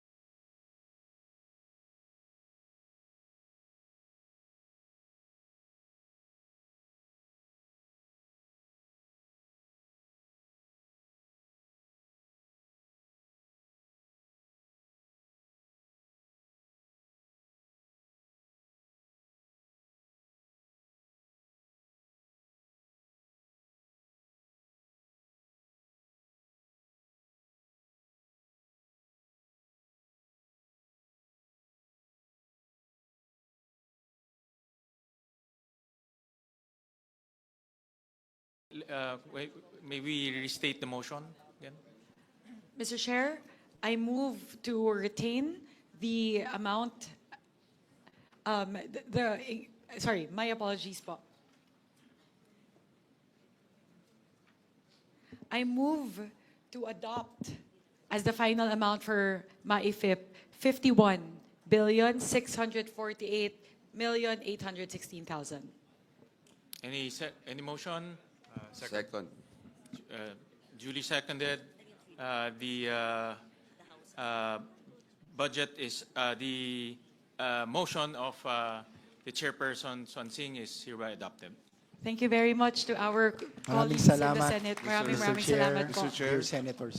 Thank you, Yes, Your Honors. Mr. Chair, just with the understanding that the safeguards by way of special provisions on ensuring that it's insulated from politics and is put in place. Thank you, Mr. President. Senator Lacson introduced a special provision. Actually, it's a general provision kasi cuts all across all the different services of government na bawal ang politiko.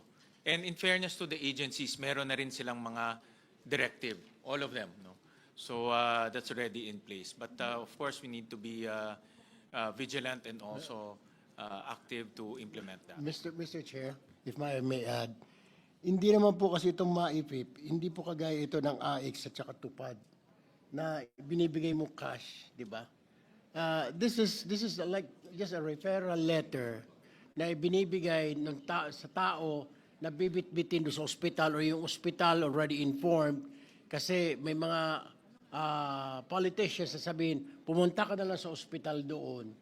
Tsaka doon na nababayaran. Wala siyang nahawakan na cash like AIX, I like tupad, yung kinakatakot natin. Na, so, that's a fact. So, hindi talaga mahawakan ng politiko yun. None. Because hindi naman cash po ang MAIP eh. Baka akala po ng mga kababayan natin watching us, MAIP is not cash po. So, it is a guarantee letter.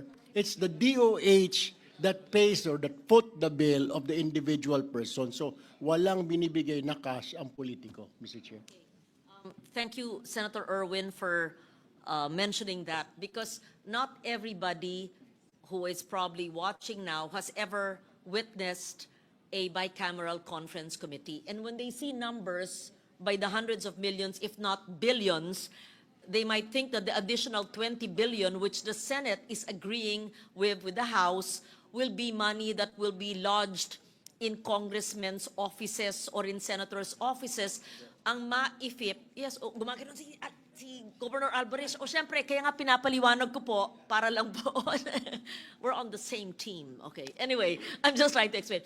This is diretso sa mga polyclinic, district hospitals, rural health units, na minsan nga kulang nga ng equipment.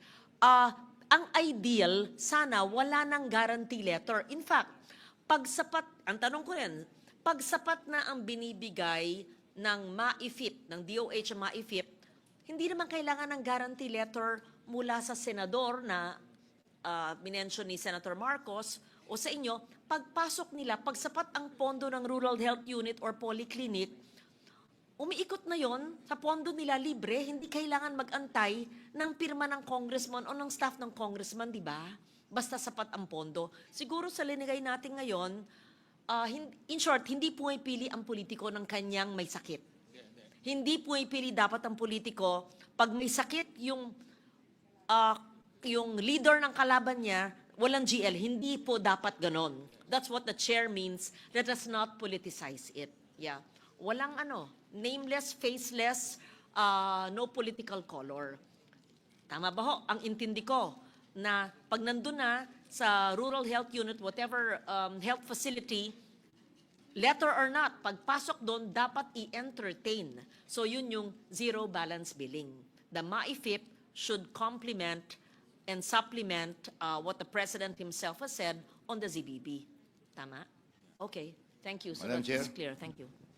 Yes, Representative Alvarez. Mr. Chair, with your respects, gusto ko lang maipropose na karamihan kasing doktor sa private hospitals, alam nila na JL ang ibabayad ng regional office ng DOH. Nagte-take advantage.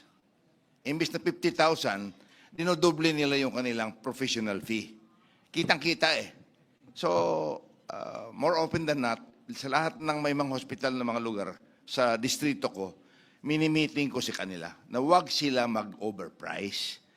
Kung tama lang. Kasi ito sana, na-approve na natin yung MAIPIP, kung maaari sana yung professional fee ng mga doktor. Isama na po natin dahil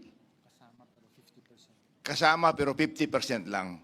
Kung sana maari magawa na natin 100% yung professional fee para talagang hindi na maantala yung paglabas. Kung minsan naghihintay pa yung pasyente sa akin, nagtitext sa akin sa Manila.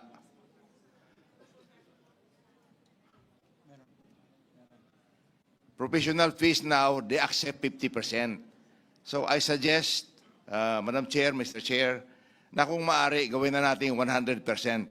With the provision na kausapin natin ang mga doktor na huwag mag-overcharge. Ginagawa ko po yun sa lugar ko, especially in Brooks Point, 3 private hospital doon. Miniting ko sila, nakiusap ako dahil nagbayad na ng nagdala na ng GL galing sa social service office ko. Siyempre, ayaw pang palabasin. Dito ako sa Manila, nagte-text, tatawag pa ako sa Puerto Princesa para mag-deliver ng pera doon sa isang bayan. That's 3 hours away from Puerto. Mahirap po na, lalong-lalo na magaling na yung bata, nandoon ang nanay, wala nang makain doon dahil uuwi pa sa kanila.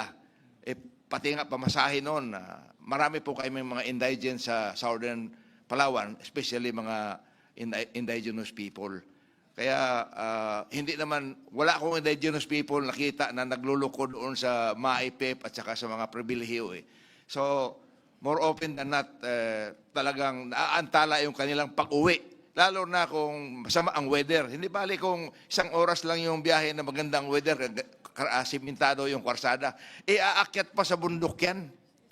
Kaya kung maaari, propose ko na yun na bayaran na natin 100% ang professional fee, tanggapin na natin na 100% mababayad. Thank you, Madam Chair, Mr. Chair. Senator Amy?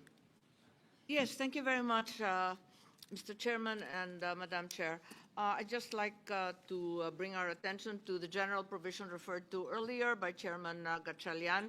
It's on IB 683 page between lines 52 and 53. And this refers to the prohibition on political involvement in cash distribution. So, nakikita ko naman na talaga naman maganda ang mithiin nito. Subalit, sa kabila niyan, kinakailangan basahin natin ng maigi. Unang-una, wag natin limitahan sa cash. Kasi yung MAIP nga tulad ng pinaliwanag ni Senator Erwin, talagang hindi naman cash. Pero dapat sakop pa rin ito. Pero medyo mabigat rin ang wording kasi walang politikong present to participate in, to influence, or otherwise take part. Medyo mabigat kasi alam naman natin ang trabaho natin, taga-endorse, taga-recommend, lahat ng request natin sa tambak, siguro naman hindi mamasamain. Kaya gusto ko sana na i-review sana itong general provision. Palawakin siya kasi maganda ang mithiin na hindi lang cash assistance, kundi lahat ng assistance. Tapos, wag naman sakop lahat na halos may penalty pa. Kapag ando ng politiko, parang mabigat-bigat naman yata to. Higit sa lahat, I do believe that legally this is actually surplusage when in fact we already have the DAP ruling, which is very clear that politicians should not meddle in any way in the implementation of projects. Once the budget is passed, it's hands off to all legislators. Yun lang po, mere observation and perhaps an invitation to review this general provision. Mr. Chair, Senator may Erwin? I also manifest to a provision kasi po the professional fee is not included and hindi po tumatanggap ang mga doktor karamihan sa kanila ng MAIP. So if we can put a special provision na i-incorporate na ng hospital doon sa bill ng pasyente yung professional fee. Kasi usually po dapat isama na po ng hospital. Bahala na muna yung hospital magbayad sa doktor because ito po ang problem. Bayad po yung bill, hindi pa rin po makalabas ng pasyente because hindi pa bayad yung professional fee. So tumatakbo na naman, nadadagdagan yung per araw, every day na he overstays in the hospital. Kaya nga ko, if we can make a special provision, Mr. Chair, na isama na doon sa hospital bill ang professional fee para pagbayad ng MAIP, makalabas na yung tao. Kasi the problem right now, Mr. Chair, bayad nga yung hospital bill. Sasabihin naman ng hospital, yung professional fee. So hindi pa rin makalabas po yung pasyente. So siguro isang provision, Mr. Chair, na incorporate natin dito, na isama na ng hospital, ang hospital na ang maglagay ng professional fee sa total bill para yung hospital na muna ang magbabayad sa doktor, Mr. Chair. Two notes po, if I may, Senwin. First po, with regard to the manifestation of Senator Amy Marcos, we would like for the record state that the House contingent supports the manifestation of Senator Amy Marcos to review the wording as currently proposed by the Senate with regard to the general provision prohibiting the the political involvement in these activities. I totally agree 100% with the manifestation of Senator Amy that this actually impinges on like a previous ruling already made by the Supreme Court pertaining to DAP. So I agree, it's the penal provision, it's a penal clause that's actually a little bit, that's the reason why the House is a little bit hesitant with regard to adopting it. With regard to the manifestation of Senator Erwin Tulfo, we actually do have in the HGAB a proposal pertaining to the professional fees. So in the HGAB, as you would see po, the special provision says that 100% of the professional fees should be inclusible in the MAIFIP disbursement. So we thank Senator Amy Marcos and Senator Erwin Tulfo because those are both positions of the House, very much consistent with the positions of the House contingent. Thank you very much, Pa. Thank you. And I also concur that the suggestions of Senator Amy will definitely study that and tighten it. Senator Pia also suggested language on the inclusion of professional fees, subject to the formulation of guidelines to govern the coverage of professional fees. So, kasi nga ang tricky dyan, Gov, yung presyo ng professional fee. No? Kasi mayroong mahal na professional fee, mas mura, depending saan siya nag-graduate, depending saan siya nag-practice. So we'll leave that to the DOH. Pero insofar as MAIF can be used, it can be used. Mr. Chair, for your clarification, the professional fee, yung charges is depending on the room that you get. Kung ba VIP din yung charge sa'yo. Kung yung mga like semi-private din yung i-charge sa'yo. Yan po yung kalakaran sa mga hospitals these days, Mr. Chair. Salamat. So we can... Mr. Chair? Yes. Again, another point of clarification for Chairwoman. If you could indicate to us, alin sa HGAB, anong bahagi doon na may professional fees at magkano ang nakalaan? In the HGAB po, we have a special provision under MAIFIP, which says the amount appropriated herein under medical assistance to indigent and financially incapacitated patients shall be used for hospitalization and medical assistance to indigent or financially incapacitated patients, including but not limited to inpatient services, outpatient services, comprehensive checkups, emergency services, dental services, ambulatory care services, ophthalmology services, drugs, and medicines as approved by the FDA. And 100% professional fees, subject to the guidelines issued by the DOH. In no case shall more than 1% of said amount be used for administrative expenses. So in the version po of the HCAB, it clearly states, it expressly states that 100% of the professional fees should be covered by MAIFIP. All right. So I think we can move on to the next item. Madam Before we Chair. proceed, just on the earlier manifestation of the chairperson of the House panel, perhaps we can include another phrase after 100% fees, professional fees. I'm thinking of the language, but that the fees should be commensurate or should be commensurate to the indigent patient's ability to pay or something to that effect. No? But precisely, it's for indigents. And then you're going to charge, you will overprice your fees because you because ang alam ng doktor, gobyerno magbabayad, it defeats the whole purpose of us providing precisely the medical care that an indigent is entitled to. So maybe we can, Mr. Chairman, we can probably include an additional phrase to qualify, to put a qualification on the fees precisely that the doctors can charge, given that this is a program that's meant for indigents. Thank you, Senator Kiko. That is actually something that we've discussed earlier when we did our huddle.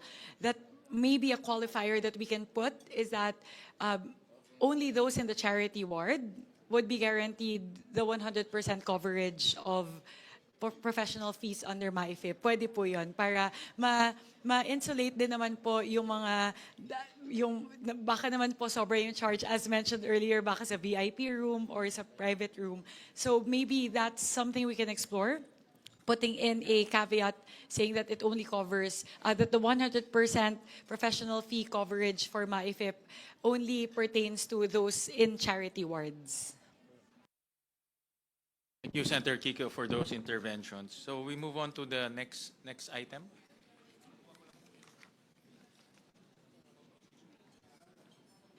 Send with the House contingent, or just asking, would that be commensurate to adopting the House version of the special provision pertaining to professional fees? We actually modified it. We allowed the DOH to come up with guidelines. No? Instead of nakasulat 100%, let the DOH study it. Kasi, like I said, no, ang professional fees, ang layo ng spectrum eh. No? So sila nila mag-evaluate. Yeah. Mr. Chair, I just want to raise a point. In 2025, it's already that provision that Provision number 6. it's a provision Number 6. number 6, wherein it says that medical assistance to indigent and financially incapacitated patients, the amount appropriated herein under MAIP shall be used for hospitalization and medical assistance to indigent or financially incapacitated patients, including but not limited to inpatient service, outpatient service, comprehensive checkup, emergency service, dental service, drug, medicine as approved by the FDA, and professional fees, Mr. Chair, subject to the guidelines issued by the DOH. In no case shall more than 2% of the said amount be used for administrative expenses. So we already have this, Mr. Chair, Madam Chair, since last year. However po, if I may respond po, what we want to modify in that version of the provision in the 2025 GAA is that we want to stipulate that it has to be 100% of the professional fees.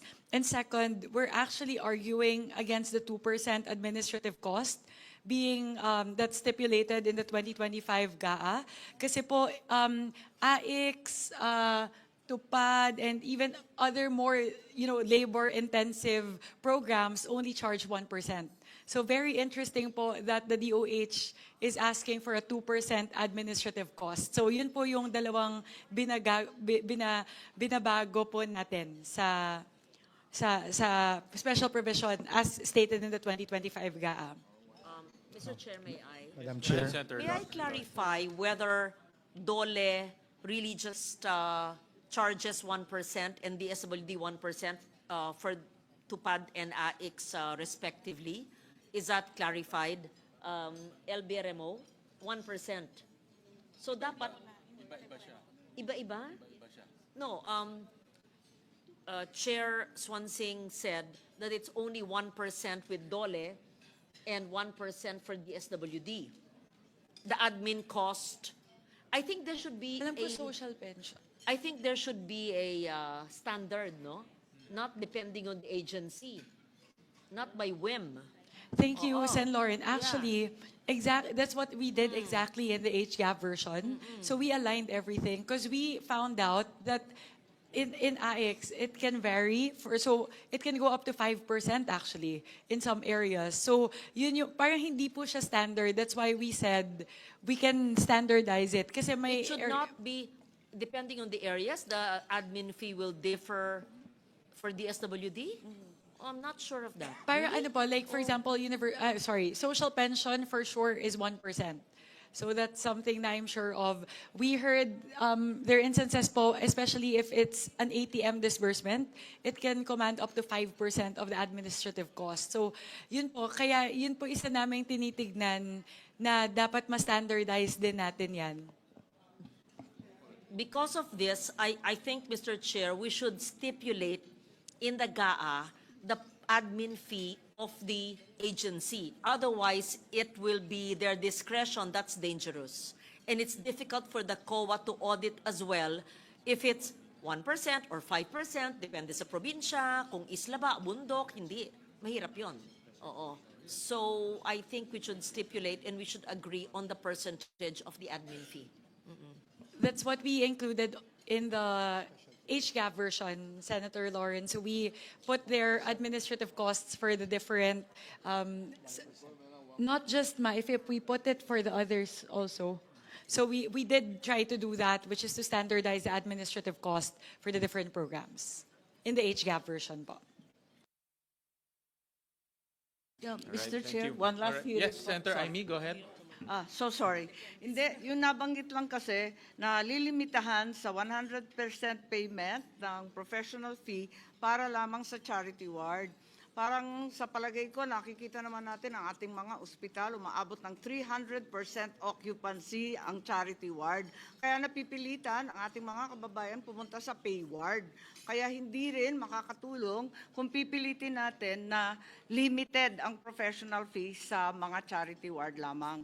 Kaya siguro maganda na rin yung sinabi ni Chairman Gatchalian na hayaan na muna gumawa ng IRR, halimbawa, ang DOH, total napakalaki ng halaga ng 49 billion. Dapat managot naman sila sa atin, may oversight of some sort. All right, so we will take note of that, Senator Amy. Yeah. Yes, go ahead. Mr. Chair, Madam Chair, if I may. Dito po sa House version ng MyFIP na may 100% professional fee. After that, subject to the guidelines issued by the DOH.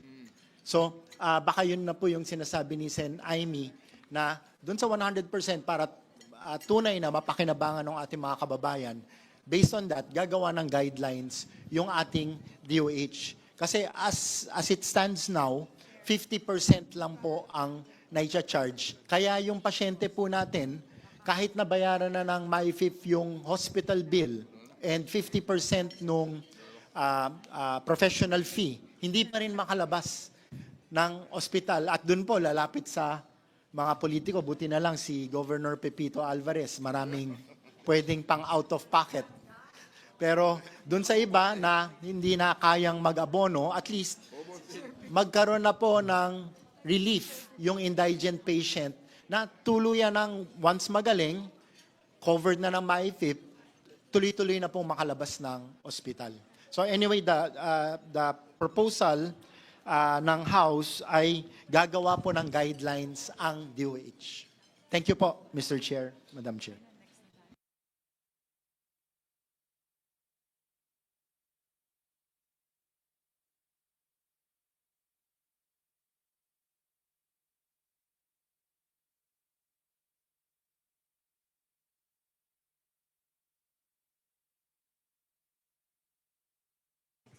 Good evening. Just a quick response. Let me recognize you first. Let me recognize the presence of Senator Pia Cayetano. I feel I've been present because I was monitoring in the 1 hour that I was in traffic. Anyway, on that note, let me just give a quick comment. Congressman Abet, good evening. I think it's been said, so I won't take up everyone's time, that the concern is there are overpriced. No, I think all of us can understand it happens in some places. So if we just say guidelines without saying 50% or 100%, and we will express to DOH this forms part of the record, that we're not objecting to 100%. It can be anywhere between the current 50 and in the 2026 budget, it could go up to 100%, but they have to provide the proper guidelines. So if I don't know, if it's in a private hospital and they know that that 100% is way above the average price for such a procedure, I think they can provide limits. So that's my recommendation, so that we give DOH that leeway. Thank you.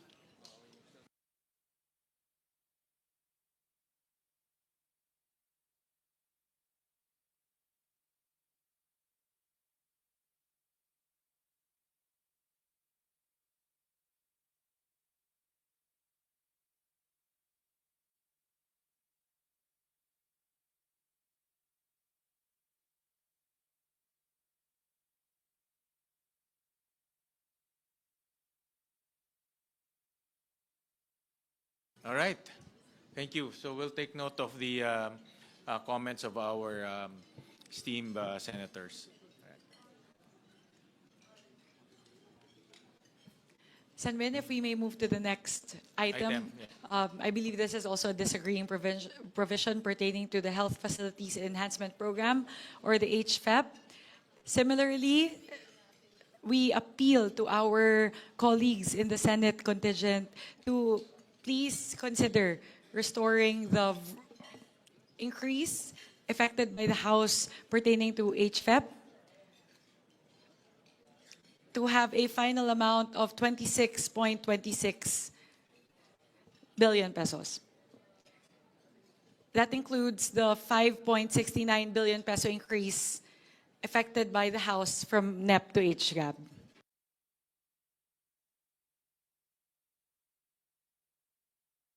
Chair. Madam Chair. Yes, Representative Rufus Yeah, Rodriguez. just like to support the plea of our chairperson, because our rural health units, which are usually the beneficiaries of this HFEP, are our first line of defense on diseases and medical attention. And if we do not have sufficient funds for health facilities enhancement program, expansion of rural health units, expansion, the purchase of equipment, and also to have medical care available to our people, then we will fail in making sure that at the frontline level, we are enhancing the ability of our health units to respond to health needs. So I would support our chair in appealing that we retain the 20 or increase it to 26 billion pesos. Thank you, Mr. Chairman. Thank you, Representative Rodriguez. I would like to further clarify that the proposed increase of 5.69 billion pesos includes the completion of legacy hospitals.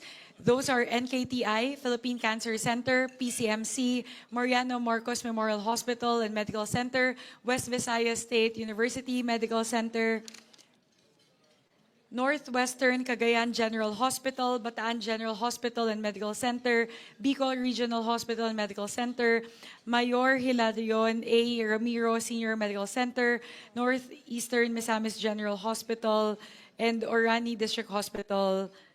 In Bataan, there's also the Senator. Oh. So ano po to? It's a lot of different HFEP facilities subsumed under the proposed 5.69 billion increase.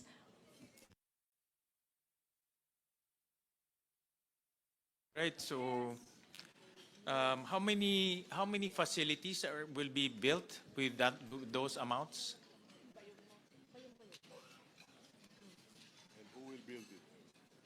And who will build it?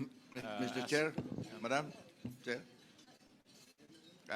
Tungkol doon sa Senator Will, question, while I how retrieve the many- data, I'll first like to recognize Representative Pepito Alvarez. How many facilities? Kanya-kanya po yung submit ng hospital facilities improvement program. Yung Northern Palawan po,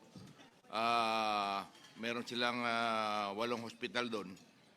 tinamaan ng bagyo.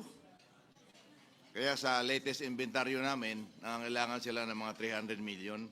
But total Palawan, including those na mga sira-sira ng hospital, kailangan namin at least 500. Minimum yun for next year.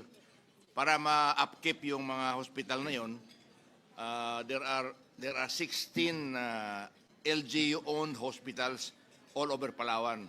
And there are 2 DOH-owned hospitals. The one in Colyon, which is the Colyon General Hospital, and the one in Puerto Princesa, which is the hospital ng Palawan. Before that was owned by the LGU, it was reverted back to the DOH. So all in all, we have 18 hospitals there na government and LGU owned. Yun po. So sa kalahatan, nangangailangan kami for next year. Minimum po yung talagang nasagad na, maski na bagyo yung sa norte, we only need about 500. But every year, yung maintenance meron yan. So the next 2027, 2028 might not be that amount. Kaya yung 26 billion na yan, Palawan pa lang yun. We are the largest province in the whole country. And ganun po karami yung hospital namin doon because of the distance. And remember, Palawan is a tourism region. For every peso that we invest in Palawan, we give back to national GDP 2 to 3 pesos back. Ganun po ang ratio. So, tulungan naman natin yung HPEP na yan, adapt na lang natin yung Senate version na 26, which is very reasonable. Considering ang daming tinamaan din ng bagyo the last 3 months. Thank you. Mr. Chair, I will just, I want to say like tama po yung sinasabi po ni Congressman Alvarez from Palawan. As a matter of fact, hindi na tayo lalayo, Congressman Kong Alvarez. Yung ospital ng Palawan pala sa city, kailangan na mag-expand, kailangan ng tumaas kasi punong-puno na po ng tao at hindi na magkasya. Kaya ang end result, yung mga tao pupunta lang sa Adventist, pupunta sa Co-op, tapos lumalapit sa mga politiko para humingi ng maip para mabayaran. The Co-op Hospital, Mr. Chair, and the Adventist Hospital ay private hospitals. Kasi hindi na nga ma-accommodate ng hospital ng Palawan, yung provincial hospital, dahil kulang na kulang talaga ng mga kama, Mr. Chair. Mr. Chair. Yes. Senator Kiko. Yes, I think one of the concerns on the funding for these facilities would be the findings of a investigation in the House about ghost facilities or substandard facilities or incomplete facilities. So my question here is how do we prevent a repeat of the poor or unacceptable implementation of ang public works ba ulit ang gagawa nitong mga proyektong ito? Kasi kung ganun, baka lang hindi kaya kumuha na lang tayo ng bato, pukpok natin sa ulo natin dahil baka masakit na naman ang ulo sasakit lang ulit ang ulo natin kung hindi maayos yung magiging implementasyon. If I may respond to the query of Senator Kiko. So, ginawa po namin, in the HGAP version, you would see a special provision pertaining to HFEP wherein we adopted a similar provision as in the basic BEF. Nahilo na. Basic Education Facilities Program, or BEF, wherein we've opened up the modes by which these facilities can be built. So, ginaya po namin, kasi po, di ba, aside from DOH and DPWH, we're also opening it to LGUs and PPPs. So, similar po to the adjustment that we did for the BEF, we also stipulated the same as a special provision. And then to respond po to the query relating to how many health facilities are subsumed under the proposed 5.7 billion, it would be a total of 62 health facilities all over the country. Yes, Mr. Chairman, just to follow through on that, and I recall now, when we were hearing the classroom acceleration program, it was mentioned earlier, but I just like to stress that point, that when you have the private sector PPP program in place, and you have local matching between the local government and or getting the local government to be a partner in the infrastructure. At one point, the DepEd was able to build 600 classrooms a week. This was under President Aquino's time. And Brother Armin, who was the Secretary of Education then, would attest that they were able to fill up the backlog. And so we welcome this special provision wherein you have PPP, you have local government engagement to be able to address the infrastructure facilities for the health budget, for the Department of Health budget. Thank you. Thank you. Thank you very much, Senator Kiko. Actually po, that also doesn't preclude the need to talk to Secretary Ted Herbosa because as we all know, the reason for the huge delay in the implementation of HFEP and the very low utilization rate for HFEP, not only in 2025 but in previous years, is the very delayed release of their guidelines. Meron din pong problema administratively within the DOH relating to how they're implementing this program. So aside from opening up the modes, we're also doubling down on ensuring that the DOH releases the HFEP guidelines in a timely manner. Kasi may iba po nagsasabi, March pa lang nag-release ng guidelines for HFEP, tapos may delay pa further in terms of the bidding and everything. So halos hindi na po siya talaga nasisimulan before the end of the year. So we intend to do that as well po. Senator Pia? Just an addition to the discussion. It was Secretary Herbosa who said that they have a lot of ghost projects. So when we were reviewing the amounts for HFEP, and we really wanted to increase it, we always want to increase it every year. DOH could not give us any figures. As we speak, as we held our plenary debates up to that day from the hearing, plenary debate, they could not tell us exactly the status for every HFEP. They could not tell us how many were abandoned, how many were finished but not operational, how many were finished but had insufficient equipment, how many had equipment but no health personnel. They did not have it. So when I think of our colleagues in the House and mayors, individually, I can get their individual commitment that they will, of course, operationalize it. But when you look at it on a totality, ang daming billions of funds worth that are not being able to use for healthcare. The delivery of healthcare has failed in that sense. So it is our collective decision to decide how to proceed. Yun lang naman, I really always support the increase, but we have no answer as of this moment on the status of these facilities. And one last point I'd like to make on the healthcare resources, human healthcare resources.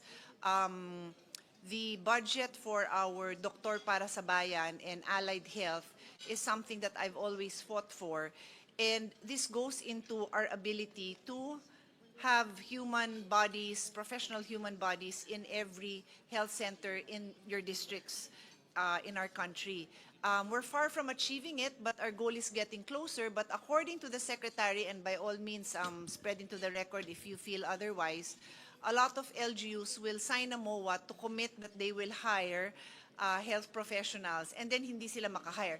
Whether that is a budgetary constraint on the part of the LGU, or there is just no health professional willing to serve in that area, I do not know the individual reasons. I can give you the top 5 general reasons that are received, but that is the end result. Wala silang nakahire. So there's a nationwide problem which we're trying to address by funding the human health resource gap. But individually, we have to look to our colleagues in the House to help us address this situation so that maybe next year we can have a better situation. Thank you, Mr. Chairman. Madam Chair, Mr. Chair. Yes, Representative Pepito Alvarez, Yeah, and in then, response to the and then good, Representative Albert Garcia. thank you. In response to the good senator, ma'am, maraming salamat. I can only speak of the whole Palawan. We have 12 non-performing large-scale RHU. Out of 12, isa pa lang ang may license.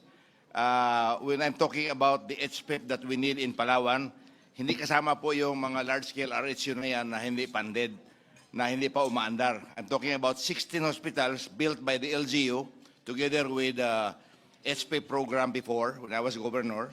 And then we have dalawang DOH hospital. Yun po ang sitwasyon doon. At yung LGU hospitals, yung manning, doctor, nurses, midwives, and medtechs are all scholars of the provincial government. Meron kaming fund, 50 million a year. And ang nagagraduate namin ng doctor between 12 to 15 every year. Mga midwives namin, meron po kaming at least minimum 6 to 10. And then mga medtech, meron ding 6 to 10 na nagagraduate. So, yung mga hospital namin, kompleto po sa staffing. Hindi kami nagkukulang. In fact, yung mga doktor sa barrios na pinapadala ng DOH doon, tuwan-tuwa sila dahil marami silang katuwang. So, ganun po nangyayari. I can only speak of Palawan. I don't know of the other regions and the other provinces.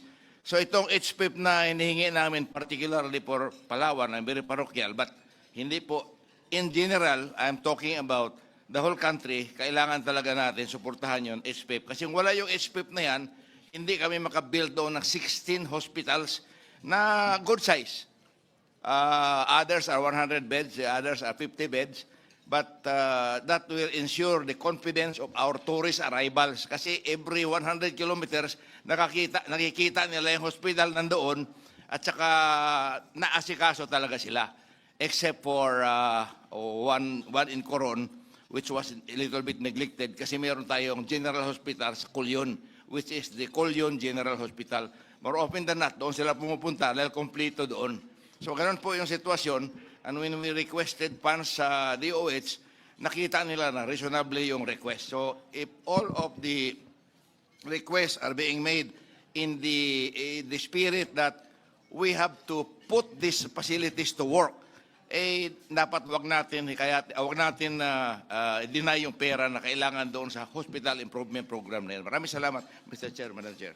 Mr. Chairman, dagdag ko lang. At meron na rin po kayong Palawan Medical Center. So, isama nyo na yun dun sa pagbibisita ng mga turista para makita nila yung medical school sa Palawan. We're very proud of that. So, thank you rin sa support ninyo dyan. Ngayon na lang nagawa yung dahil sa suporta ninyo dito. Pero nung araw, hindi nagawa yung medical school doon. In spite of the fact na yung HUC doon, nagkaroon ng 300 million pondo galing sa akin noon, ay hindi nila nagawa yung medical school dahil sa corruption. Maraming salamat, Mr. Chair, Madam Chair. Thank you. And I agree with this special provision. It's time to unleash the local government units, di ba, Kong Abet? Dahil maraming kagaybatan na very active, very aggressive, kailangan ma-empower rin sila eh. So if DOH can partner with the local government units, mag-counterparting sila, local government na magpagawa, mas mabilis eh. Kasi ngayon, exclusive ang DPWH to build HPEP facilities, kaya hindi natatapos. But now, with this special provision and everyone can build at the same time, parang school building, then I think mas bibilis yung implementation ng HPEP. No? If I may lang po, Senator Win, before I yield the floor to Representative Abet, I just wanted to comment on the point of Senator Pia. I totally agree po, especially with the issue around super health centers that are non-functioning. It's really because a lot of the LGUs do not actually adhere to the MOAs that they sign, that they will ensure that they provide doctors and operating funds. So yun po siguro yung pwede nating tignan, that DOH has to be more strict in terms of implementing and enforcing the MOA. So, pwede po natin kausapin yung DOH tungkol doon. Representative Abet Garcia, please. Yes, thank you, Madam Chair, Mr. Chair. Just to add to what Madam Chair said, regarding the DOH HF facilities, medyo exaggerated po yung nabanggit sa news na ghost. It is really more yung mga non-functional, like what the chair said, na nagawa yung super RHU, tapos nasa MOA with the LGU, nalalagyan ng mga staff, pero siguro kulang din ang pondo yung LGU, hindi nalagyan, so hindi nag-function. So this also came about during the budget deliberation of DOH, and Secretary Ted Herbosa, doing a catch-up plan on this, said that he would be more diligent in implementing the MOA with the LGU para talagang mabawasan or totally mawala na yung mga non-functioning LGU. Kasi sayang naman kung mapipinalize yung mga proactive LGU like yung kila Congressman Alvarez sa Palawan dahil dun sa kakulangan o dun sa kakulangan sa pagiging proactive ng mga ibang LGU. So sana maging merit-based dun sa mga talagang nakikipagtulungan with the national government, in this particular case, DOH, sana mabigyan din natin ng chance para mas maraming makinabang ng mga kababayan natin.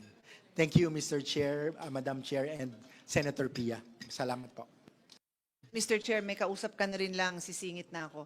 Very quickly lang, not for our colleagues, kasi I agree 100% with what Congressman Abit said, but for the listening public, the viewing public, when we checked during the hearing, wala naman talagang lumabas na ghost HFEP. Walang ghost yung binayaran, tapos hindi na itayo. Yung katulad ng sinabi ko and emphasized by His Honor, Congressman Garcia, yung mga non-functioning for the reasons I mentioned. So for the public to know, kasi baka mamaya ma-headline dyan, sinabi ko may ghost.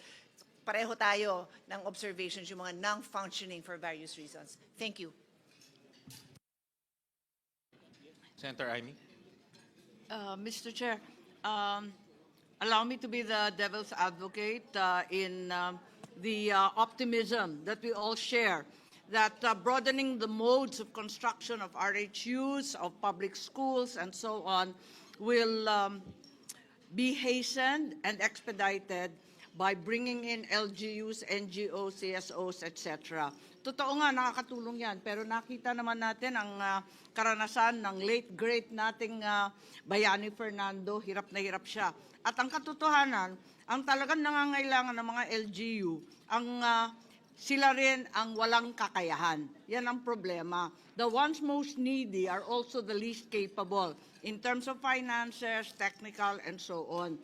Kaya may hangganan rin itong pagpapartner. Kaya medyo minsan hindi ako masyadong gangho dyan dahil alam naman natin yung mga 4th and 5th class and 6th class municipalities kung meron pa, talagang hindi nila kayang gawin.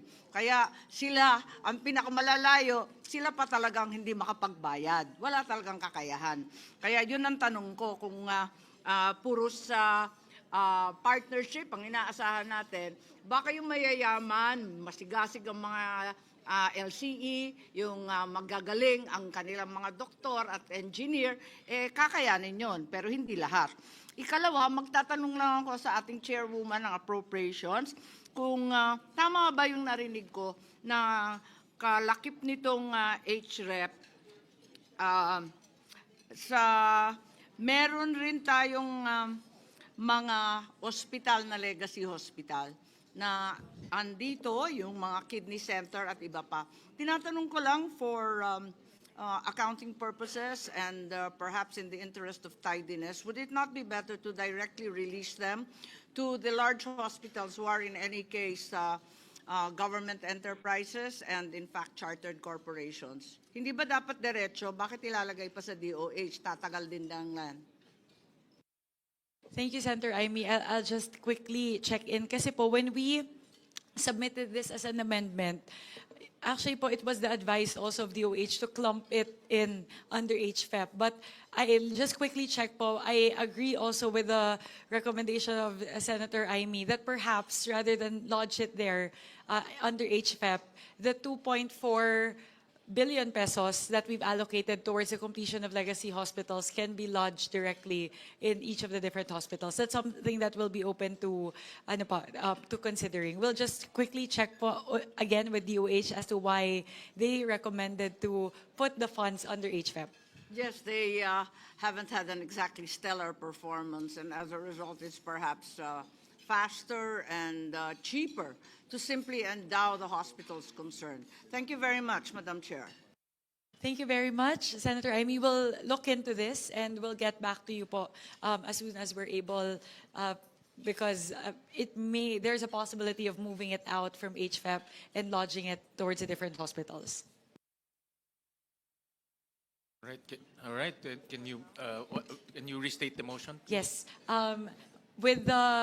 With what was shared, wherein we ensure that the implementation of HFEP will hopefully be a lot better in 2026, given the special provision increasing the modes by which these health facilities can be implemented, meaning aside from DOH, DPWH, you can also enlist the help of LGUs and PPPs. With that, we again appeal to our colleagues in the Senate to please consider adopting the version of the HGAB pertaining to the increase in the Health Facilities Enhancement Program to the amount of 22,294,967,000. All right. Any second? Julie seconded the motion of Chairperson Mika Swansing. It's hereby adopted. Thank you. Again, thank you very much to our colleagues in the Senate, and we assure that we will work with you in making sure DOH performs better in implementing the Health Facilities Enhancement Program. Maraming salamat po. Thank you for that. We'll move on to the department budgetary support to government corporations, Department of Health, and yes, Senator Amy. Sorry, Mr. Chair, sorry to interrupt, but there is an unmentioned and unlisted item which occurs actually in the budget. We are proceeding to the Department of Health, government corporations, the various hospitals. But before letter F, there's an E4, which is the PhilHealth Insurance Corporation, which we're fully aware of. Originally, in the NEP, only 53 billion was the endowment to PhilHealth.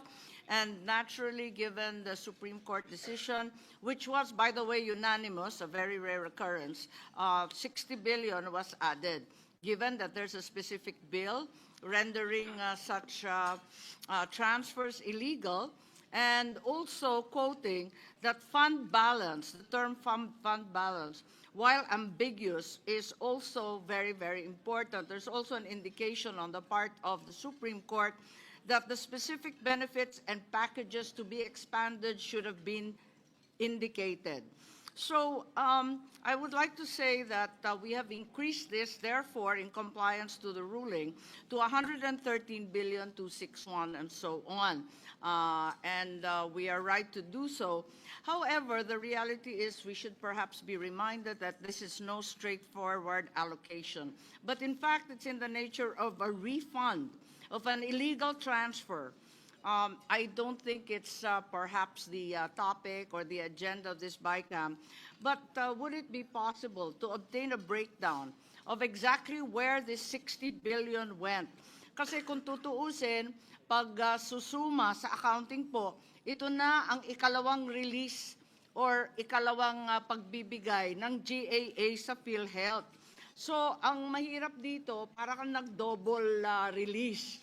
Kasi nagbigay na tayo noon, pagkatapos magbibigay ngayon, pero walang refund as such.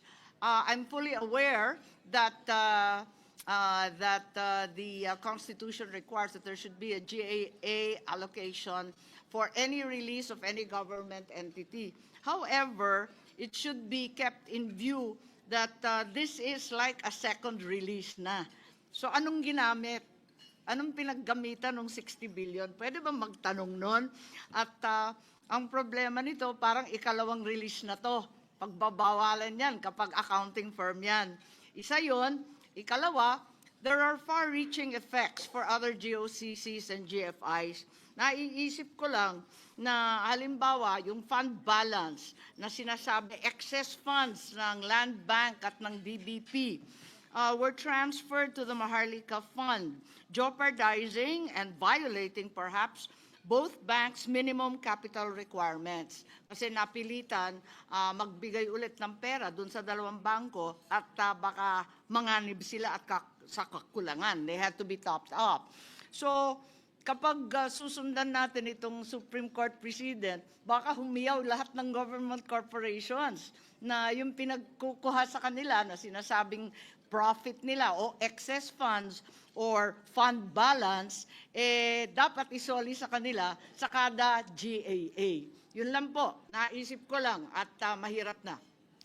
Thank you very much, Senator Aimee. To answer the query, I will defer to Senior Vice Chairperson Albert Garcia, who defended the budget of the DOH. Thank you, Madam Chair.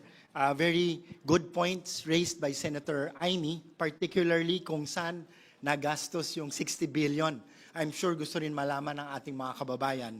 So during the budget deliberation and defense of the DOH, tinanong din po namin exactly itong query na ito.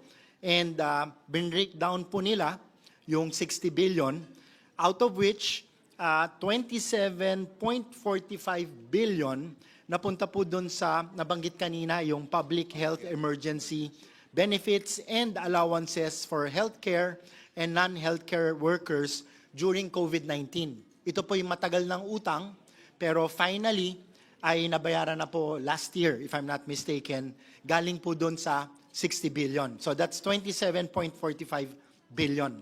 Then an additional 10 billion dinagdag po sa medical assistance to indigent and financially incapable patient or MIFIP. So that's an additional 10. Tapos 4.1 billion napunta po sa procurement of various medical equipment for DOH, hospitals, LGU hospitals, and primary health facility. And another 3.37 billion napunta po sa tatlong DOH health facility. And another 1.69 billion napunta po sa Health Facilities Enhancement Program or HFEP. At 13 billion po, ito yung napunta sa government counterpart for financing para po sa mga foreign assisted projects. So, majority of the 60 billion napunta rin po sa health, except for that 13 billion na nilagay po sa counterpart para sa mga foreign assisted project ng ating gobyerno. Parang yun, kaduda-duda. Bakit ginamit yung PhilHealth funds para sa foreign assisted projects na iba-iba naman ang pakay, hindi naman necessarily para lamang sa kalusugan. So, eto ang problema dyan. At isa pa, kailangan sumunod din tayo, tumalima rin tayo dun sa judgment ng ating Korte Suprema na sabihin kung saan na naman gagamitin itong panibagong 60 billion. Siguro, liwanagin ng DOH, sabi ng Korte Suprema, the specific benefits and packages to be expanded. So dapat ilista na rin nila yung 2026. Wag lang natin ibigay yung 60 billion as refund. Bahala na kung anong breakdown at kung saan-saan na naman, baka maligaw na naman 13 billion. Walang ganyanan. Tama po, Madam Chair, yung sinabi ni Senator Aimee. This was done before the Supreme Court decision at nag-decide na po yung Supreme Court na talagang mali. Kaya sinosoli po natin.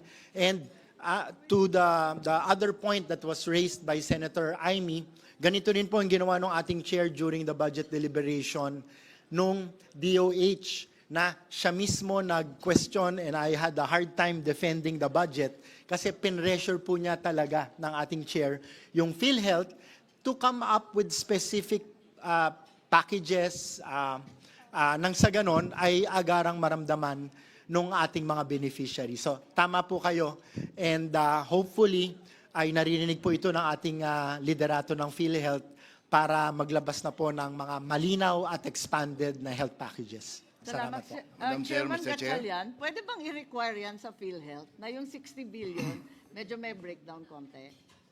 Mr. Chair, yung rinimit sa DOF? Yes. Yeah, Kasi actually, yun ang sabi ng Korte Suprema. Asan yung specific Yeah, actually, benefits meron po? silang submission sa atin ng DOF kung saan nila ginamit. We can furnish, Your Honor, about... That's the past po. But since we're going to be allocating anew in the 2026 GAA, pwede bang ilista rin nila yung 60 billion kung saan nila igagastos yun? We'll request PhilHealth to give us a breakdown. Sen Win, if I may. If I may respond. Senator Amy, actually, medyo grinil ko po yung PhilHealth with regard to that. Nagkainitan nga po kami at around 12 midnight during the deliberations. I actually asked them to do an actuarial study because they keep on telling us that it's all going to just ensuring that they are operable. Sabi ko, hindi. Dapat i-expand niyo yung benefits package ninyo, dapat gamitin yan para ibaba yung premium contributions ng members, dapat bayaran ninyo yung accountability ninyo sa hospital, hindi po sila makakommit. So, ano po, I've been asking for that data po from PhilHealth for the last, since September actually, since mid-September, and until now po, they're not able to give that information. Salamat, Chair. Kung maaari, isama na natin sa budget. Malaki-laki yung 60 billion. Bakit hindi ibiyak yan? Mamaya, mapunta naman sa kung saan-saan government counterpart ng FAPS na hindi natin alam at walang kinalaman sa kalusugan ng ating mga kababayan. Tama, Mr. Hindi Chair. naman tama yun. We'll recognize Senator Pia. Yeah. Merong special provision actually to kung saan paggagamitan yung 60 billion, but we'll allow Senator Pia to elaborate on that and also on the PhilHealth issue. Mr. Chairman, just a very short response on that matter.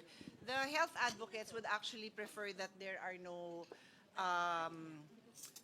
specifics on how that would be used. That the PhilHealth board would be able to make that determination. We do have a special provision which is still very general in nature. It's a continuous implementation of the zero balance billing, introduction and scale-up of benefit packages for catastrophic and high-cost conditions, expansion of coverage for outpatient and YACAP, and implementation of the DRG. Ito yung DRG yung papalit na sa case rates. So, ganun ka-general naman yung special provisions natin. And to be clear, it says including but not limited to. We just want these provisions, which are already programs of PhilHealth, to be implemented. Anyway. Gusto ko lang maliwanagin dahil mabuti na nakikinig yung taong bayan na yung 60 billion ng PhilHealth na yan, this conference will deny exactly where it went yung pera. Hindi po sa Facebook na babasa mo na itong 60 billion ginamit sa flood control.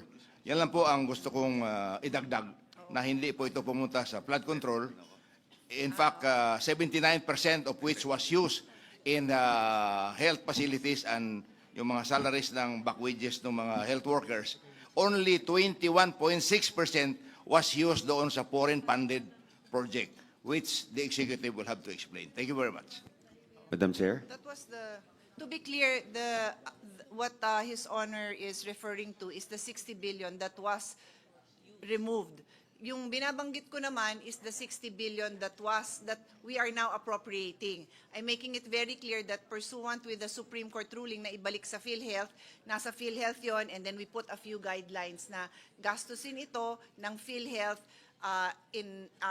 not limited to the following. Yung binanggit ko ng mga zero balance billing, yung papalit sa case rates, yung DRG. Pero tama naman po kayo yung dati, yun ang hindi natin kagagawan, doon nila ginastos. Madam Chair? Yes, Representative Brian Yamsuan. Tingin ko ang PhilHealth din, kailangan magkaroon sila ng malawakang information drive. Kasi madalas, hindi alam ng mga tao, kahit PhilHealth member, kung ano yung mga pwede nilang makuha ang mga benepisyo. Minsan hindi nasasabi sa ating taong bayan. Gaya nung YACAP, 20,000 worth of free medicines for PhilHealth member. Pero walang nakakaalam. Pag binabanggit, kunyari kami, bilang mga representante ng distrito, babanggitin namin sa aming mga constituents, doon lang nila malalaman. Pero yung PhilHealth itself, wala silang conscious effort to promote and to say. all the programs that are available for PhilHealth members. And I think yun ang kailangan nating i-push din sa kanila to have that honest to goodness information drive that people will really know kung ano yung mga benepisyo na talagang makukuha nila sa kanilang ahensya. Mr. Chair, let me add Senator to that. Erwin, yeah. Yeah, the problem with PhilHealth, Mr. Chair, with all these benefits, they do not have this information drive. Hindi po nakakarating sa mga kababayan natin, ika nga, dahil kulang po sila. I don't know why. We have been proposing that since I was still in Congress last year, talking to the different PhilHealth chairmen, pero hindi po nila ginagawa. So that is the problem. Hindi ho, alam ng mga kababayan, kagaya yung mga i-consulta na yan, at saka yung mga hospitals, kung ano yung mga pwede silang pumunta roon, but they don't know. Kailangan pa tama naman na, Mr. Chair, si Congressman Yamsuan, kailangan pa sabihin kung saan sila pupunta. Dapat trabaho po ng PhilHealth. Their problem is they don't have this information dissemination, a proper information dissemination, Mr. Chair. All right, thank you. Thank you for those comments. So we move to the next. So, Mr. Chairman, can yes. I now take the floor? Because I was just responding. All right, I okay. yes, Yes, thank we you. recognize Senator Pia. Thank you. I just wanted to take this opportunity because Senator Aimee already mentioned that 60 billion. So I will just take this opportunity to once again, and to my colleagues who have heard me speak about this so many times, you can take a break, you can take a bathroom break, you can tune out, you can use your cell phone, because I am saying this for the 100th time for the sake of the public, kasi I think all of our colleagues here have the same position. This is about the sin tax collection. So by law, under the sin tax law, there is a mandate that the collection be earmarked for PhilHealth. Ang ibig po sabihin nun, mga kababayan, earmark, unlike karamihan ng revenue ng gobyerno, walang earmarking yun, pupunta lang yun sa treasury. So lahat ng nakukuhang revenue, treasury. Pero itong revenue na nanggagaling sa sin tax, yan po ay earmarked. Ang ibig sabihin nun, nakaisang tabi yun in a separate fund, merong specific na paggagamitan. Ang paggagamitan nun is PhilHealth. So, in 2023, I'll just go back, kasi we passed the law in 2022, it became effective by way of the sin tax collection in 2023. In our General Appropriation Act, itong budget na pinapasa natin in 2023, 79 billion yung na-appropriate sa sin tax, and it is lacking by 4.9 billion because the total sin tax earmark in 2023 was 83.90 billion. Kulang ng 4.9. Nasaan? Hindi ko alam. Nalunod, na flood control, hindi ko alam. 2023 po yun. In 2024, the sin tax earmarked amount was 79 billion. What was in the NEP was 80.28, so nadagdagan pa ng konti. And what was in the General Appropriations Act was 40.28 na bawasan. So ang deficit is 38.73 billion. I repeat, this is earmarked. There is no basis in law for this amount to be used anywhere else, even if it is for a legitimate purpose. Walang naka-earmark na sin tax para sa ibang purpose. Ito po ay dapat nasa PhilHealth. Kulang ng 38.73 billion in 2024. In 2025, the sin tax earmarked amount was 69.81 billion. Ang nasa NEP is 53.13 billion. Ang nasa GAA is 0. So ang kulang is the whole amount, 69.81 billion. Nawawala, nasaan? Nasaan? So yung mga tanong natin, makasamahan natin, Senator Aimee, na 60B, yung dun pa lang sa tinanggal, pero before that, 4.9, 38.73, 69.81, where is it? It is earmarked for PhilHealth. So, in the earlier discussion where pinag-uusapan ng MAIP, ang dami nating pambayad. We would not have to have this discussion because the funding is available by law. So, I move on. In 2026, which is ngayon, ang earmark is 69.78 billion. Magkano ang nasa NEP? 53.26 billion. Ano kulang? 16.52 billion. We have the power. Ladies and gentlemen, tayo dito.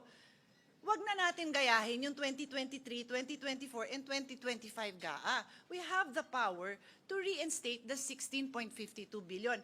In the past 4 years, let's do the right thing for this 1 year. And this will address the very same questions that you were all raising earlier on the lack of funding for medical assistance. Okay, so I rest my case kasi clear yan. Ang total niyan is 129.96 billion for the past 4 years. 129.96. I'm not done. Also earmark, kaya magkape ka pa, Chairman. Also earmarked are revenues from PCSO and PAGCOR. Iba naman yung batas na to, pero it is also earmarked. Uulitin ko, very clear na tatanggalin yung pondo na revenue ng PCSO and PAGCOR, isang tabi para sa PhilHealth. Ang nakalagay lang, kasi ibang batas to, nakalagay doon subject, and I am paraphrasing, but basically it reads something like subject to the usual accounting, budgeting, and auditing principles. O yun daw.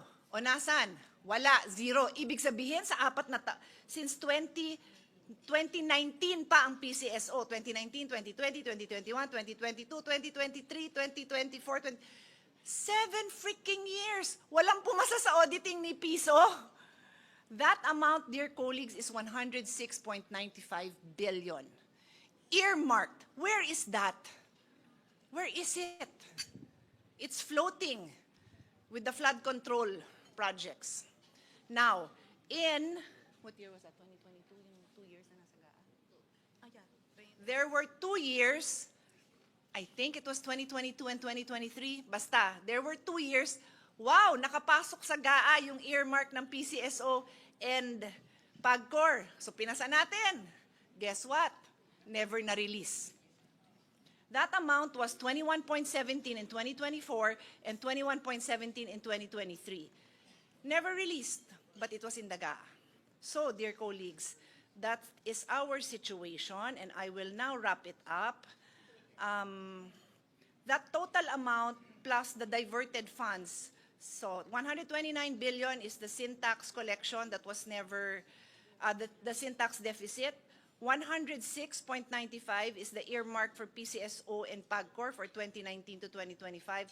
And then the diverted funds of 60 billion, if you add that all up, it's 296.91 billion, almost 1/3 of a trillion. But of course, we will now reduce 60B because for all intents and purposes, we have all agreed that yung 60B ibabalik.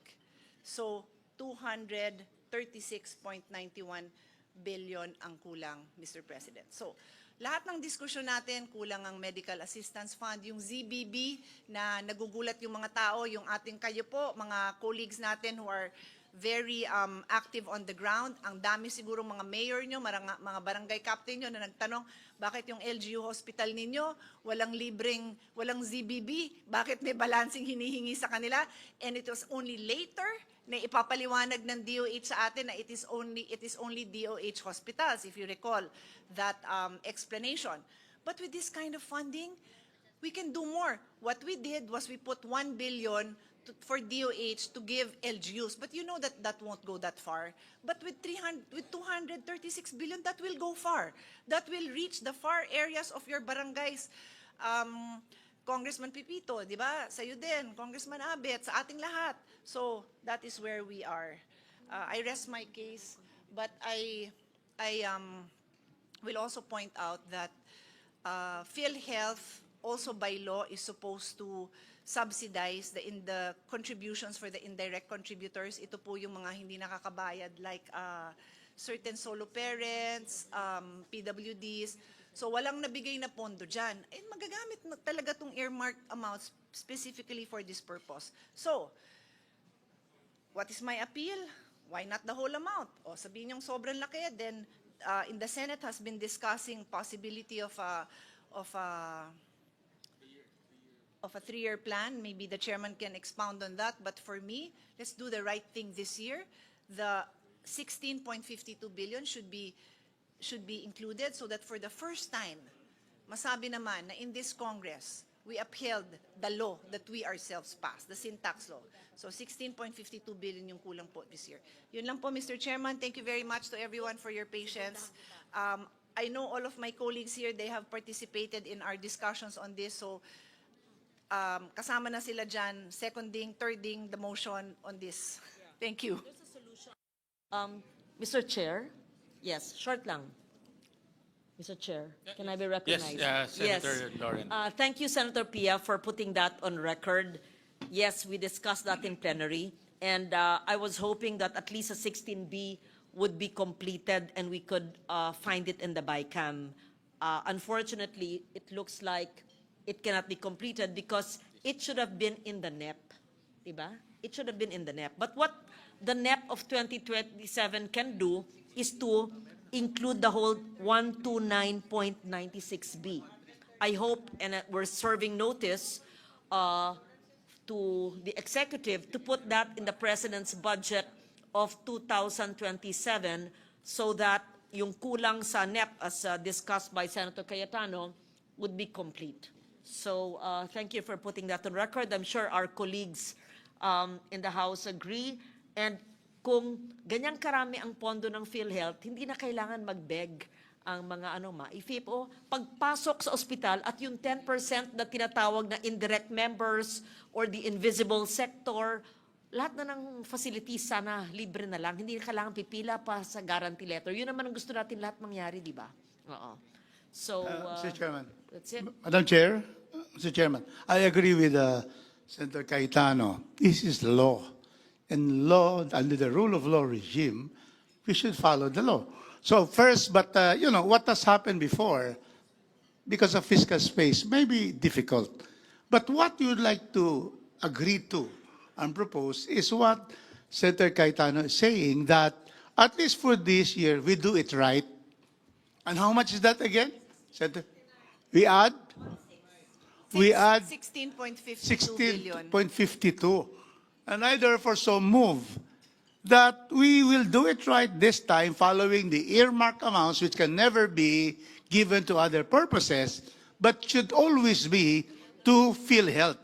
And so therefore, that is what we would like to do, Mr. Chairman, to make the right thing at this moment. Now, for 2027, let us see if we have fiscal space for 126 back amounts of the amounts earmarked by law, not given to PhilHealth.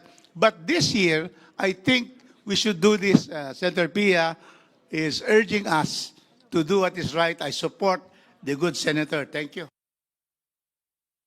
Thank you. Thank you for that very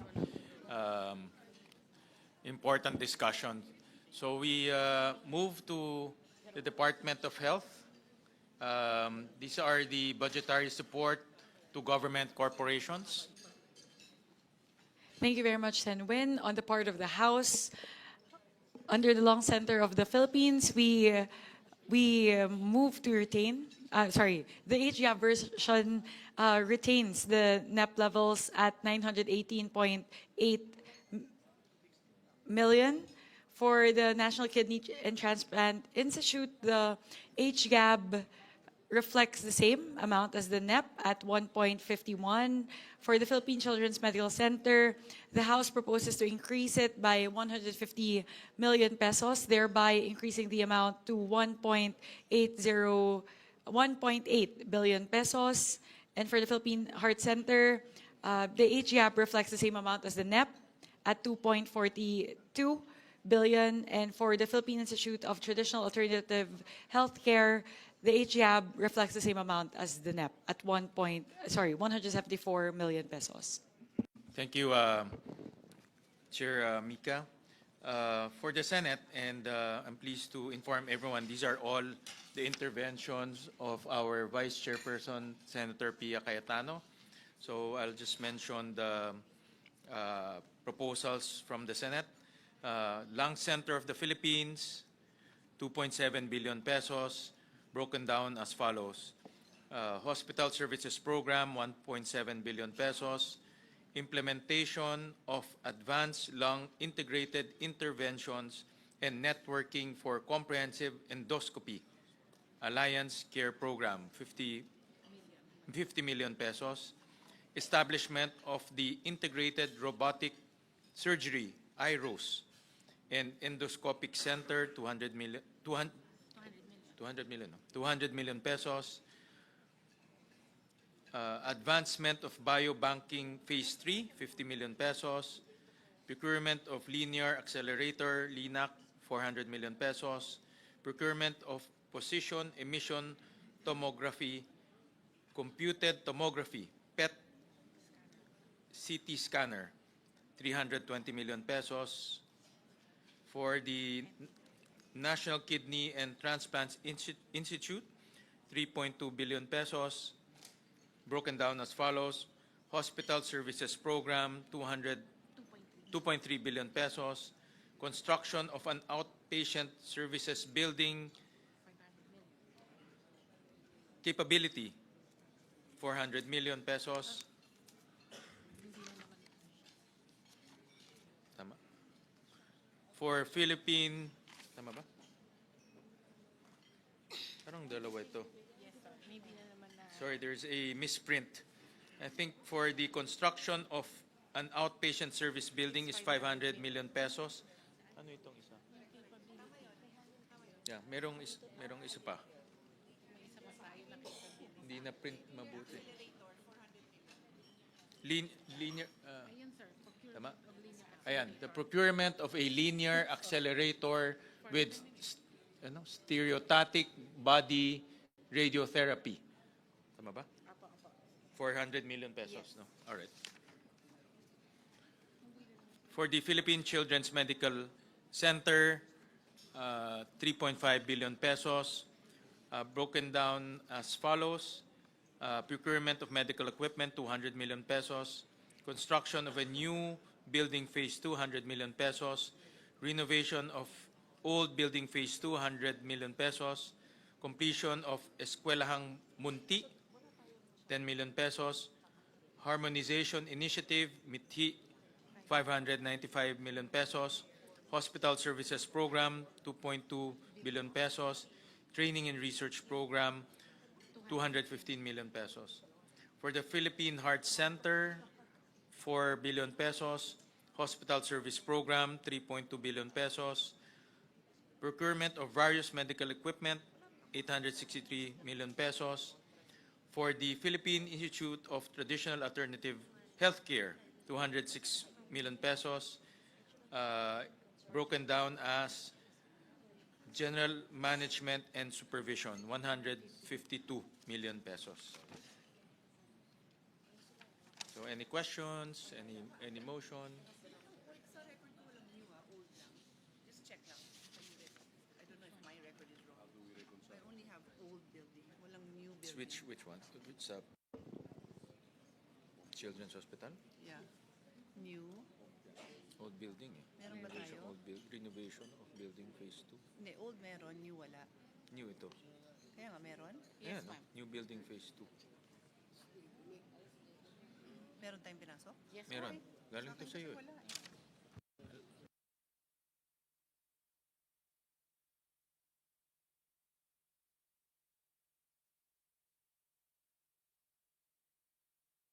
All right, any comments, any suggestion, any motion? Senwin, if I may take this one, PCMC is very close to my heart, so I'm very happy to see the huge increase for the needs of PCMC, and not just that, of the other specialty hospitals. So I thank the Senate, and I also thank Senator Pia Cayetano, who sponsored this. And with that, I move to adopt the recommendations as put forth with regard to the DOH BGSC cluster. Mr. Chairman, I second our chair with the statement that Cagayanons have been able to be given services, especially by the Philippine Heart Center, the Philippine Children's Medical Center, and the National Kidney and Transplant Institute. We thank the Senate for increasing all the budgets for these 5 agencies. So I support and second the motion of our chairperson. Thank you. Thank you. So we now go to the Department of Agriculture. We can start with the Office of the Secretary.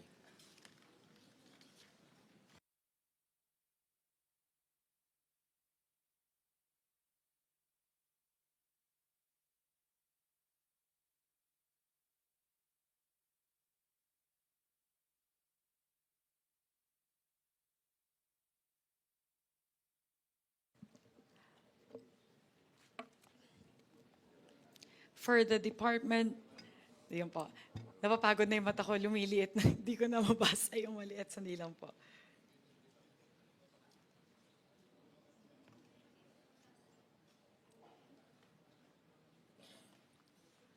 For the Department of Agriculture, under the Office of the Secretary, the House proposes an increase of 16.6 billion pesos from the NEP level of 16 billion pesos for the repair, rehabilitation, and construction of farm-to-market road projects in designated key production areas, thereby bringing the total in the HGAP to 32.6 billion pesos. Next would be a proposed 50 million peso increase in the PAEF on the National High Value Crops Development Program, thereby increasing it from 601.9 billion in the NEP to 651.89 billion in the HGAB. Next, and very important for the House, would be the next item, which is to institute a 10 billion peso fund for the presidential assistance to farmers and fisherfolk. This is important because at 7,000 pesos per beneficiary, we will be able to service almost 1.3 million farmers. Next would be Office of the Secretary lang po muna tayo. Yeah. So those would be the three major amendments proposed by the House on the part of the Department of Agriculture under the Office of the Secretary.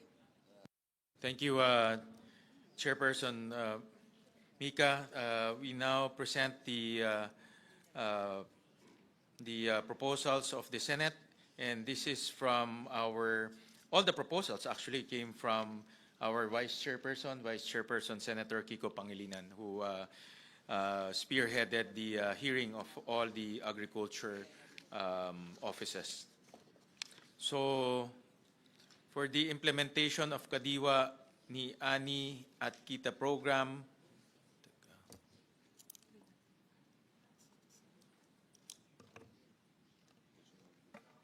ito yun.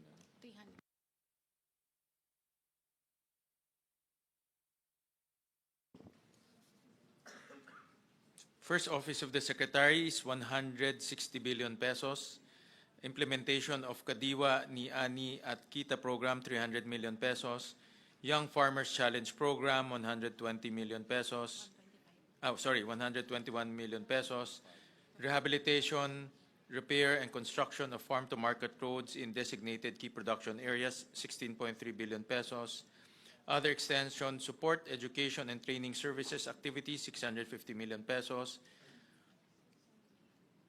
Building sustainable agricultural and fisheries enterprises safe through the Farmers and Fisherfolk Enterprise Development Program under Republic Act number 11321 or the Sagip-Saka Act, 500 million pesos.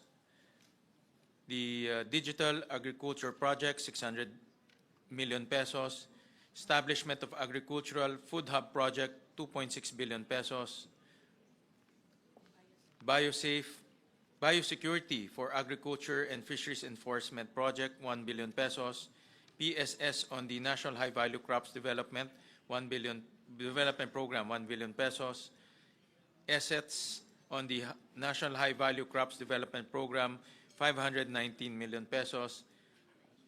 PAEF on the National High Value Crops Development Program, 867 million pesos. INS on the National High Value Crops Development Program, 108 million pesos. Presidential assistance.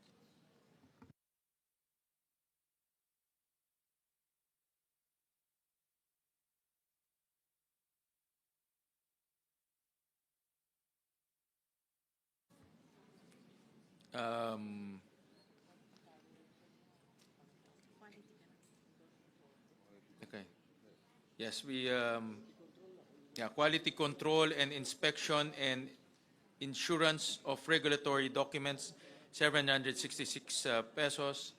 Animal welfare supervision and accreditation program, 10 million pesos. That's it, Mr. President. Mr. President, Mr. Chairman, that's the end, Yes, as you mentioned. yes, No? yes, Just to mention, the very last one was this representations amendment. And I just want to mention, because it's a first of its kind, it's animal welfare to provide assistance to private animal shelters that have demonstrated exemplary performance in delivering care, protection, and rehab services to animals. This is the usual domestic animal situation where they're abused, walang matakbuhan yung mga tao, walang tumutulong, walang financial assistance. So this is a first small pilot project that will put under DA the responsibility to vet these shelters and then to provide them with the financial assistance to help them do the job that many of them are already doing very well. Yun lang, Mr. Chairman. Thank you, Senator Pia. So, Mr. Chairman. comments? Yes. Yes. Mindanao, Mr. Chairman, has a population of 26 million Mindanaonons, comprising 22% of the 119 million Filipinos. Mindanao contributes to our GDP in the tune of 18 to 19%. But this and the net that was provided to us only gave Mindanao, out of the total pie for the DA, 15.2%. So I asked Secretary Laurel on this, and he said that there are also funds lodged in the office of the Secretary to be able to give justice to Mindanao. Imagine 15.4, and we are the breadbasket of our country. 50% of the corn, Mindanao. Coconut, 50%. Rubber, almost all from Mindanao. So, Mr. Chairman, I would like to know whether the Senate has considered you being the representatives of the entire Filipino nation in general. Have you been able to see how Mindanao as a region, 6 regions in the island of Mindanao, how we are able to give to our farmers and fisher folks more than the 15.4%? So I would like to ask that here in this forum, because we are now in the BICAM. And so therefore, we cannot continue to have this kind of an inequitable distribution of the DA pie to only have 15.4% for Mindanao. So we would like to know from our chairman whether that was also taken by the Senate and whether there are also moves to be able to give justice to Mindanao, because we have the most number of farmers and also fisher folks. So therefore, those are the things that I would like to bring to this August Assembly of the BICAM.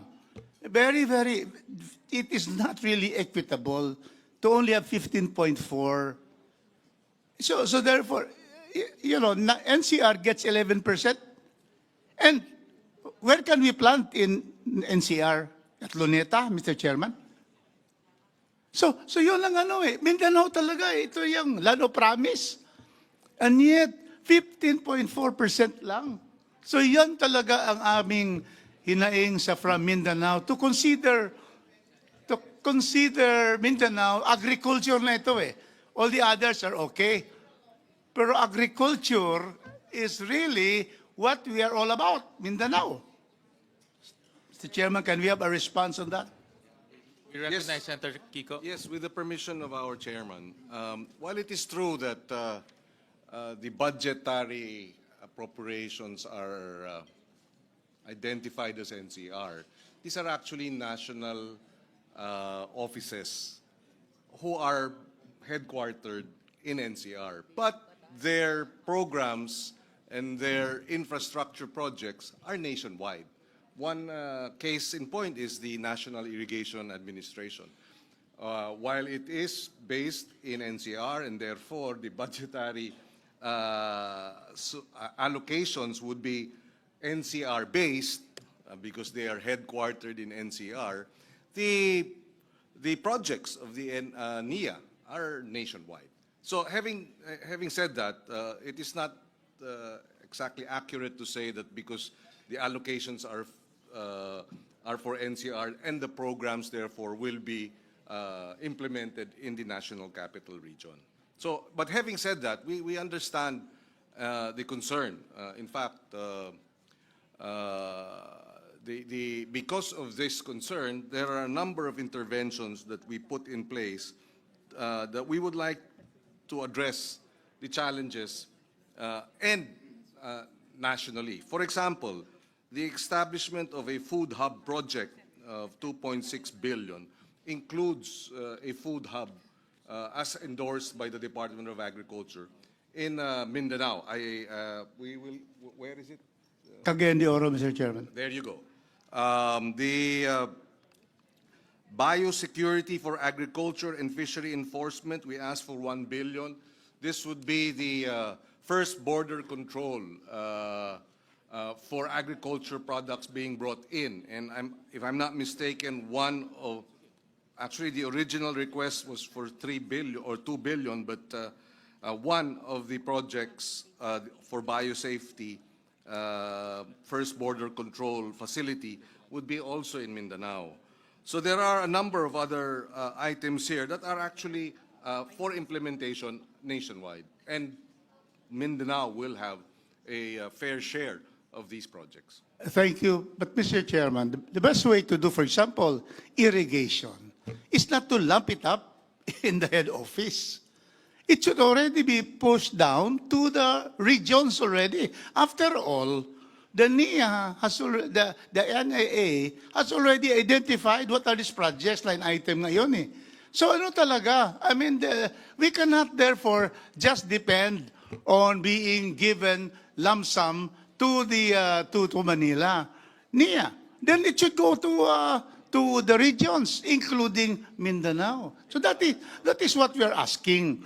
Because when you put it in the head office, the problem there is that it becomes a pork barrel of the one holding the funds. And you have to plead to them. And we are very far from Mindanao.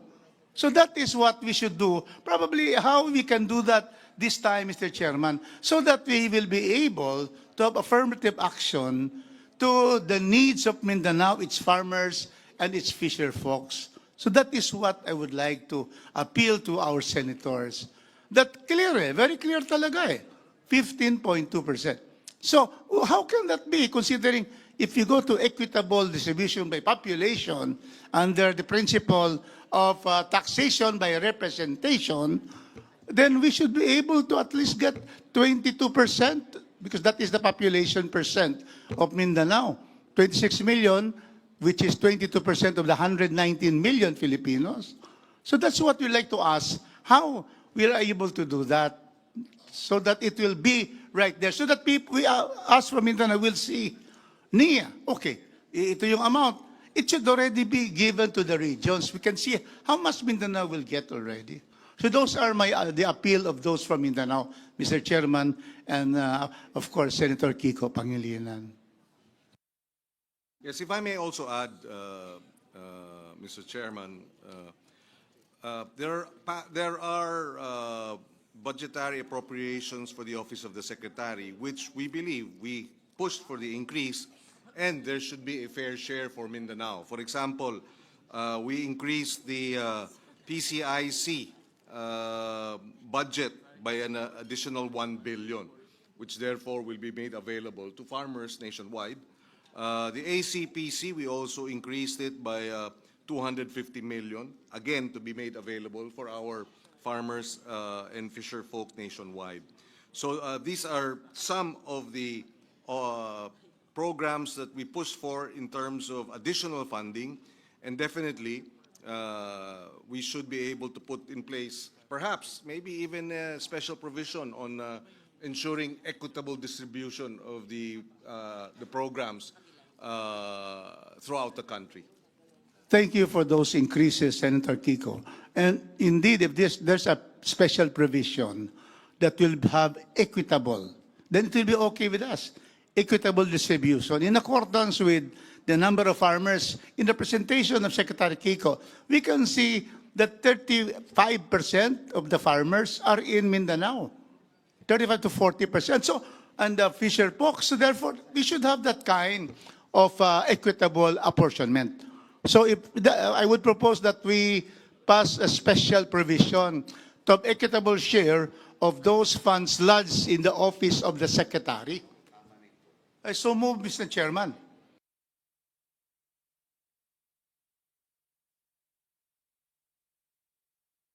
Subject to the wording, so that we don't, so we can also give the secretary some flexibility. We agree in principle to the special provision. Thank you. Let's have a special provision subject to the consultation with the secretary. Because actually, the secretary realized this when I brought this up in the House, and he pledged, in fact, that there will be more in addition to the 15.2%. He will be giving more. But in the special provision provides so with a language that is acceptable to the secretary, then we are very thankful to the Senate and the House for having that provision. Medyo equitable naman ang distribution.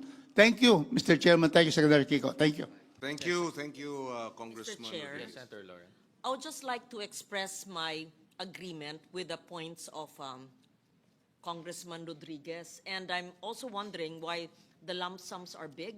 In fact, moving forward in the coming NEPs, coming years, it should be disaggregated. And the more disaggregated it is, equitably distributed in the different regions, even down to the provinces or districts, it's better rather than it's lump sum and it's subject to patronage politics o kung sino ang sinasabing malapit sa kusina. So I agree with you, and especially now with the effects and the impacts of climate change, our farmers and fisher folks in Mindanao need all the support needed. So we would be happy with the permission of the chair to receive a special provision that could guide the funds that are lodged presently in the office of the secretary. Thank you. Mindanao would like to thank Senator Ligarda for supporting us, the chair, because you were the one who said to support immediately. But of course, together with the chairman, Senator Kiko. Yeah. So thank you very much for that. And we hope to have that provision, Senator Kiko. You're in charge of agriculture, and we really would like to get your support. Thank you so much. You have it, Congressman. Actually, Congressman. So Mindanao thanks Senator Kiko Pangilinan. Now we wait for the chairman to also pledge. No, I think that concept should be spread out in various agencies, not only in DA, but also, let's say, in the PWH or in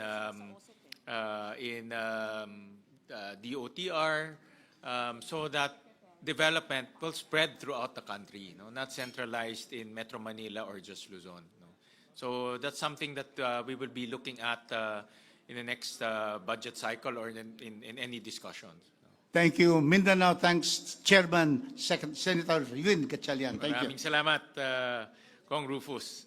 So any comments? To continue, Mr. Chairman, on another matter. This is regarding our proposal for the farm-to-market road. This is affirmative action, especially in Mindanao, where we have already highways. But the problem is how our people in our far-flung barangays will be able to bring their produce to the city, lowering costs and enabling them to bring their products. So I have been requested by the chair, and I always obey my chair. So whatever the chair would want. Thank you very much. Thank you for indulging me, Representative Rufus Rodriguez. Before we go to the question on the farm-to-market roads, I would first like to focus the matter on something of great importance to the House, which is the funding for the presidential assistance to farmers and fisher folk. In the HGAB, there is a allocation of 10 billion pesos for this program. And we appeal once again to our colleagues in the Senate to please help us fund this in the final version of the GAA. The reason being that this is a critical program, one of the flagship programs of the President that enables him to provide assistance, enables the administration to provide assistance to farmers and fisher folk all throughout the country. Several instances where it has been given in the past, in Navotas when there was an oil spill, in Cavite as well, I believe, also due to the oil spill, when there in Camarines and in other areas when there were times of calamities, especially when typhoons would strike, and this would damage the crops of the farmers. And finally, in cases wherein crop prices are so low that farmers get prices below their investment. So siguro po yun po yung hihingiin namin. Napakahalaga po kasi ng programa na ito para po sa ating mga magsasaka at mangingisda. At I will also personally advocate for this as a representative from the 1st District of Nueva Ecija, which is the rice granary of our country. And it is very important for us to be able to have this fund to help our farmers. Siguro po, in more recently, siguro po gusto ko pong banggitin yung nangyari nitong nakaraang cropping cycle na napakababa po ng presyo ng pagbili ng palay. At napakalaki po ng nalugi sa ating mga magsasaka. At ito po sana, itong PAF na to ay posibleng maging susi. Malaki po yung papel na gagampanan nito para matulungan po yung ating mga magsasaka na una po kahit papaano ay makarecover doon sa nawala nilang puhunan sa nakaraang cropping cycle at magkaroon din po sila ng puhunan para naman po sa susunod na pagtatanim. Napakahalaga po nito. At siguro po nung isa-cite ko na din po yung nakaraan, nung natamaan po ng bagyong Carding, yung aming distrito, halos higit 1 bilyon po yung nasalanta na mga pananim at mga bukirin. At kung meron po sanang PAF nung mga panahon na yon na agad-agad po na pwedeng mai-disburse para po matulungan yung ating mga magsasaka, napakalaking tulong po sana nun para sa mga nasalanta ng bagyo. And sa parte naman po ng mga magsasaka, napakalaki po na itinulong nito doon po sa mga natamaan ng oil spill. Kasi hindi po sila makapagpangisda. Kaya po ilang buwan po, mahina na yung ilang buwan na hindi sila makapamingwit. Makapamingwit ba yung term pag malakihan? Pero hindi sila hindi sila makapangawil sa kanila pong mga kadagatan dahil po doon sa oil spill. So, ang aming pong proposal, ang aming panukala ay itong 10 billion pesos po na ito ay hahatiin po sa 7,000 pesos bawat benepisyaryo. At ito po ay, ang represent po nito ay 1.3 million farmers na pwede po nating matulungan sa taong 2026. Kaya umaapela po muli ang aming delegasyon mula sa Kongreso na sana po matulungan po kami ng aming mga kasamahan sa Senado na sa pinal po na version ng ating budget ay maipasok po yung 10 billion pesos para sa presidential assistance for farmers and fisher folk. Maraming salamat po. May we hear from our colleagues from Mindanao?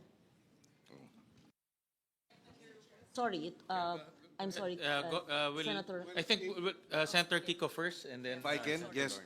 Well, we were reviewing first it was not in the NEP. I think it was considered after the series of typhoons, calamities, and the drop in palay prices, which happened after the NEP was prepared. No, so our concern there was how do we secure, where do we source the money? But having said that, my initial inclination really was to endorse it precisely because talagang hirap na hirap yung ating mga farmers, and lalo na sa palay prices, no? Bagsak na bagsak talaga, luging-lugi. Ayaw na nga magtanim muli, no? And then sunod-sunod yung bagyo. There are some concerns, however, in terms of the implementation. For example, sa RCEF of 2025, up until today, of the 13 billion that was supposed to be released, including for our rice farmers, 6 billion for cash assistance. The entire 13 billion has yet to be released. And of the 13 billion, machinery, seedlings, etc., 6 billion is cash assistance. Hindi pa na ibibigay. So, how do we now reconcile giving them an additional 10 billion for 2026? We have not yet been able to give them the 6 billion for 2025. So that's one concern that we were raising. No? The other is the 2024 releases of cash assistance. The COA has found that about 58,000 recipients of the assistance should not have received the amount. And that's a total of about 293 million pesos worth of assistance that went to non-farmers or non-qualified farmers and the like. So these are some of the concerns that we were contemplating with respect to this particular how do you call it, budgetary appropriations. Now, like I said initially, we were supporting this, and if we'd like to hear out other members of the panel, and maybe from our panel too in the Senate, so that we can try and find some win-win, how do you call it, compromise.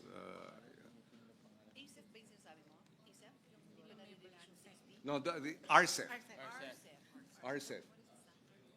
The Rice Competitiveness Enhancement Fund, 30 billion should be allocated. 13 billion has not been released for 2025, and of the 13 billion that has not been released, that includes seedlings, fertilizers, farm inputs, equipment, and 6 billion pesos worth of cash assistance.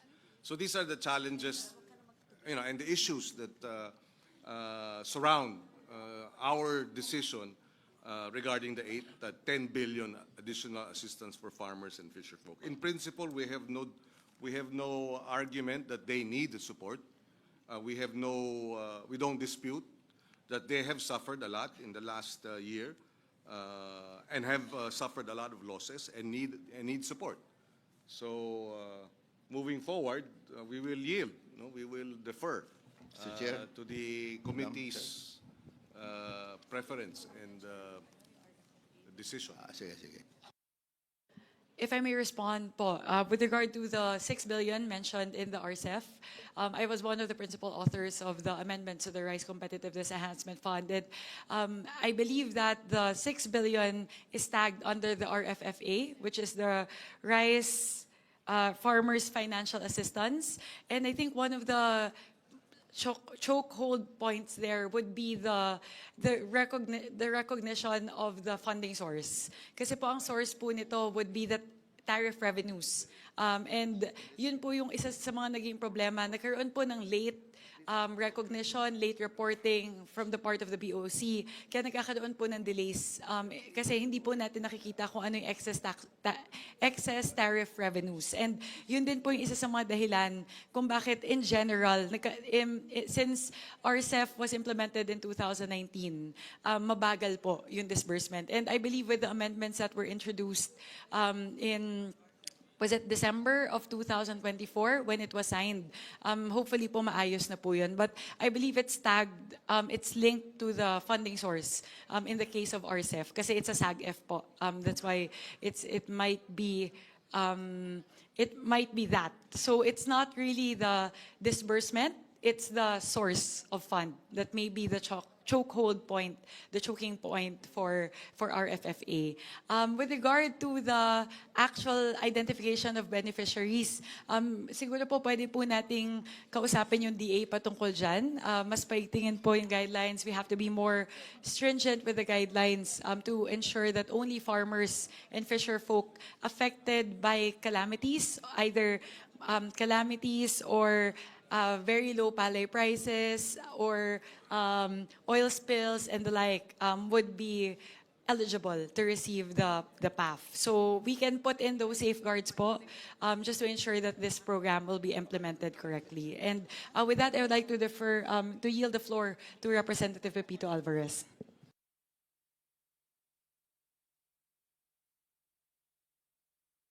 Sorry, follow up lang. Sana i-adapt ng aming Senate counterparts yung requested ng administration na 10 billion. Kasi I can only cite Palawan, kailangan talaga.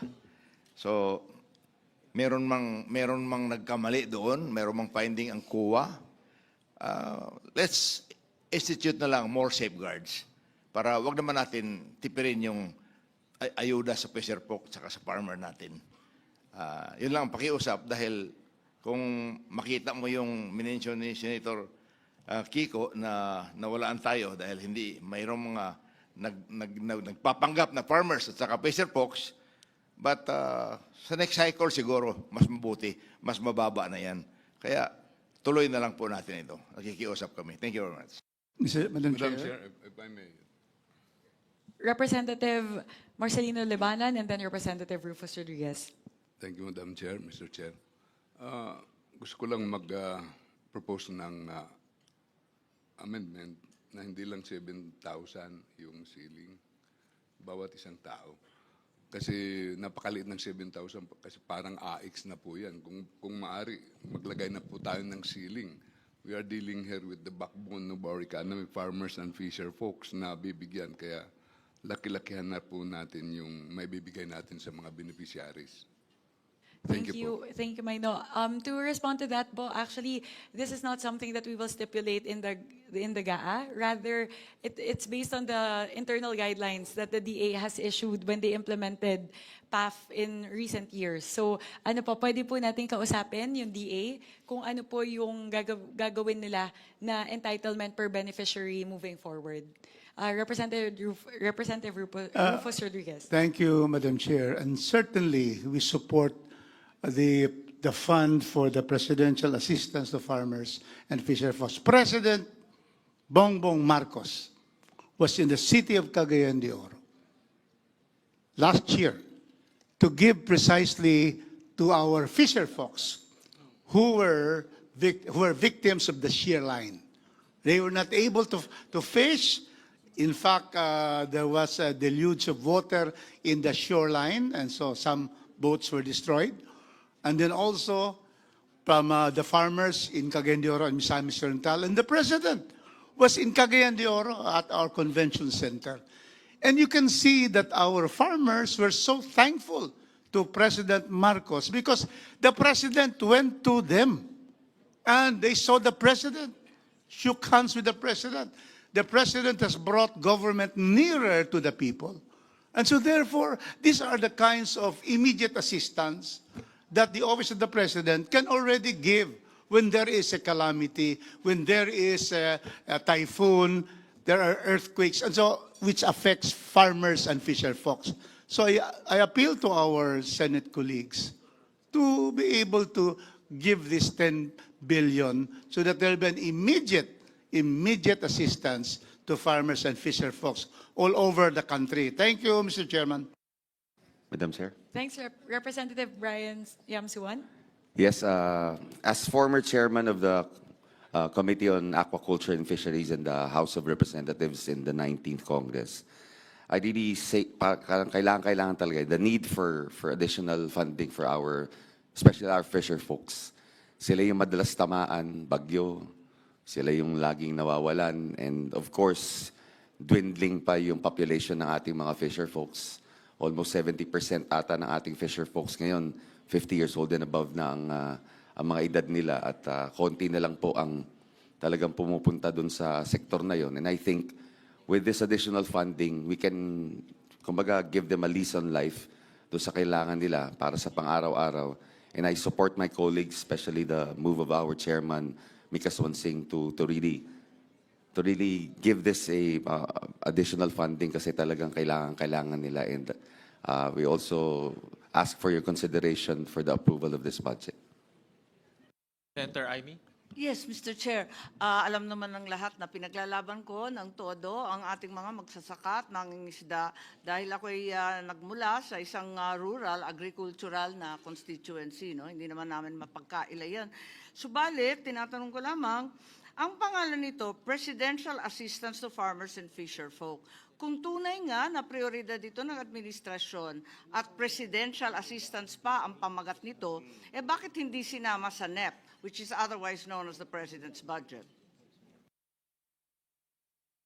Go ahead, Senator Kiko. Yes, allow me to explain what the Secretary shared with us. No? Precisely because of the impact of the drop in palay prices and then the series of typhoons, calamities, floods that happened after the NEP was submitted. My understanding is Malacanang felt the need to allocate this additional budgetary support. So it came after the DBCC had submitted the draft? Yes, And, because the typhoons came after and the drop in palay prices came after. well, that being the case, therefore, why did our committee report not include it? Well,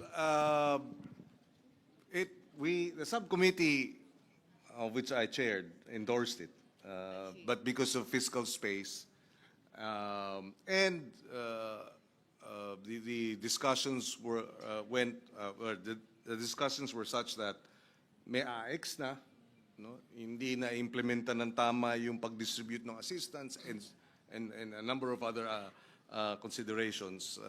The committee, I deferred to the chairman, but now we're discussing it again, and he's open to my previous suggestion that we include it and endorse it, Mr. President. Okay, nagtatanong lang naman at alam naman ninyo mas radikal ang aking panukala para rito, kundi ang akin hindi yung one-shot deal na 7,000 na sa pakiwari ko, hindi naman magtatagal ng 1 buwan para sa pamilya ng 5, no? Hindi naman magtatagal yan, hindi talagang solusyon.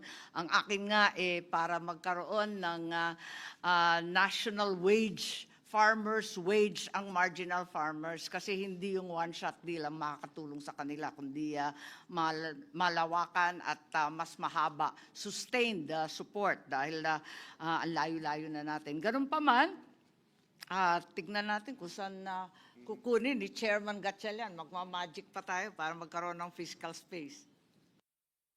Mr. Erwin? Thank you, Mr. Chair. Mr. Chair, the problem here is, bottom line, we don't have funds for this because it is not number one in the NEP. Pangalawa po, saan ho natin huhugutin to? Saan tayo magbabaklas? Ilalagay natin dito. Pero may mga options po tayo kasi when I was with the DSWD, may mga programs po ang DSWD dito. Yung Kalahi Seeds for One.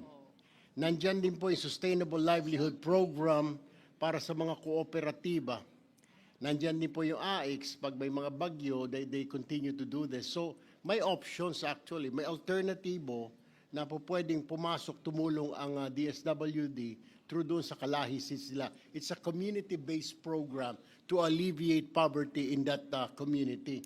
Number 2, yung Sustainable Livelihood Program. Usually, ang ginagawa dito ng DSWD, cooperative, encouraging mga fisher folks, mga farmers, to create a cooperative or to build their own cooperative, then lalagyan ng pondo yung kooperatiba na yun. Number 3, yung AX nga na 5,000 ay binibigay usually sa mga calamity areas, yung mga tinamaan ng kalamidad ng mga kababayan natin. So, there are options. Itong 3 options na ito ng DSWD, Mr. Chair. Yes, Senator Pia and then Senator Kiko. Actually, Mr. Chairman, my intervention is similar to Senator Tulfo's. Of course, he was our former secretary, but I handle the budget of DSWD right now. So, Mr. President, let me start with another committee that I chair, the Committee on Sustainable Development Goals, Innovation and Futures Thinking. The number one SDG is no poverty, and the Filipino farmers are the poorest sector in the entire country. So there is no argument that we need to support them, and it is well worth our time to spend more than a 10-minute exchange on ideas on how we can provide more funding for the farmers. I think it is worth having this discussion. My intervention specifically is, well, first my observation, there seems to be a problem with the efficiency of DA in identifying and delivering the needed funds to these farmers. Clearly, the fact that the chairperson said she had a lengthy explanation on the availability of the fund, and then in terms of the questions on who is receiving those funds. Now, Senator Tulfo had already mentioned that DSWD has similar programs. So my humble recommendation is that we consider giving that fund to DSWD, because as it is, DSWD has their own share of problems in the efficient delivery. But mas natuto na sila, mas nahasa na sila, mas tinitingnan natin sila. Kumbaga, mas mahirap magkaroon ng kalokohan doon, in my humble opinion. Kung hindi sanay si DA sa ganito, then we open a whole Pandora's box with this new agency delivering funds that they do not, I'm not aware, but do they have the expertise in doing this? Because DSWD has the expertise. On that note, the LSLP that His Honor mentioned is 4.5 billion under the NEP, and the House recommended this to be 5.13 under the GAB, and the Senate supported this. So pwede natin dagdagan yon. It's just an option because mahirap sa atin na nakakarinig tayo ng pera na pinaghirapan natin hanapin para makarating sa mga kababayan, tapos hindi nakakarating, nakakaltasan. Ang sakit eh. So kung mabibigay natin to sa isang ahensya na mas maaasahan natin, that might be an option. So that's all really that I'm recommending that the body considers, because I want to support the farmers and fisher folks. I shared the concern of Senator Aimee, and I'll include Senator Lauren as well, because we were discussing na medyo parang afterthought naman kasi, dahil taon-taon naman tayo binabagyo. Taon-taon naman na merong another crop na nagkakaroon ng mafia na hindi na maganda ang presyo ng farmers natin. So ba't pa tayo nagulat? Ba't pa hindi pa nasama to sa NEP? So yun lang naman ang mga considerations natin at this point.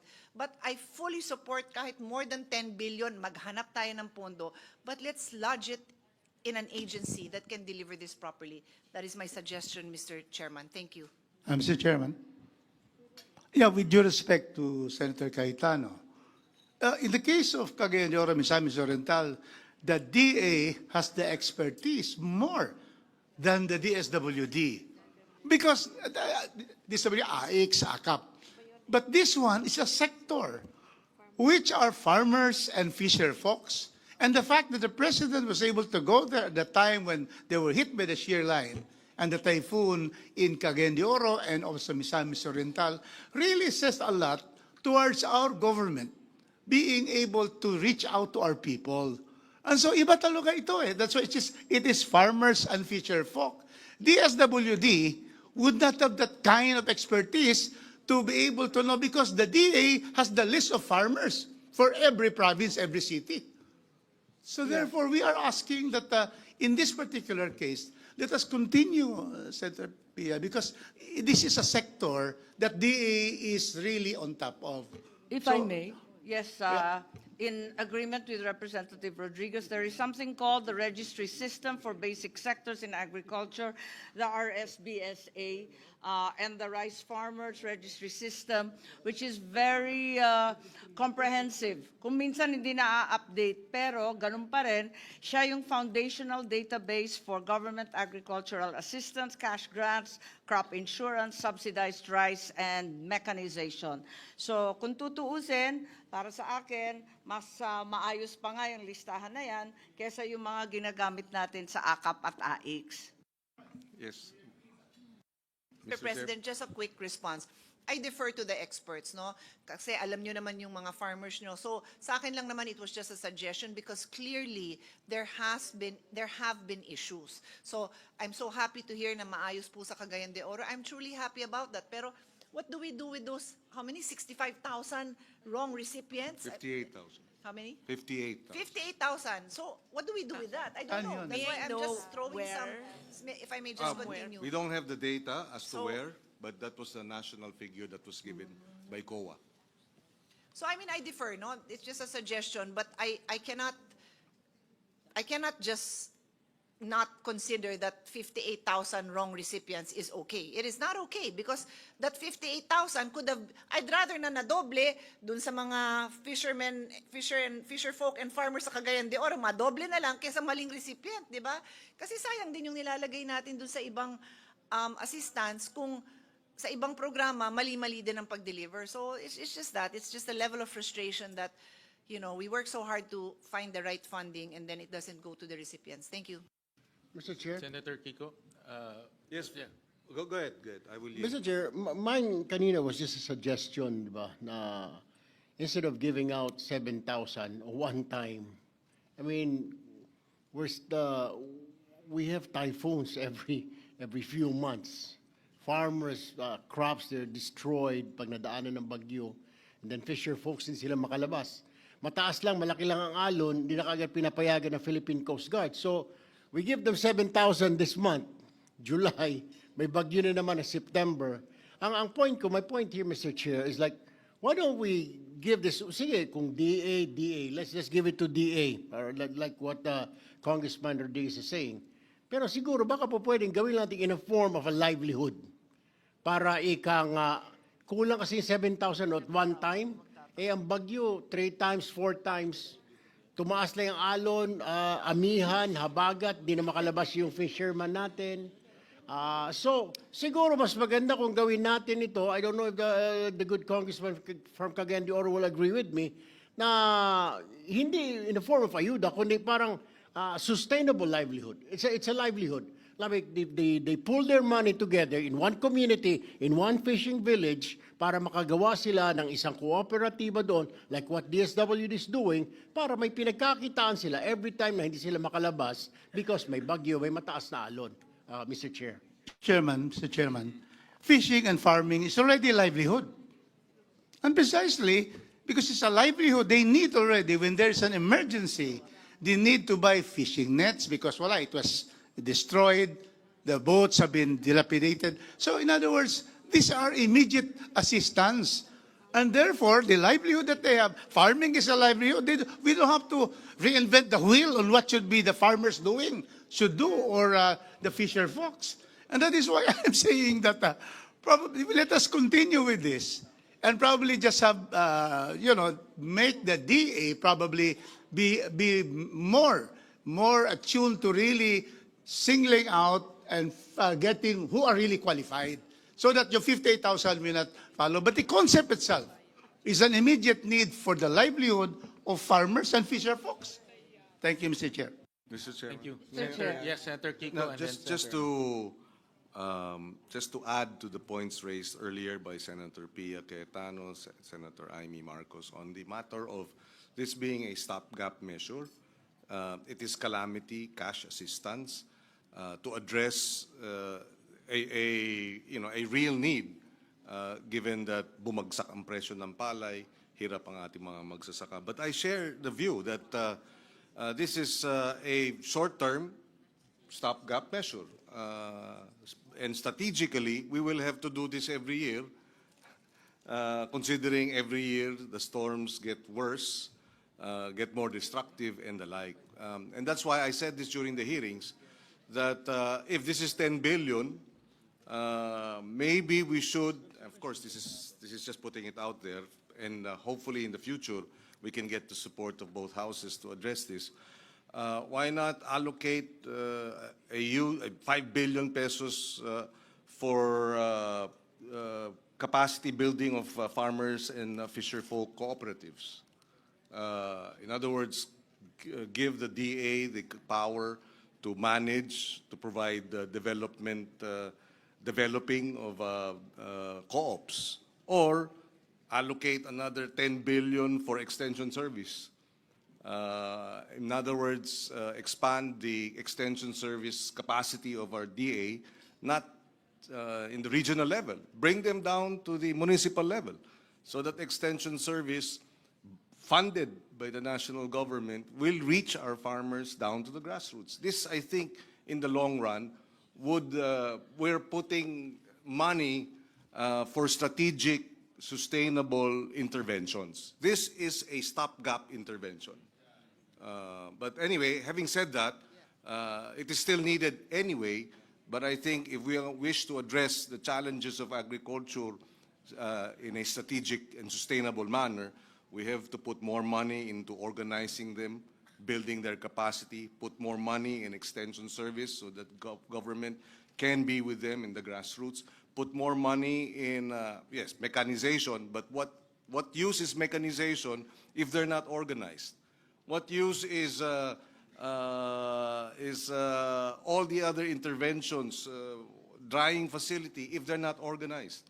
And therefore, strategically, we'd like to see that. And yes, the poorest sectors are the farmers and fisher folk. Ang national poverty incidence natin is 16%, but in the sector of farmers and fisher folk, it's 27%. It's pretty much double the poverty incidence in both farming and fishing. And unless we secure our producers, our food will always be expensive. And therefore, well, for the record, Mr. Chairman. Senator Aimee? Yes, thank you very much, Chairman Gatchalian. Papayag ba kayo kung i-transfer ang 10 billion mula sa AIX o di kaya iwanan sa AIX at lagyan lang ng stipulation na para sa farmers yung 10 billion since we cannot find fiscal face? Pwede ba yun? Kasi ang nangyari ngayon, pumasa yung free funeral. Yung free funeral services na papasok sa AIX yun. Walang bagong pondo yun kasi wala ngang pera for the free funerals. So it's a part and parcel of AIX now. So I'm wondering if perhaps you would like to just carve out a 10 billion from the AIX program and identify it strictly for farmers who are facing calamities or are victims of all sorts of natural and man-made calamities. If I may respond po, if the question is with regard to the funding source, I will be able to provide Senator Win with a proposal on where this 10 billion pesos will be carved out. Hey, win. So Yes, most definitely. Huwag tayo magbabawas ng AIX, yung ba yun? Well, for me, after listening to our esteemed colleagues, and I agree with Senator Pia, the poorest of the poor comes from the agri and fisher folk sector. And ang problema, they're also susceptible to price fluctuations. No? Pag tumaas ang presyo ng palay, susceptible sila doon. Pag bumaba ang presyo ng palay, susceptible sila doon. Walang calamity, pero susceptible sila sa presyo. No? So, and at the same time, susceptible rin sila sa weather disturbances. No? So, it's really, for me, parang, it's a very volatile, they live a very volatile life because of the price fluctuations and also the weather disturbances. That's why I can see a specialized program for them because I think yung mga ibang mga kababayan natin, hindi ganito na experience sila, no? Price and weather. No? And these things cannot be predicted. No? Maya pakahirap i-predict yung ganito. So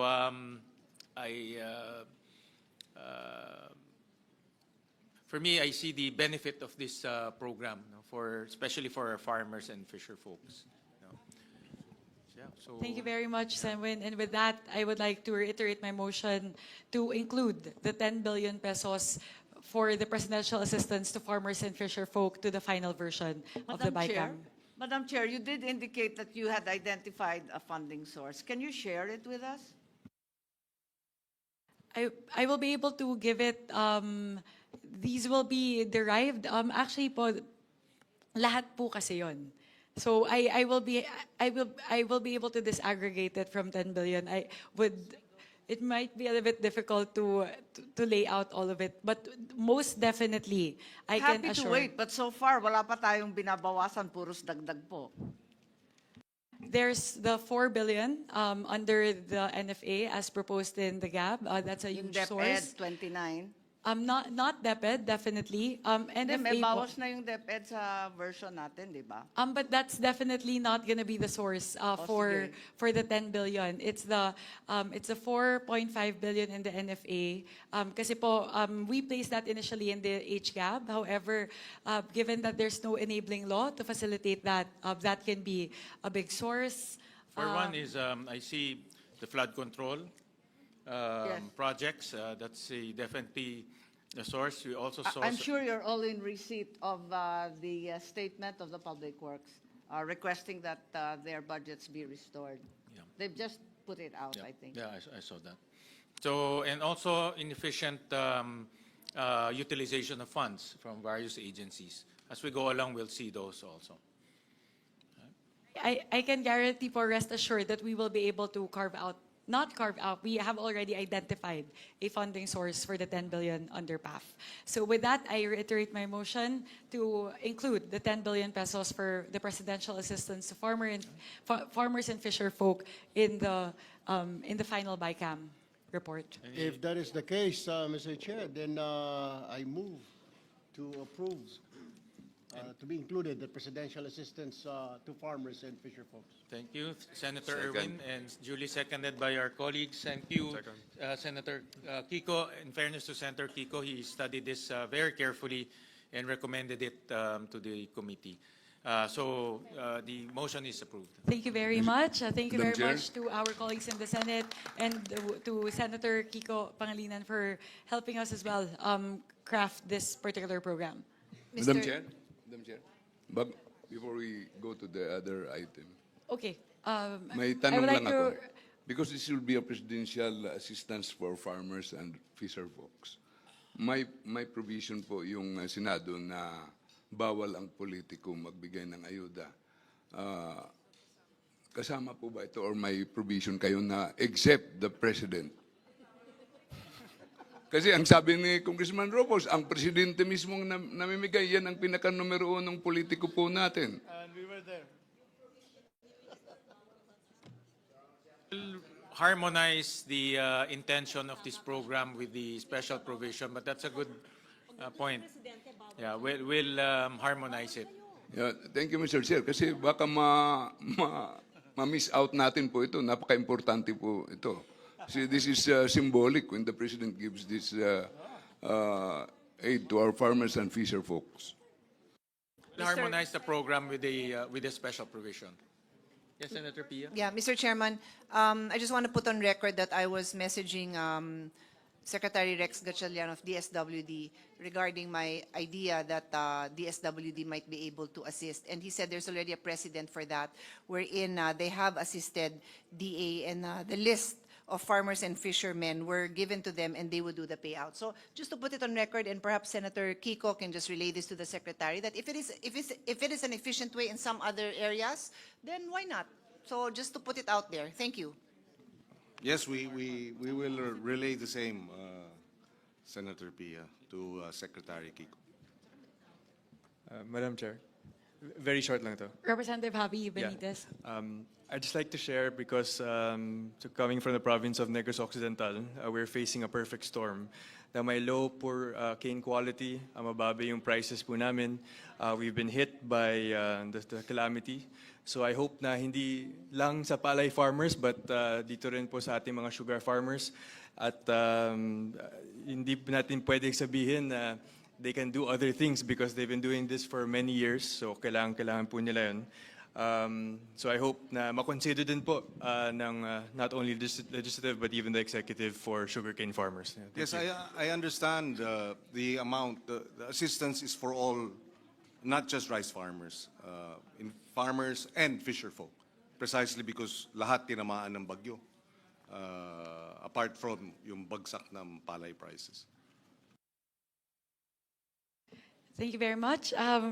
May I now move to the next topic. So this is with regard to the farm to market roads. In the House version, the total for FMRs was 32 billion pesos, and we would like again to once again appeal to our colleagues in the Senate to restore the 32 billion pesos for farm to market roads.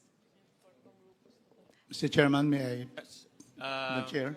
Okay, May I just second the motion because this is an affirmative action for our poor farmers and people at the areas of our far-flung barangays.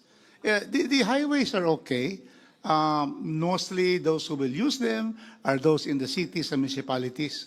But then it is by going to the deepest parts of our barangay that we really bring in this particular service to them, and they're able to bring their products and their produce to the markets, making it, the prices of products also would lower in terms of prices. And so therefore, I just to also state that Senator Kiko Pangilinan has stated that in Region 10, there is no ghost FMR. And I think mostly all over the country, there are no ghost FMR because it is shown to the people and brought to the people in the countryside. So we'd like to ask that we are able to have the 32 billion and make sure that our farmers, our people in the far-flung barangays will have the benefit of good roads. Thank you, Mr. Chairman. Representative, my apologies, Sen Kiko po, or Representative Marco Zamora? Yes, just a rejoinder, Madam Chair. The increase of the proposed increase for the farm to market roads is recognized being the most cost-effective intervention to address food prices and food security. In fact, studies and DA field data consistently show that poor farm access increases transport cost by 20 to 40% and leads to post-harvest losses of up to 30%, especially for rice, vegetable, and high-value crops. While we understand, Madam Chair, Mr. Chair, that there are FMR projects that are under deeper evaluation, investigation, or show how low utilization, largely due to implementation capacity constraints. But I believe that these are isolated cases and should not be used to penalize an entire program that directly supports over 10 million Filipino farmers. And to correct this response is to strengthen oversight and implementation and not to reduce funding. And so we appeal, I join the other members to appealing to maintain the proposal of 32 billion, Mr. Chair. Representative Alan T. Thank you, Madam Chair. Based on the Department of Agriculture's data, 61,000 kilometers of farm-to-market roads are still unpaved. With the 32.6 billion farm-to-market roads, it will only able to construct at base price of 15 million per kilometer, around 2,175 kilometers. So we are still far away from 61,000 kilometers that are unpaved road. Thank you, Mr. Chairman. Thank you, Senator Kiko. Yes. May I respond? When we were hearing the DA budget, there were a lot of discussions about the farm-to-market road programs, and it was in the background, in the backdrop of the flood control scandal, and therefore we were very mindful. Again, the 32 billion from the House was not part of the NEP, but that's also because there was an instruction on the part of the President to remove the amounts from the flood control project and then have it distributed. I think that's the reason why there was a jump to 32 billion. Our concern then was that it was a lump sum amount, additional 16. Because we were already in the discussion with the chairman, we needed coordinates for the projects. And when we received this, the additional amount, there were no coordinates yet. And therefore, from that, in that context, we felt it best to tread carefully, set it aside, approve whatever amounts had supporting coordinates, so that we were all clear about moving away from the previous practices of lump sum amounts without corresponding coordinates. So that is where we came from. By the time we approved, endorsed our committee report, our subcommittee report, dun lang pumasok yung coordinates na binigay ng DA. So kumbaga, the train had already left the station, and ang hirap na ibalik. But we are actually open to adjusting because nailabas na nga itong mga coordinates na ito. Another issue that is our concern as we approve the amounts as endorsed by our Senate version is the discussions with the Secretary of Agriculture, Secretary Kiko, about the cost estimate of 15 million per kilometer. According to, and this is for the records, Secretary Kiko felt that the 15 million was on the high side. In fact, he said we can do the same per square meter, per kilometer construction at 50% less. In other words, 10 million per kilometer. So that again became a concern for us. How do we now ensure that the farm-to-market road projects implementation will not go the same or similar route as the flood control, wherein you have overpricing? So this is again where we're coming from. If I may suggest, if we are to bring it to 32 billion, that we put a proviso that there has to be the buffet. Oh, another point, by the way, before I proceed to that, is that we agreed that it should be the Department of Agriculture that would implement the farm-to-market road projects. We appealed to Secretary Kiko, and he agreed. Initially, he was hesitant, but we were concerned because of precisely the scandal and the track record of the DPWH. And he agreed eventually, after some thought, that the DA, through the buffet, the Bureau of Agriculture and Fisheries Engineering, will take on the challenge of implementing the farm-to-market road projects for the Department of Agriculture. So with that, we will defer, of course, to the chairman, but we are more than willing to restore the 32 billion as vice chairman of the committee and having defended the budget, but with some proviso, special provision on the ensuring that the buffet does the technical, what is the term? If I may read it. Prior to the procurement of any FMR project, the detailed engineering design program of work and approved budget for the contract shall be subject to technical review and cost validation by the DA buffet, taking into account prevailing market prices, standard unit costs, and site-specific conditions. So there. For the record, Mr. Chairman. And also, let me add that we managed to put technical descriptions, station numbers in all FMRs.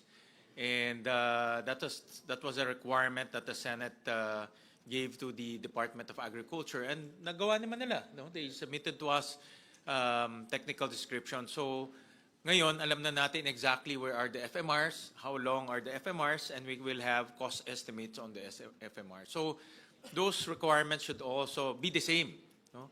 Be implemented the same to these new FMRs, new proposals.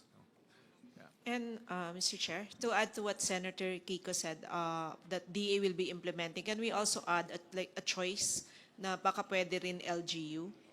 So Yeah. a choice. I think that's also, we can also, I remember talking to Secretary Tiu Laurel about that during the hearing, and he also agreed. No? That is possible. Mr. Chair. In fact, with the permission of the chairman, we actually tackled that, that the DA could look at the template of the school building acceleration program of getting PPP, as well as local government participation in the farm to market road infrastructure project implementation. Mr. Chair, in relation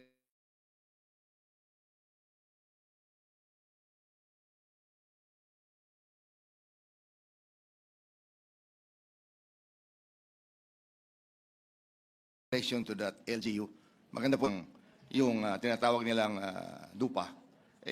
Yung LGU has control on the sand and gravel. And on the concreting, remember, concreting, kung hindi man yan wide road, usually farm to market road, 6 meters lang yan tama naman yung costing. Pwede mo na yung bawasan. Kasi ang LGU may control sa sand and gravel. And they can always issue a gratuitous permit to the municipality or the barangay that requires the farm to market roads. So, tulong-tulong na lang ito. Pag in-involve mo yung LGU, makakasiguro tayo na magagawa talaga yung project dahil sa kapasidad ng LGU to give the gratuitous permit. Yun lang po, magdagdag ko. Kaya maraming salamat, Mr. Chair. If I may also add, part of the discussions for the farm-to-market road projects and our defense of the DA budget in the Senate is that we request the DA to have a dashboard, digital dashboard, wherein the list of the annex of farm-to-market road projects with coordinates will be uploaded on the online dashboard so that there is transparency. So we believe the 32 billion should likewise be subjected to that transparency, how do you call it, exercise and part of the program for transparency of the DA projects. I think we will have to suspend a minute because the two chairmen are over there.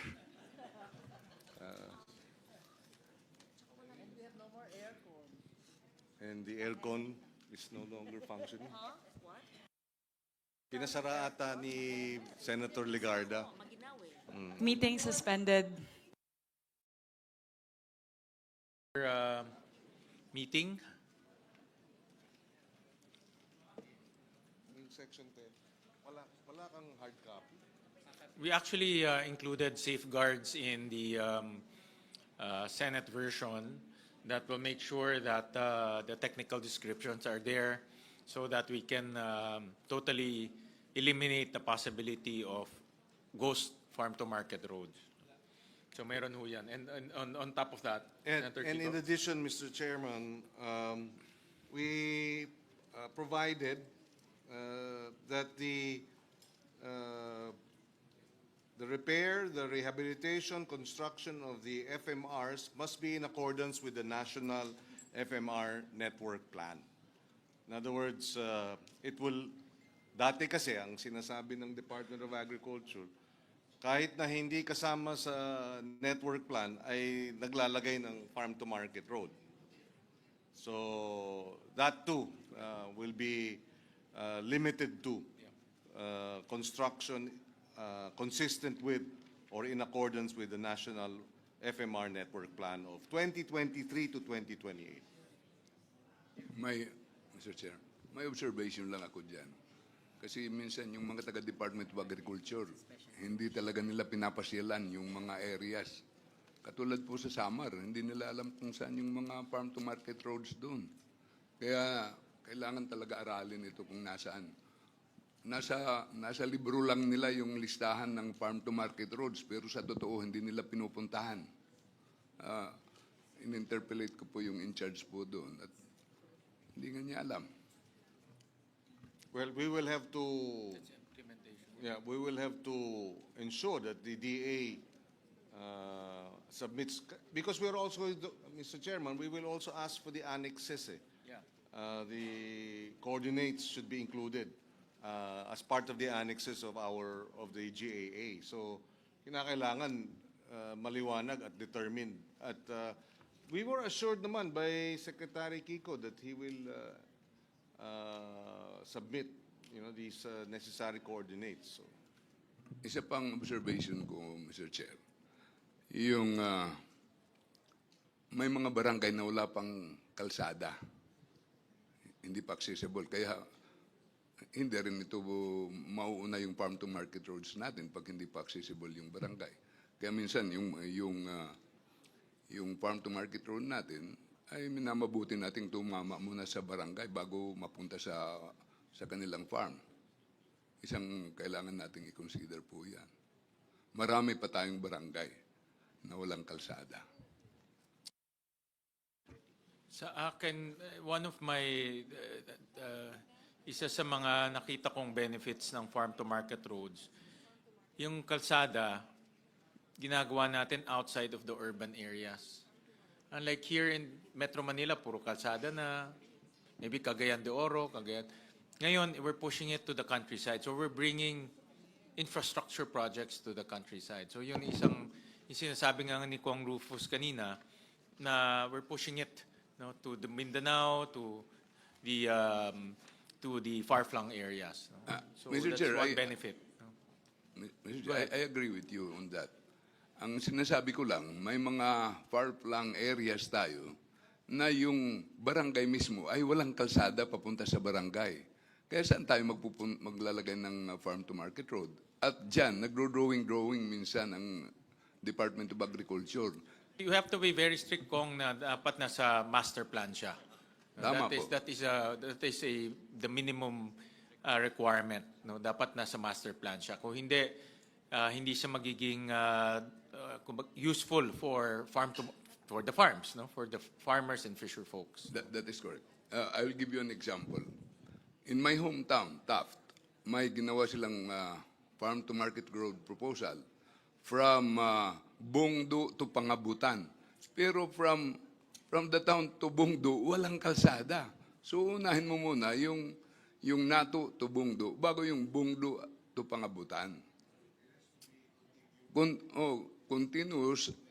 Otherwise, how can you build that road? Hindi ka naman pwede lumundag doon. So to me, Mr. Chairman, if I may, just to follow up on that, I'm listening very intently. I'm a city girl, so ang nararating kong lugar na yan is either mag-hiking ako, magbabike ako, and I've seen it also with my own eyes. So paano natin ma-assure na hindi mangyayari yun? And who do we hold accountable? We are already living in a time that billions of pesos have been wasted on what we now call this flood control scam. So we cannot sit here and just say we all support this worthwhile project, because of course it's worthwhile to build farm-to-market roads. Nobody will say that the people who live in these far-flung areas do not deserve a road, do not deserve access. Pero no less than the House Minority Leader is telling us that this exists. How do we ensure, not even on paper, and who do we hold accountable? The barangay captain, the mayor, the congressional district representative, kung may senator man na nalapitan at humingi ng suporta sa project na yon, the senator, paano? Because it's so difficult to sit here and just say, I love this project, let's do it. We are already in this stage where we know that things happen that we cannot tolerate. So that's my concern. It's hard for me to approve this without knowing who will be held accountable and what are the pre-construction safeguards that we have, not just on paper, but in tell us step by step kung paano. Because we are accountable to the Filipino people, Mr. Chairman. Mr. Chair. Yes, Mr. Chair. go ahead, Senator Yes. Lauren. Because I come from an agricultural province, I believe in assistance to fisher folks and farmers, farm-to-market roads and all that. So conceptually, of course, we support. However, I understand and support as well the concern of my colleague, Senator Pia. Was the 16 billion in the NEP and the 32 billion in the requested amount actually studied? Is there a master plan? Is it? It's not just pachi-paching FMR like how it's always been. Is this an allocable of a district? Was this cleared by the Office of the Secretary? Can you give us the opportunity to please clear with the Secretary? Does he actually have the list of all of this? Because the NEP was only 16 billion. And half of our colleagues here are quite in the dark whether the farm-to-market roads will actually service or serve the agricultural areas. Don't get me wrong, I am in full support of areas leading to production areas, especially sa amin, talagang may ibang mga hindi madadaanan, habal-habal lang or by foot, lalo na sa mga katutubo. But I'm not certain how the FMRs came about. And my second question and concern is, how much is 1 meter and 1 kilometer of an FMR?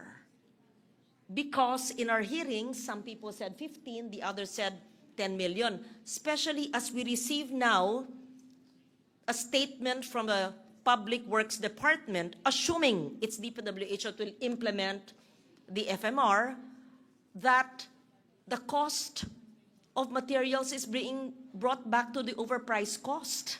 So that is a great concern for this representation and my colleagues here, because we will be budgeting for a 16 billion and a double 32 billion allocation, and the cost of materials have been brought back to what everybody agreed was an overpriced amount. I just read it. There's already a statement. I So read I'm the worried statement. about that. I read the statement also, Senator Lauren, and this is an offshoot of our hearings. Remember, in with the DPWH, they actually lowered down the cost of materials price. No? They call it the CMPD cost, construction materials price data. So binabaan ho nila yan, and yun yung kanilang pinublish. In fact, that's the price that they are using right now for all construction projects by DPWH. So binabaan ho nila yun. Mr. Chair, if I may. Yes. Tungkol po sa statement ko kanina, yung farm-to-market road na binigay kong example ay na-resolve na yan sa ginawa ninyong coordinates. Kaya ang sinasabi ko lang, ituloy natin yung mga coordinates na yan sa implementation at magkaroon talaga ng magandang master planning sa ating farm-to-market roads.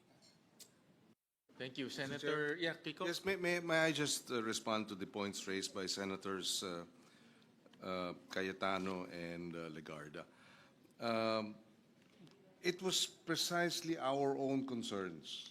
Similar, we share the concerns of Senators Pia and Senator Loren regarding the farm-to-market road projects.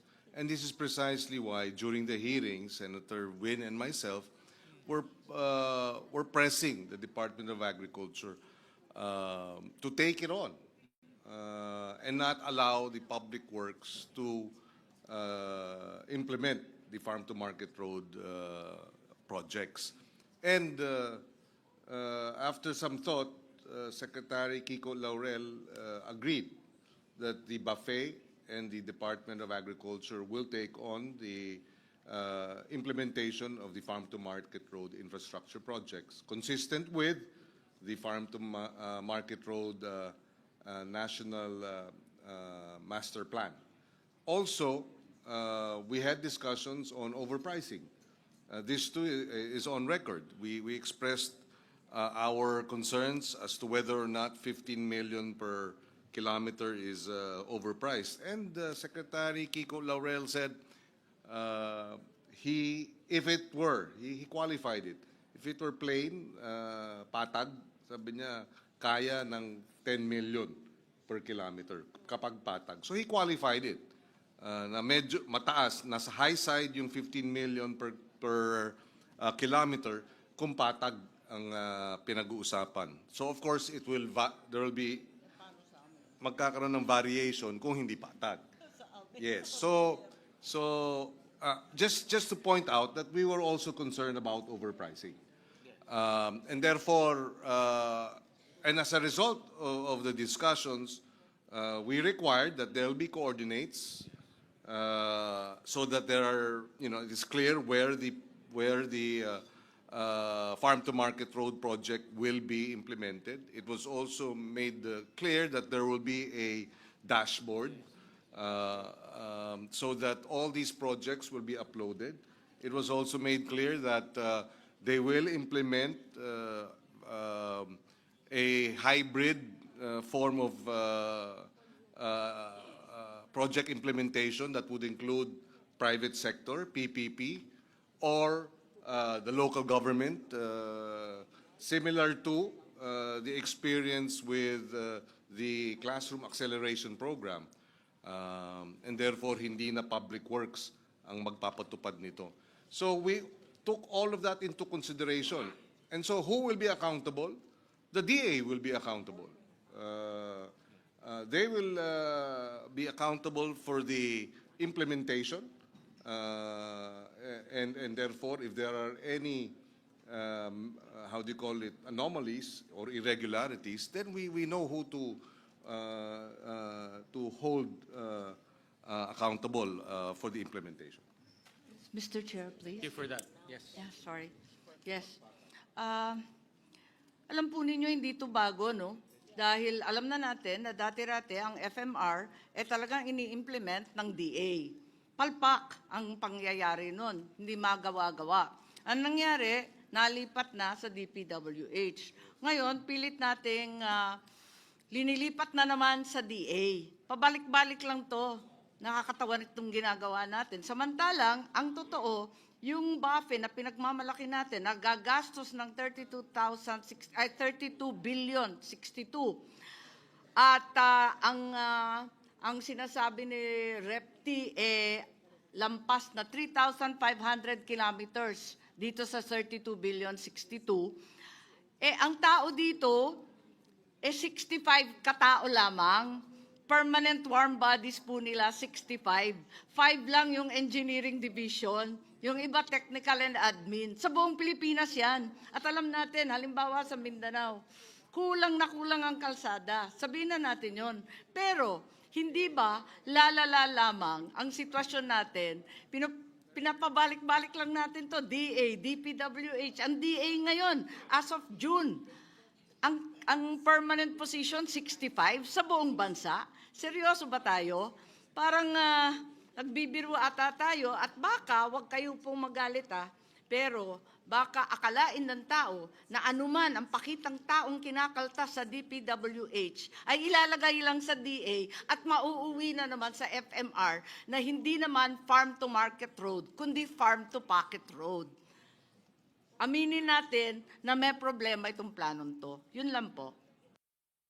Well, if I may, Mr. Chair, I share the concern of Senator Amy Marcos, but I'd like to think the current Secretary, Kiko Laurel, will not take on this challenge unless he has thought about it. He was hesitant, that's correct. But, and he said, after some thought, I think a week later, after reflection, he said he will take on the job. And I will give the Secretary the benefit of the doubt. Having come from the private sector, his mindset is different. And hopefully, with the support of the Senate and the House, he will succeed where others did not. Mr. Chair, as much as we would like to ratchet up the implementation of the National Farm-to-Market Network Plan, which is long delayed, The reality is we've shifted from one department to the next repeatedly with no significant difference. Isn't this the very definition of insanity?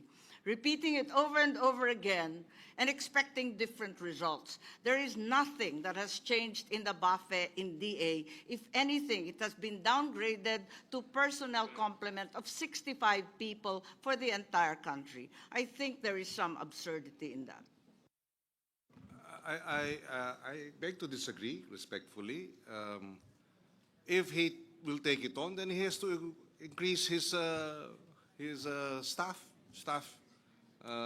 And I agree. If he stays at 65, then he's bound to fail. But he should be able to increase the number of staff in the buffet between now and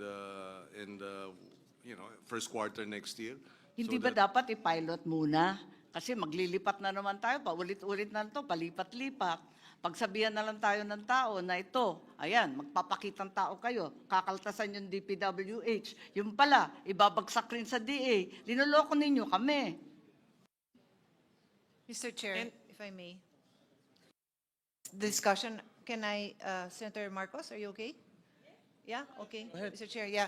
I share the concerns of Senator Marcos. I was actually going to say the same thing na DA, balik sa DPWH, balik sa DA. So may I know if it's with DPWH, 2025 DPWH yan. So when was it last with DA?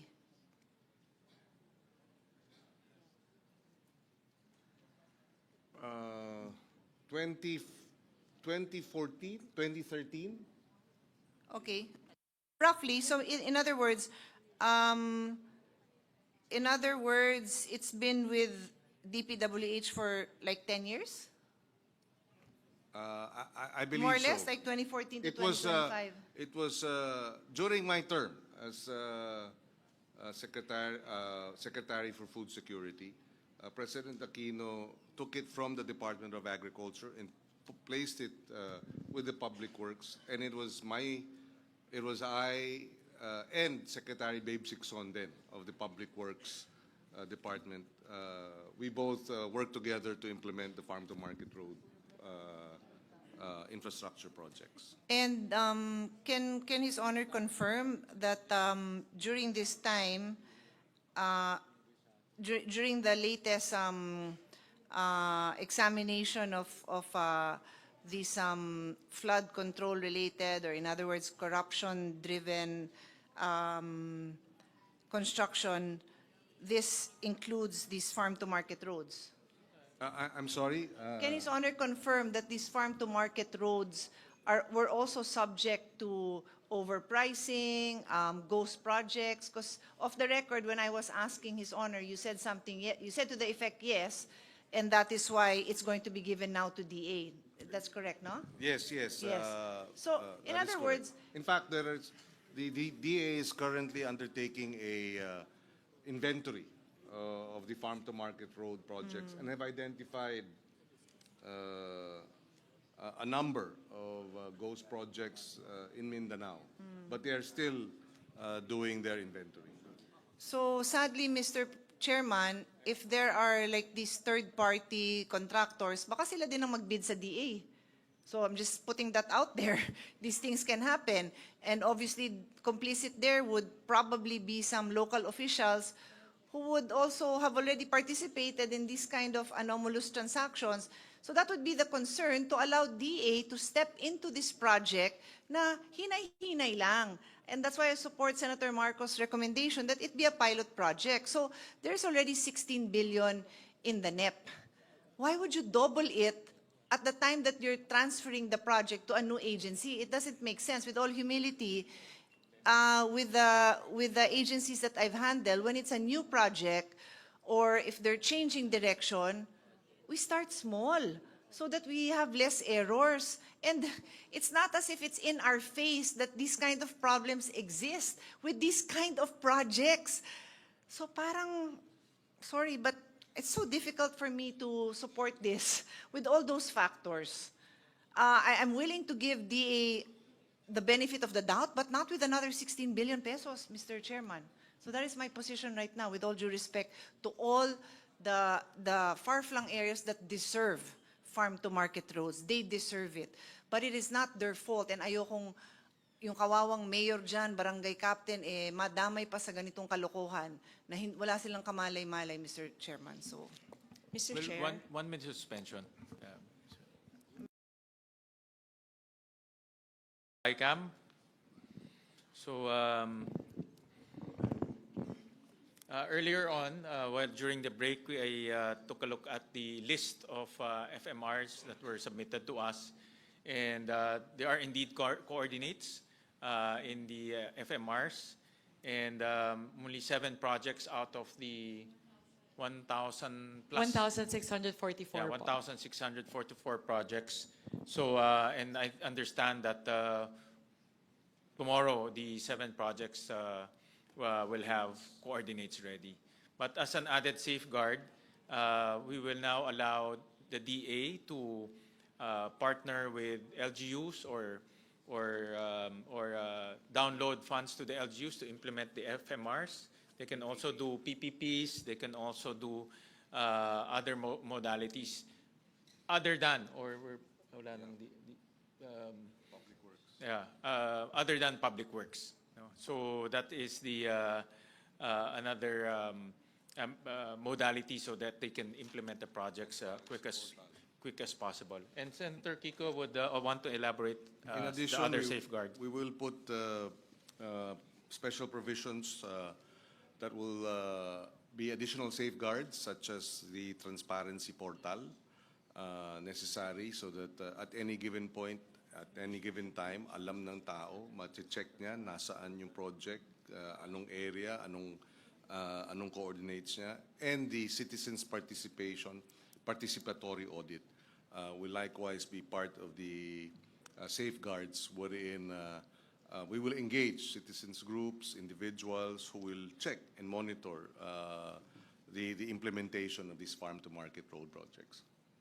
If I may add po, so looking at the utilization rate for the implementation of the farm-to-market roads in fiscal year 2025, out of the items that have been tagged as ready for release, 83% of those projects have already been implemented.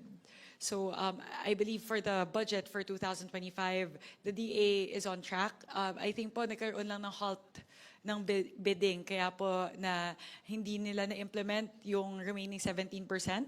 But I believe given the current performance of DA in terms of implementing the farm-to-market roads for fiscal year 2025, we will be able to implement it well for 2026. Of course, given the 4 modalities that can be utilized to work on these farm-to-market roads, as mentioned by Senwin, that would be DA, DPWH, LGUs, and PPPs.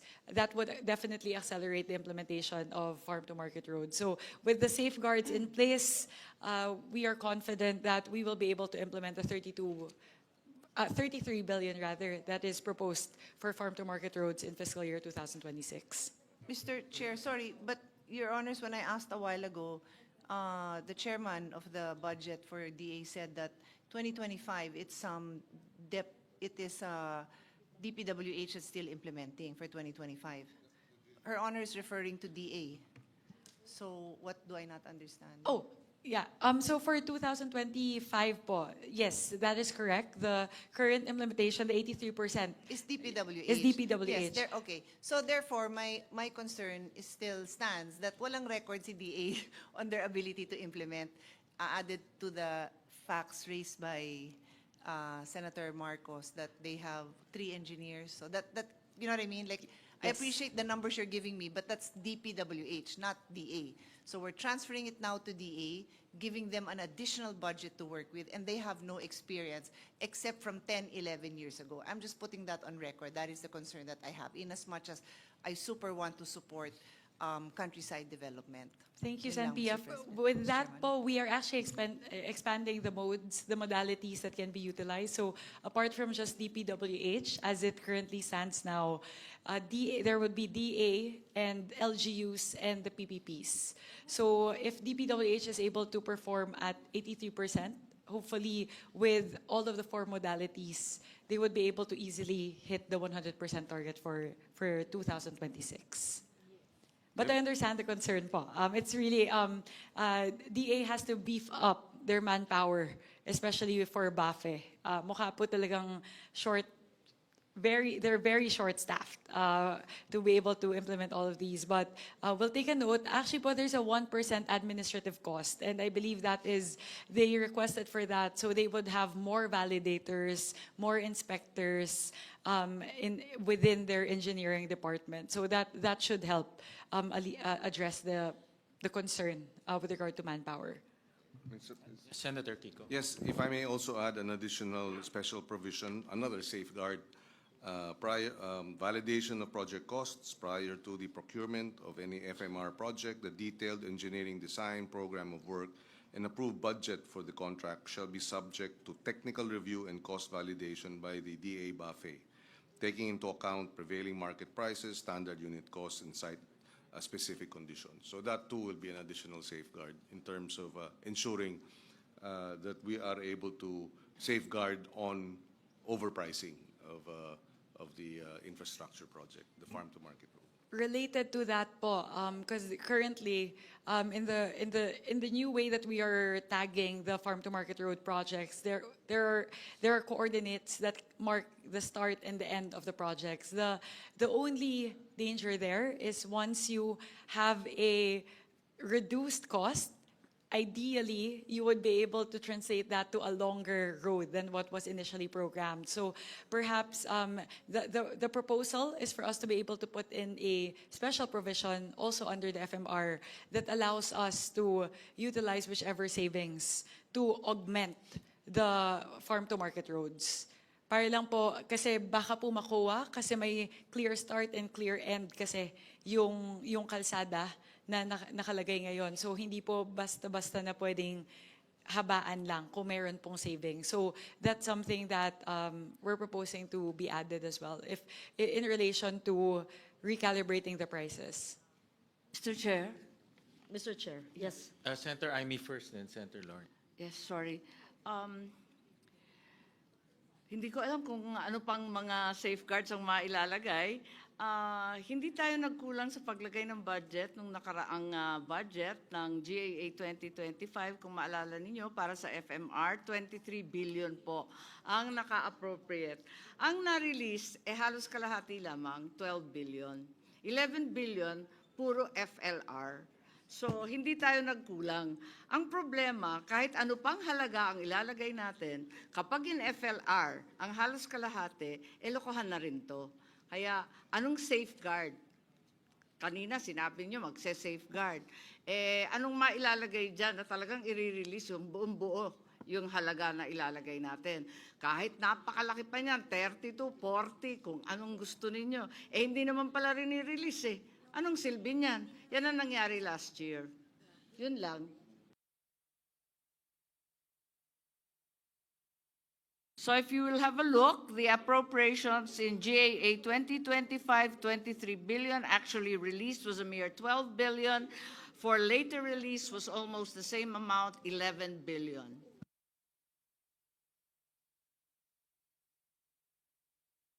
Mr. President, Mr. Chair, okay, allow me to put this on record, and I would be happy to be proven incorrect, because I want to be able to say that we are able to use the savings for a longer or a bigger project. However, in my understanding, we cannot use the savings for a project which is a line item in the GAA for a longer road or perhaps a taller building or a bigger room, because that is the line item in the GAA. And so the savings will have to either return to Treasury or second, be put together, and that can be a fund where you still have to go to the office of the president for approval, whether it will be for an extension of the road project or another line item. For example, if it is a 1-kilometer road and it was bid for X amount, pero nakatipid, magaling yung district engineer at yung congressman hindi tatanggap ng anuman. So may savings. Can that be used for a longer road? The answer, to my knowledge and in my experience, is it cannot be used because it was not appropriated in the General Appropriations Act because the road was only 1 kilometer. I put that on the table, Mr. Chair, because that is the concern of everybody. That is in light of the Public Works statement we just read tonight, which Senator Pia and all of us are concerned about, because the ask is to put it back into the overpriced amount, which we have been discussing day and night for several months. So it's back there. However, the DPWH says that they will take care of it in the implementation. Okay, so we trust the DPWH or the DA or any agency of government that will implement it. So the question is, what is the incentive so that there will be savings? Can the savings be used to lengthen the project? The answer is, to my mind, and I would be happy to be wrong, the answer is no. It can be used if you will seek OP approval for the extension of the project. So, special provision. We'll have to answer that. Yes. It will become My law. lawyer will answer me. Yes. Very good. In Okay, answer to yes. Senator Lawrence's concern, it will be perfectly legal if it will be in the special provision. Because the special provision is also law part of the GAA. So that can be done. And that is why it's really, if it is special provision, it is part of the law. That savings will be used to extend and giving help to our farmers and far-flung area residents. Yeah. Thank you for that. That is the reason why I put it on the table, because it is very important. If we did not discuss it, and that's what we call the elephant in the room, then the savings would have to revert to Treasury, or you would have to seek OP approval for every movement, and that would be arduous and inefficient. However, if my dear lawyer will attest to the fact that a special provision is in order and can be done, then that is good. So that would be for a DA, DPWH, DepEd, DOH project, whichever, yes. Having said that, Mr. President, so I just wanted to put that on the table. I thank Congressman Rufus Rodriguez for this. Coming from a province that is agricultural, as I said, I support the farmers, the fisher folks. Of course, we need so much farm-to-market roads. Napansin ko lang po, 16B ang nasa NEP. So the 16B, I assume that pinag-aralan ito ng DA. But the 16B that the body wishes to add to make up the 32B, I am not certain if this additional 16 billion of farm-to-market roads will comply with what the DBM has been saying in all our hearings. Sabi ng DBM, kailangan daw ng TRIP, yung 3-year rolling program. You know that. Even for a single National Museum building, which is multi-year, they did not fund kasi wala raw TRIP. So I just put that on the table again because the 16B appears in the GAB. And assuming the BICAM will allow it, it is not compliant with what the DBM claims is a requirement for all projects. Second, did it have a feasibility study or an SB resolution, which among senators we regarded as requirements for any infrastructure project? RDC approval, siguro hindi naman, kasi RDC approval, it's either or, SB Reso, LGU Reso, or RDC approval. Now, is it shovel-ready? I hope that the 16B initially is shovel-ready kasi pinag-isipan niya ng DA eh. Pero yung 16B na bago, hindi ko alam. So, I am not against farm-to-market roads. Ako po ay sumasang-ayon na kailangan tulungan ng ating mga magsasaka. Sa kabundukan namin, habal-habal lang, minsan tinatahak ang mahirap na mga nalandas paakyat sa bundok. So kailangan. Sinasabi ko lang po ito sa mga requirements na pinag-usapan namin sa Senado at nanguna dyan si Senator Lacson na sumang-ayon tayong lahat. So I feel it is incumbent upon me, Mr. Chair, to put this on the table. At the end of the day, I will defer to the wisdom of the chair. Thank Madam you. Chair, just an answer. Under Article 6 of the Legislative Department, precisely, Section 24 provides for original exclusivity of the House of Representatives on all appropriations. These requirements by other agencies, it is the ultimate wisdom and policy of the House of Representatives that of the 255.5 billion flood control that were stricken off, we put the 16 billion to our farm-to-market because the President said education, health, and agriculture. So there is, therefore, the source of the fund. And of course, with the decision of the House of Representatives, of course, we send to you because you have the power of amendment or a consensus or a proposal for amendment. So it depends upon you. But we are saying that in the first instance, we have already made the decision in the House. So it's up to you whether you would be able to agree with this, and we appeal to you. Because our districts, we are responsible to our districts that these far-flung areas unreached by good roads will now have paved roads. And that is why there is that basis. And so therefore, it's now, if you do not agree also, what can we do? But precisely we are asking and appealing to you to be able to approve this because it complies with everything under the Constitution.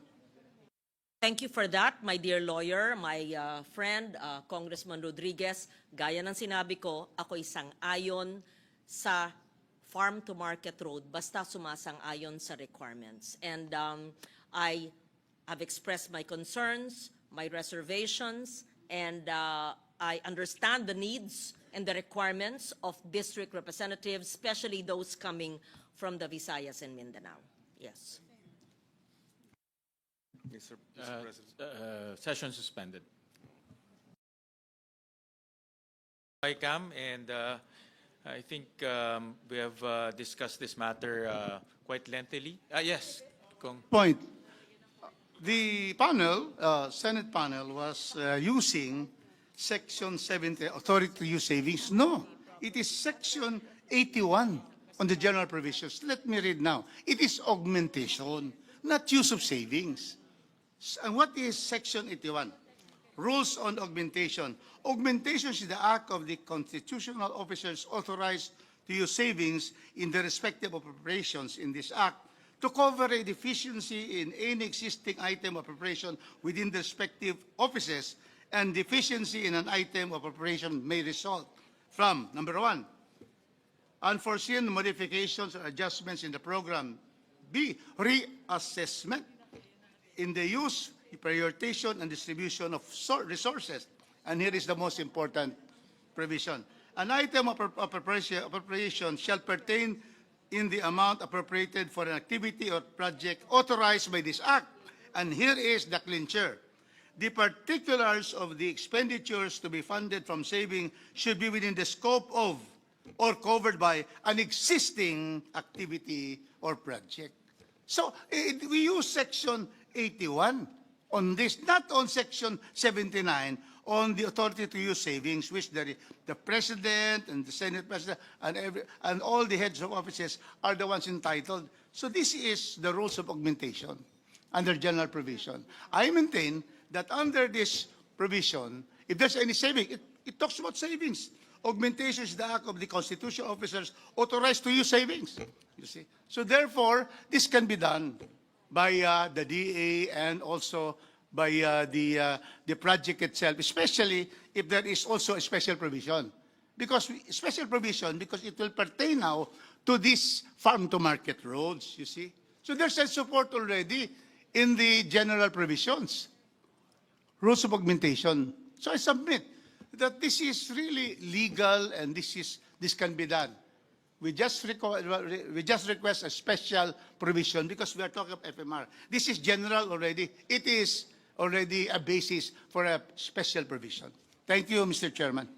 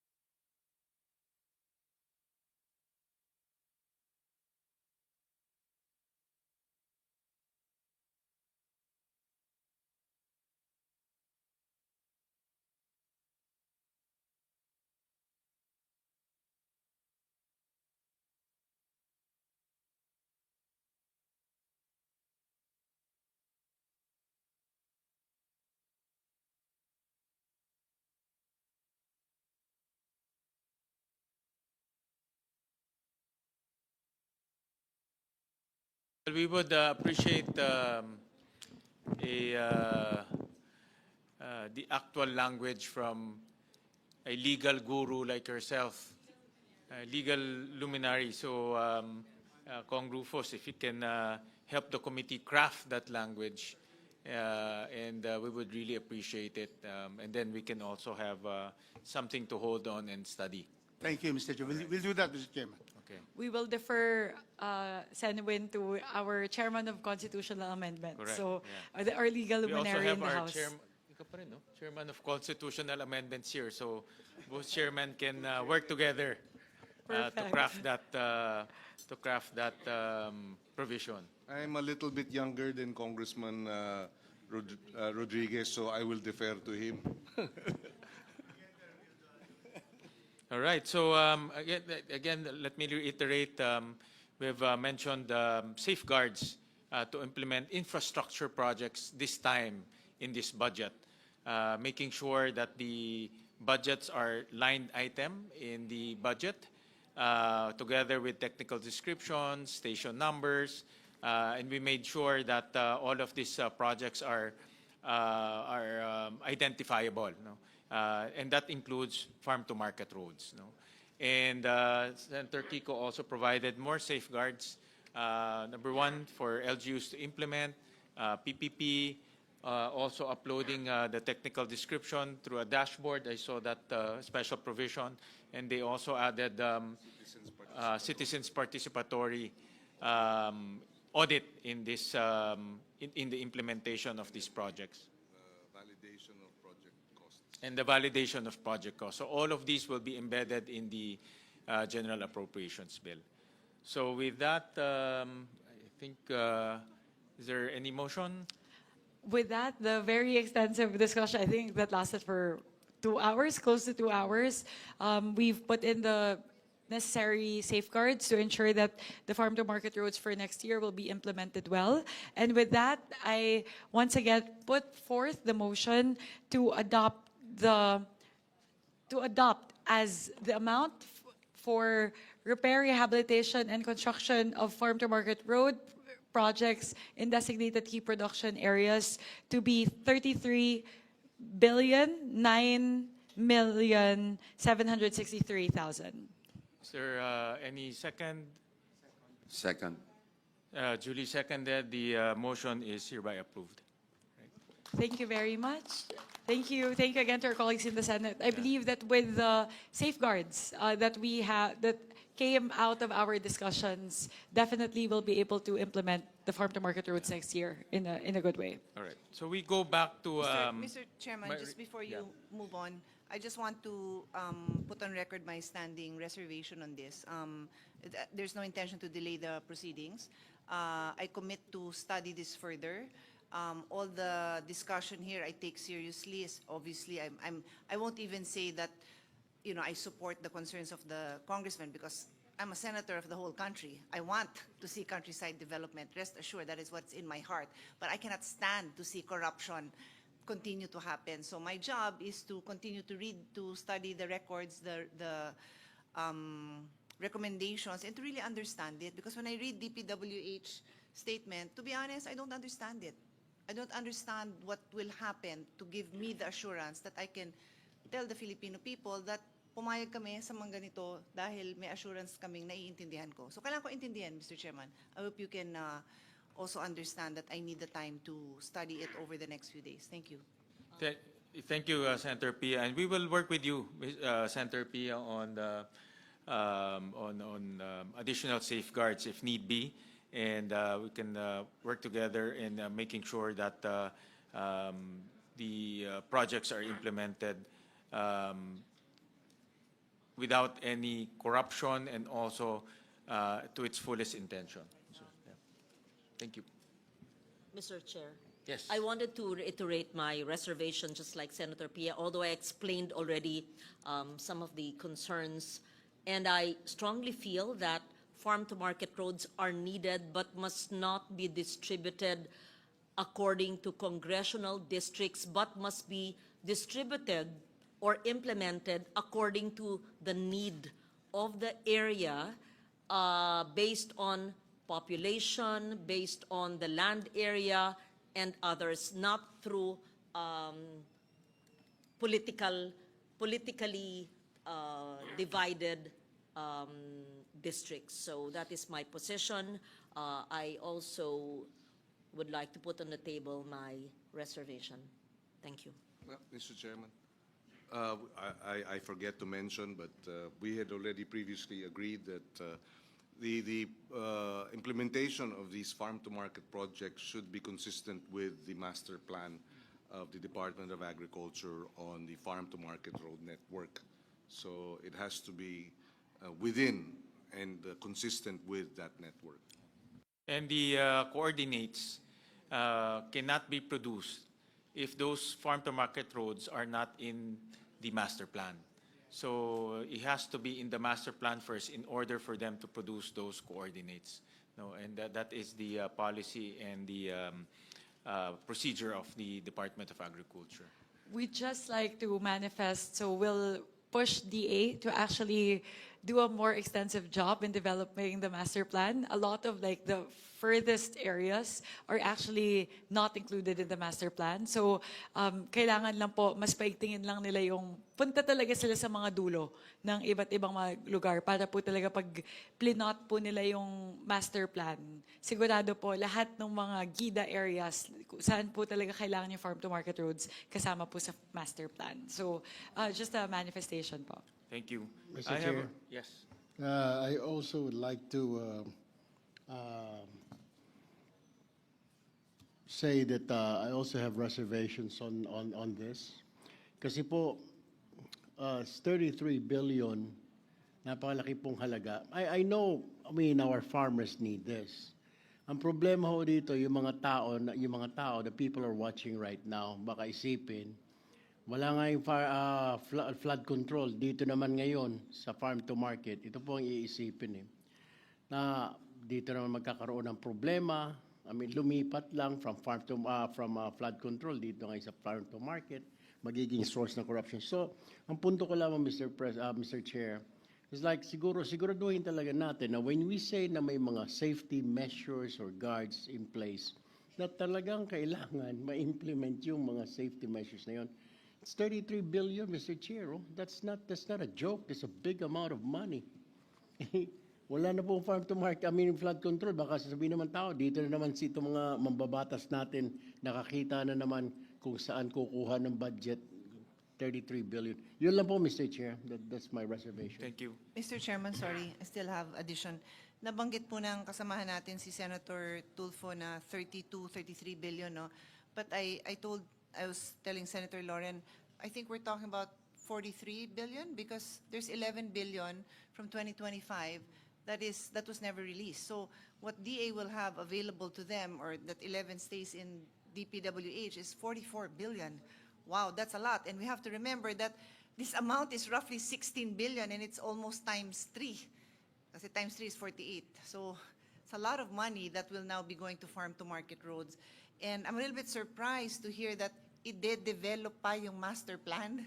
So yes, gusto ko talaga lahat nung geographically isolated areas are covered, but if hindi pa yan updated, kawawa naman, no? Kawawa naman. I mean, I agree with you na dapat i-develop at i-update nila. It's already validated, Sen. Pia. We're just saying that some of the roads that are actually the most far-flung are not yet part of the master plan. So kulang lang po. But That's what I mean. So that's a problem. It's already extensive po. But the tendency po kasi is they're able to first validate those that are closest and the most connected to the markets, to the centers. So meron na po. But it just needs to be totally lahat na i-expand lang po. Yes. Tama naman yung gusto nyo. Nagugulat lang ako na hindi pa talaga ganon, and then ganito na yung binubuhos natin na pera. So, and then my last point, Mr. President, is Mr. Chairman, when you say in accordance with the master plan, does that include some kind of prioritization? Because if the priority is rice self-sufficiency, then if I look at it, will I see that the areas being prioritized are areas that are heavy into rice as opposed to other products? I would just like to know, and I don't need to know it now, but I would like to be able to study it so that I can give my support, because as of now I have my reservations. Thank you. Well, two things. The President just launched the infrastructure transparency portal that covers all types of infrastructure, including farm-to-market roads, school buildings, irrigation projects. So, yung sumbong sa Pangulo ngayon, in-expand niya. No? So, pwede nang magsumbong ngayon para sa iba't ibang mga proyekto kasama pong farm-to-market roads. And then number two, since this is an open BICAM, naririnig tayo lahat ng taong bayan kung ano yung ating pinopropose sa budget. So, ibig sabihin, alam nila na merong ganitong farm-to-market road. At pangalawa, ipapublish rin natin to sa website one by one, together with the coordinates. So, sa mga kababayan natin na nanonood, sa Cagayan de Oro, sa Bataan, sa Camiguin, alam nila ngayon na may farm-to-market road na ginagawa sa buong Pilipinas. So, masusundan na nila ngayon. So, hindi ito yung tinatawag na insertion na hindi nila alam. No, ngayon, nasusundan na lahat. So, with that... If I may likewise add, the DA actually has an administrative order which provides the criteria for validating farm-to-market road projects. The FMR serves a road influence area. It's part of a connected road network system. It's linked to an all-weather road of equal or higher quality and the like. So we will also make sure, by way of oversight, that these are being followed. And both houses should endeavor to make sure that this is the case. And Senator Kiko is the chairman of the Agriculture Committee. Kung kailangan every week mag-hearing para mag-oversight, Gawin na lang natin yun para may accountability. Hindi lang hearing, pakukulong natin Correct. yung Meron na kayo napakulong last week. So, meron. all right, so we move on to the overall Office of the Secretary budget, which the Senate proposed. We just want to make an amendment on the item called Other Extension Support, Education, and Training Services, Other Assets Activity. The initial amount that I mentioned is 650 million. We propose to amend it to 928 million. So this will bring the total of the Office of the Secretary 165 billion pesos. So any comments? Any motion? So move. Yeah. So moved, Mr. Chair. There's a motion, duly Seconded. Duly seconded. The budget of the Office of the Secretary is now approved. Just a manifestation. Ito pong extension service kasi, like I said earlier, napakahalaga. Dahil right now, ang Department of Agriculture ay hanggang regional level lang. And kailangan talaga ng presence up to the provincial and municipal level. So this will help us help the DA rather, strengthen its presence on the ground to provide the capacity building, extension service, support that our farmers and farmers associations and organizations need, Mr. President. Thank you. That's Mr. an Chairman. intervention from Senator Kiko. So thank you very much. I now move to Agricultural Credit Policy Council.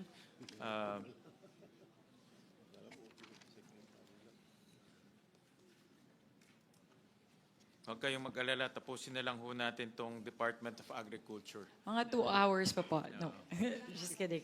Just 3 more. Just 3 more, A few more. attached Ano agencies. naman to? Wala nang contentious dito. 8 more. 8 more attached agencies. But we'll go through it very quickly po.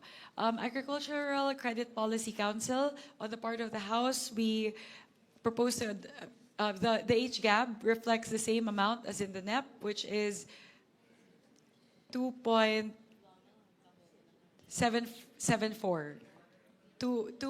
billion. Thank you.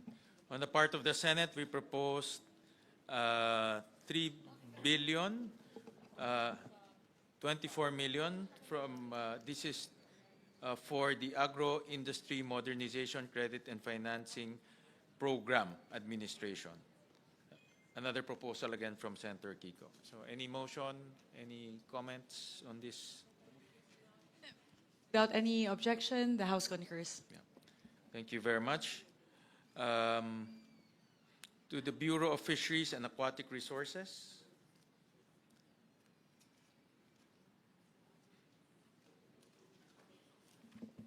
Out of the items, the PAPs, the PAPs under the Bureau of Fisheries and Aquatic Resources, the House GAB, the HGAB, mirrors the NEP values except for one. On the provision of fishery on-farm equipment and post-harvest facilities, there is a proposed increase of 5 million pesos. Thank you for. As for the rest of the items, the HGAB reflects the NEP amounts. Thank you.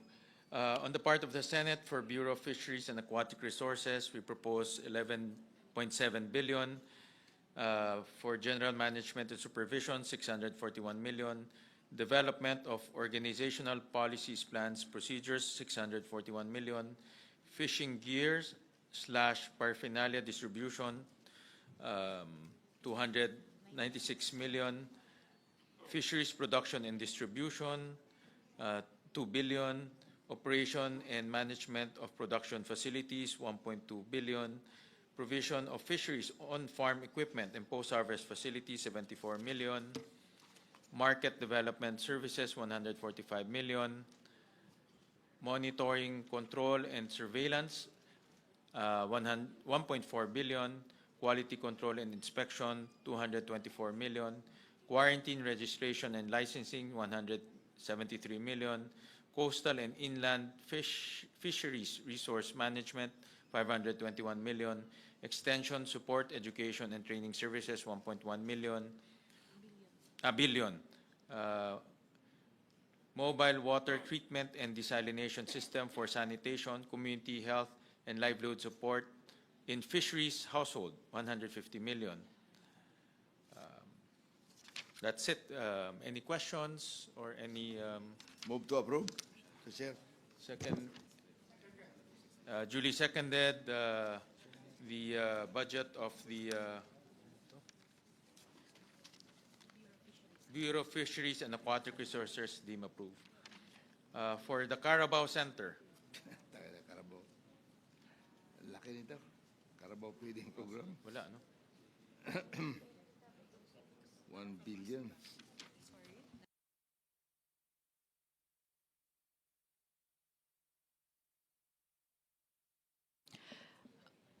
Under Philippine Carabao Center, the amount reflected in the HGAB is the same as in the NEP. Okay. For on the part of the Senate, for the Philippine Carabao Center, the milk feeding component of the Department of Education school-based feeding program is 1.1 billion pesos. This was a realignment from the DepEd, as proposed by Senator Kiko as well. All right. For I move for approval because the Philippine Carabao Center is in Region 10. It is in Maramag, Bukidnon, and they've been giving Carabaos to my constituents. Thank you. Seconded, Mr. Chair. Thank you. The budget of the Philippine Carabao Center is hereby approved. Next will be the National Dairy Authority. Under the National Dairy Authority, the HGAB amount reflects the same as the NEP, which is 531 million. On the part of the Senate, the milk feeding component of the Department of Education school-based feeding program amounting to 1.8 billion pesos. This is a movement from the Department of Education to the National Dairy Authority. Any motion? Mr. Chairman? Yes. I move for approval because the NDA is giving imported cattle, dairy cattle, and also dairy goats to my constituents in the 2nd District of Cagayan de Oro. Second, Mr. Kaya Chair. pala healthy ho sila sa Cagayan de Oro. Second, Mr. Chair. Thank you.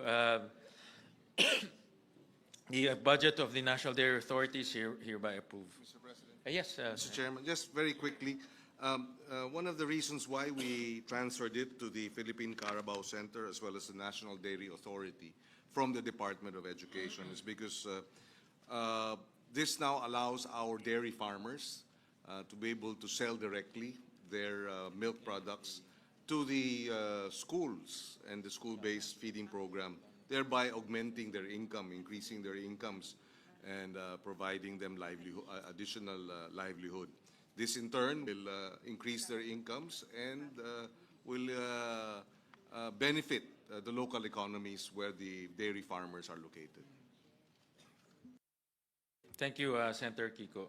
Next is the National Food Authority.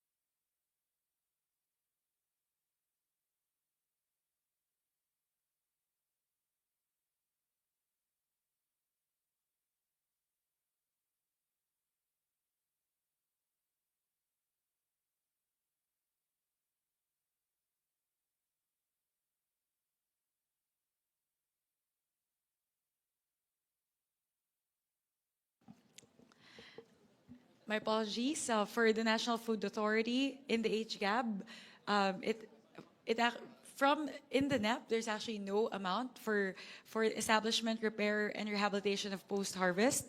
We increased it in the HGAB to 4.19 billion pesos, as you can see here. However, for the BICAM, for the purpose of the BICAM, we are proposing to zero it out, put the amount to zero, given that the enabling law required to give the NFA the ability to expand their procurement capabilities is not yet in place. RICE Act, which is the enabling law that we are waiting for, is a LIDAC priority. So we hope that that will get approved soon, just so the NFA would have expanded powers and market stabilization powers. But in the meantime, given that that law is not yet in place, we are proposing to zero out this particular item. In the Senate version, we also removed that item. So we concur with the removal of that item from the General Appropriations Bill. Move to approve. Thank you. Thank you. So we wala tayong approve. So we go to Philippine Crop Insurance Corporation.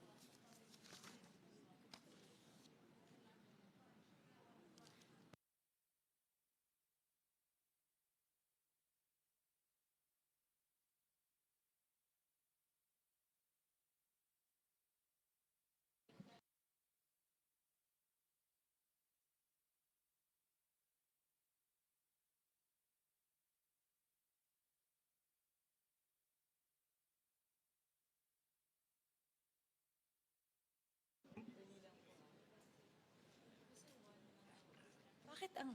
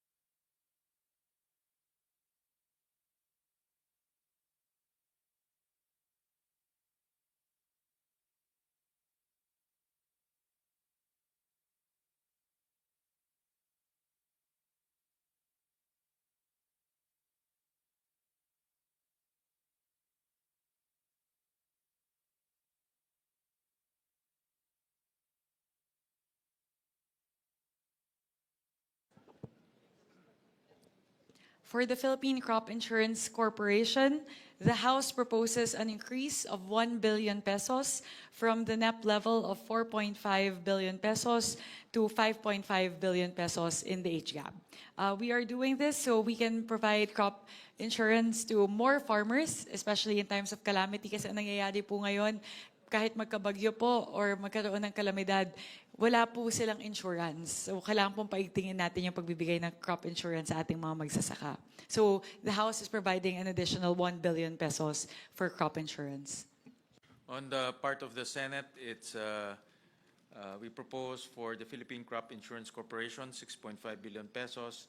Under it is crop insurance program of 6.5 billion pesos. Any motion? Mr. Chair, that amount, just kind of curious, will that be sufficient enough to cover all the crops for next year that will be damaged by calamities or natural disasters, Mr. Chair? This is an introduction by Senator Kiko, so we... Yes, yeah, well, we recognize it. unfortunately not.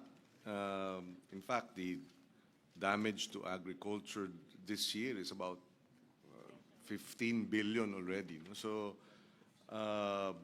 hindi siya sapat, but it's a start, and we hope to be able to increase this as, as we go through every budget year. But the 4.5 billion, in fact, was the amount since 2016, 2015. So it's been 10 years stuck at 4.5 billion. And so now with this additional increase of 1 billion from the House, and then we have another billion from this with the Senate, and this is a significant jump from the 4.5 billion budget last year and the last 10 years. So any motion? I move, Mr. Chair, that we approve the budget of the Philippine Crop Any Insurance second? Corporation. Second. Duly seconded, the budget of the Philippine Crop Insurance Corporations is hereby approved. Last on the list For today. will be the Philippine Fisheries Development Authority. Last for today. Last. For the Philippine Fisheries Development Authority, the House proposes an increase of 2.4 billion pesos for the deep water ports for fish and agri-industrial products projects. Ideally, this is actually a flagship program of the administration. The goal is to be able to establish 10 deep water ports by 2028 at a cost of 800 million pesos each. Given the fiscal space, we are only able to accommodate 3 of those 10, and that would result to a 2.4 billion pesos cost in the budget. So with that, I believe the Senate removed it in the Senate version. So we appeal to our colleagues in the Senate to also restore this amount, given that it's a priority program, it's a flagship program of the administration for the benefit of our farmers and fisher folk. Madam Chair, Mr. Chairman. Yes, go ahead. Yes, we would like to support our chairperson in requesting for the 2.4. We are an archipelago. We want our fishermen to bring to city centers. That is why one of the ports is in Cagayan de Oro, because the city center is Cagayan de Oro, and we bring in fisher folks from Lanao del Norte, Misamis Oriental, not only fish, but also the produce, which can be brought by boats from different municipalities to come to the market. And then they're able to sell their products, and also they will have cheaper prices for Cagayan de Oro because it is now clear that there is a port for that. So we appeal, Mr. Chairman, that we restore the 2.4 that was removed by the Senate. So moved, Mr. Chair. Thank you, Kong Rufus. Before that, let me present the budget of the Senate for the Philippine Fisheries Development Authority. That's 2.1 billion pesos, and indeed, we did not carry the deep water ports for fish and agri-industrial products project in the Senate version. So I would like to hear some comments from our colleagues about their thoughts on this. Senator Kiko?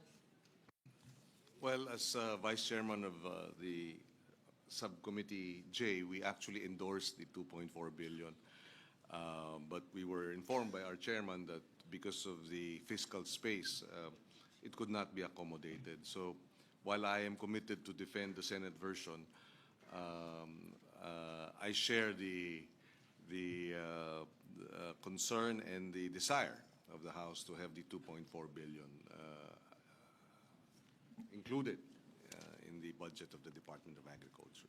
Thank you very much, Sen. Kiko. My apologies. Thank you, Your Honor. Just wanted to correct myself po, in terms of the breakdown for the 2.4 billion. Actually po, these would actually already start. 7 of the deep water ports.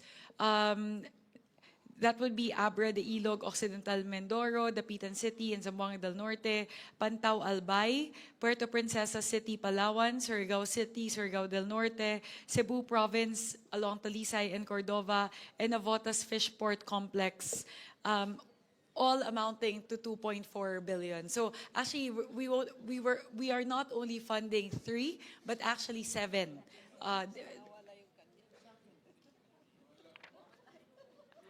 We'll take a look at the Cagayan po. But this is the breakdown that was mentioned. My apologies, Kong Rufus. I actually did not.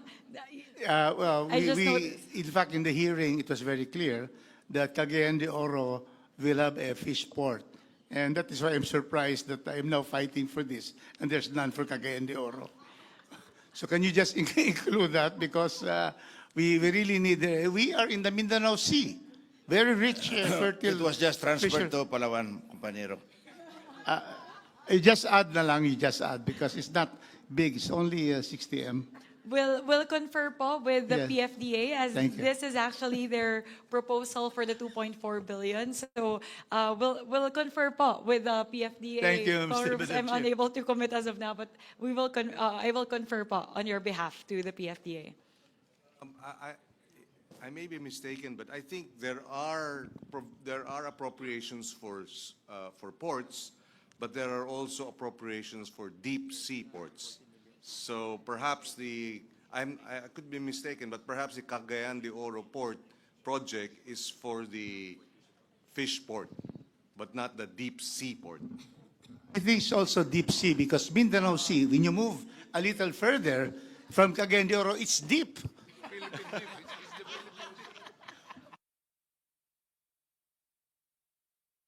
Mas malalim pa yata kaysa sa Palawan, sa Puerto Princesa.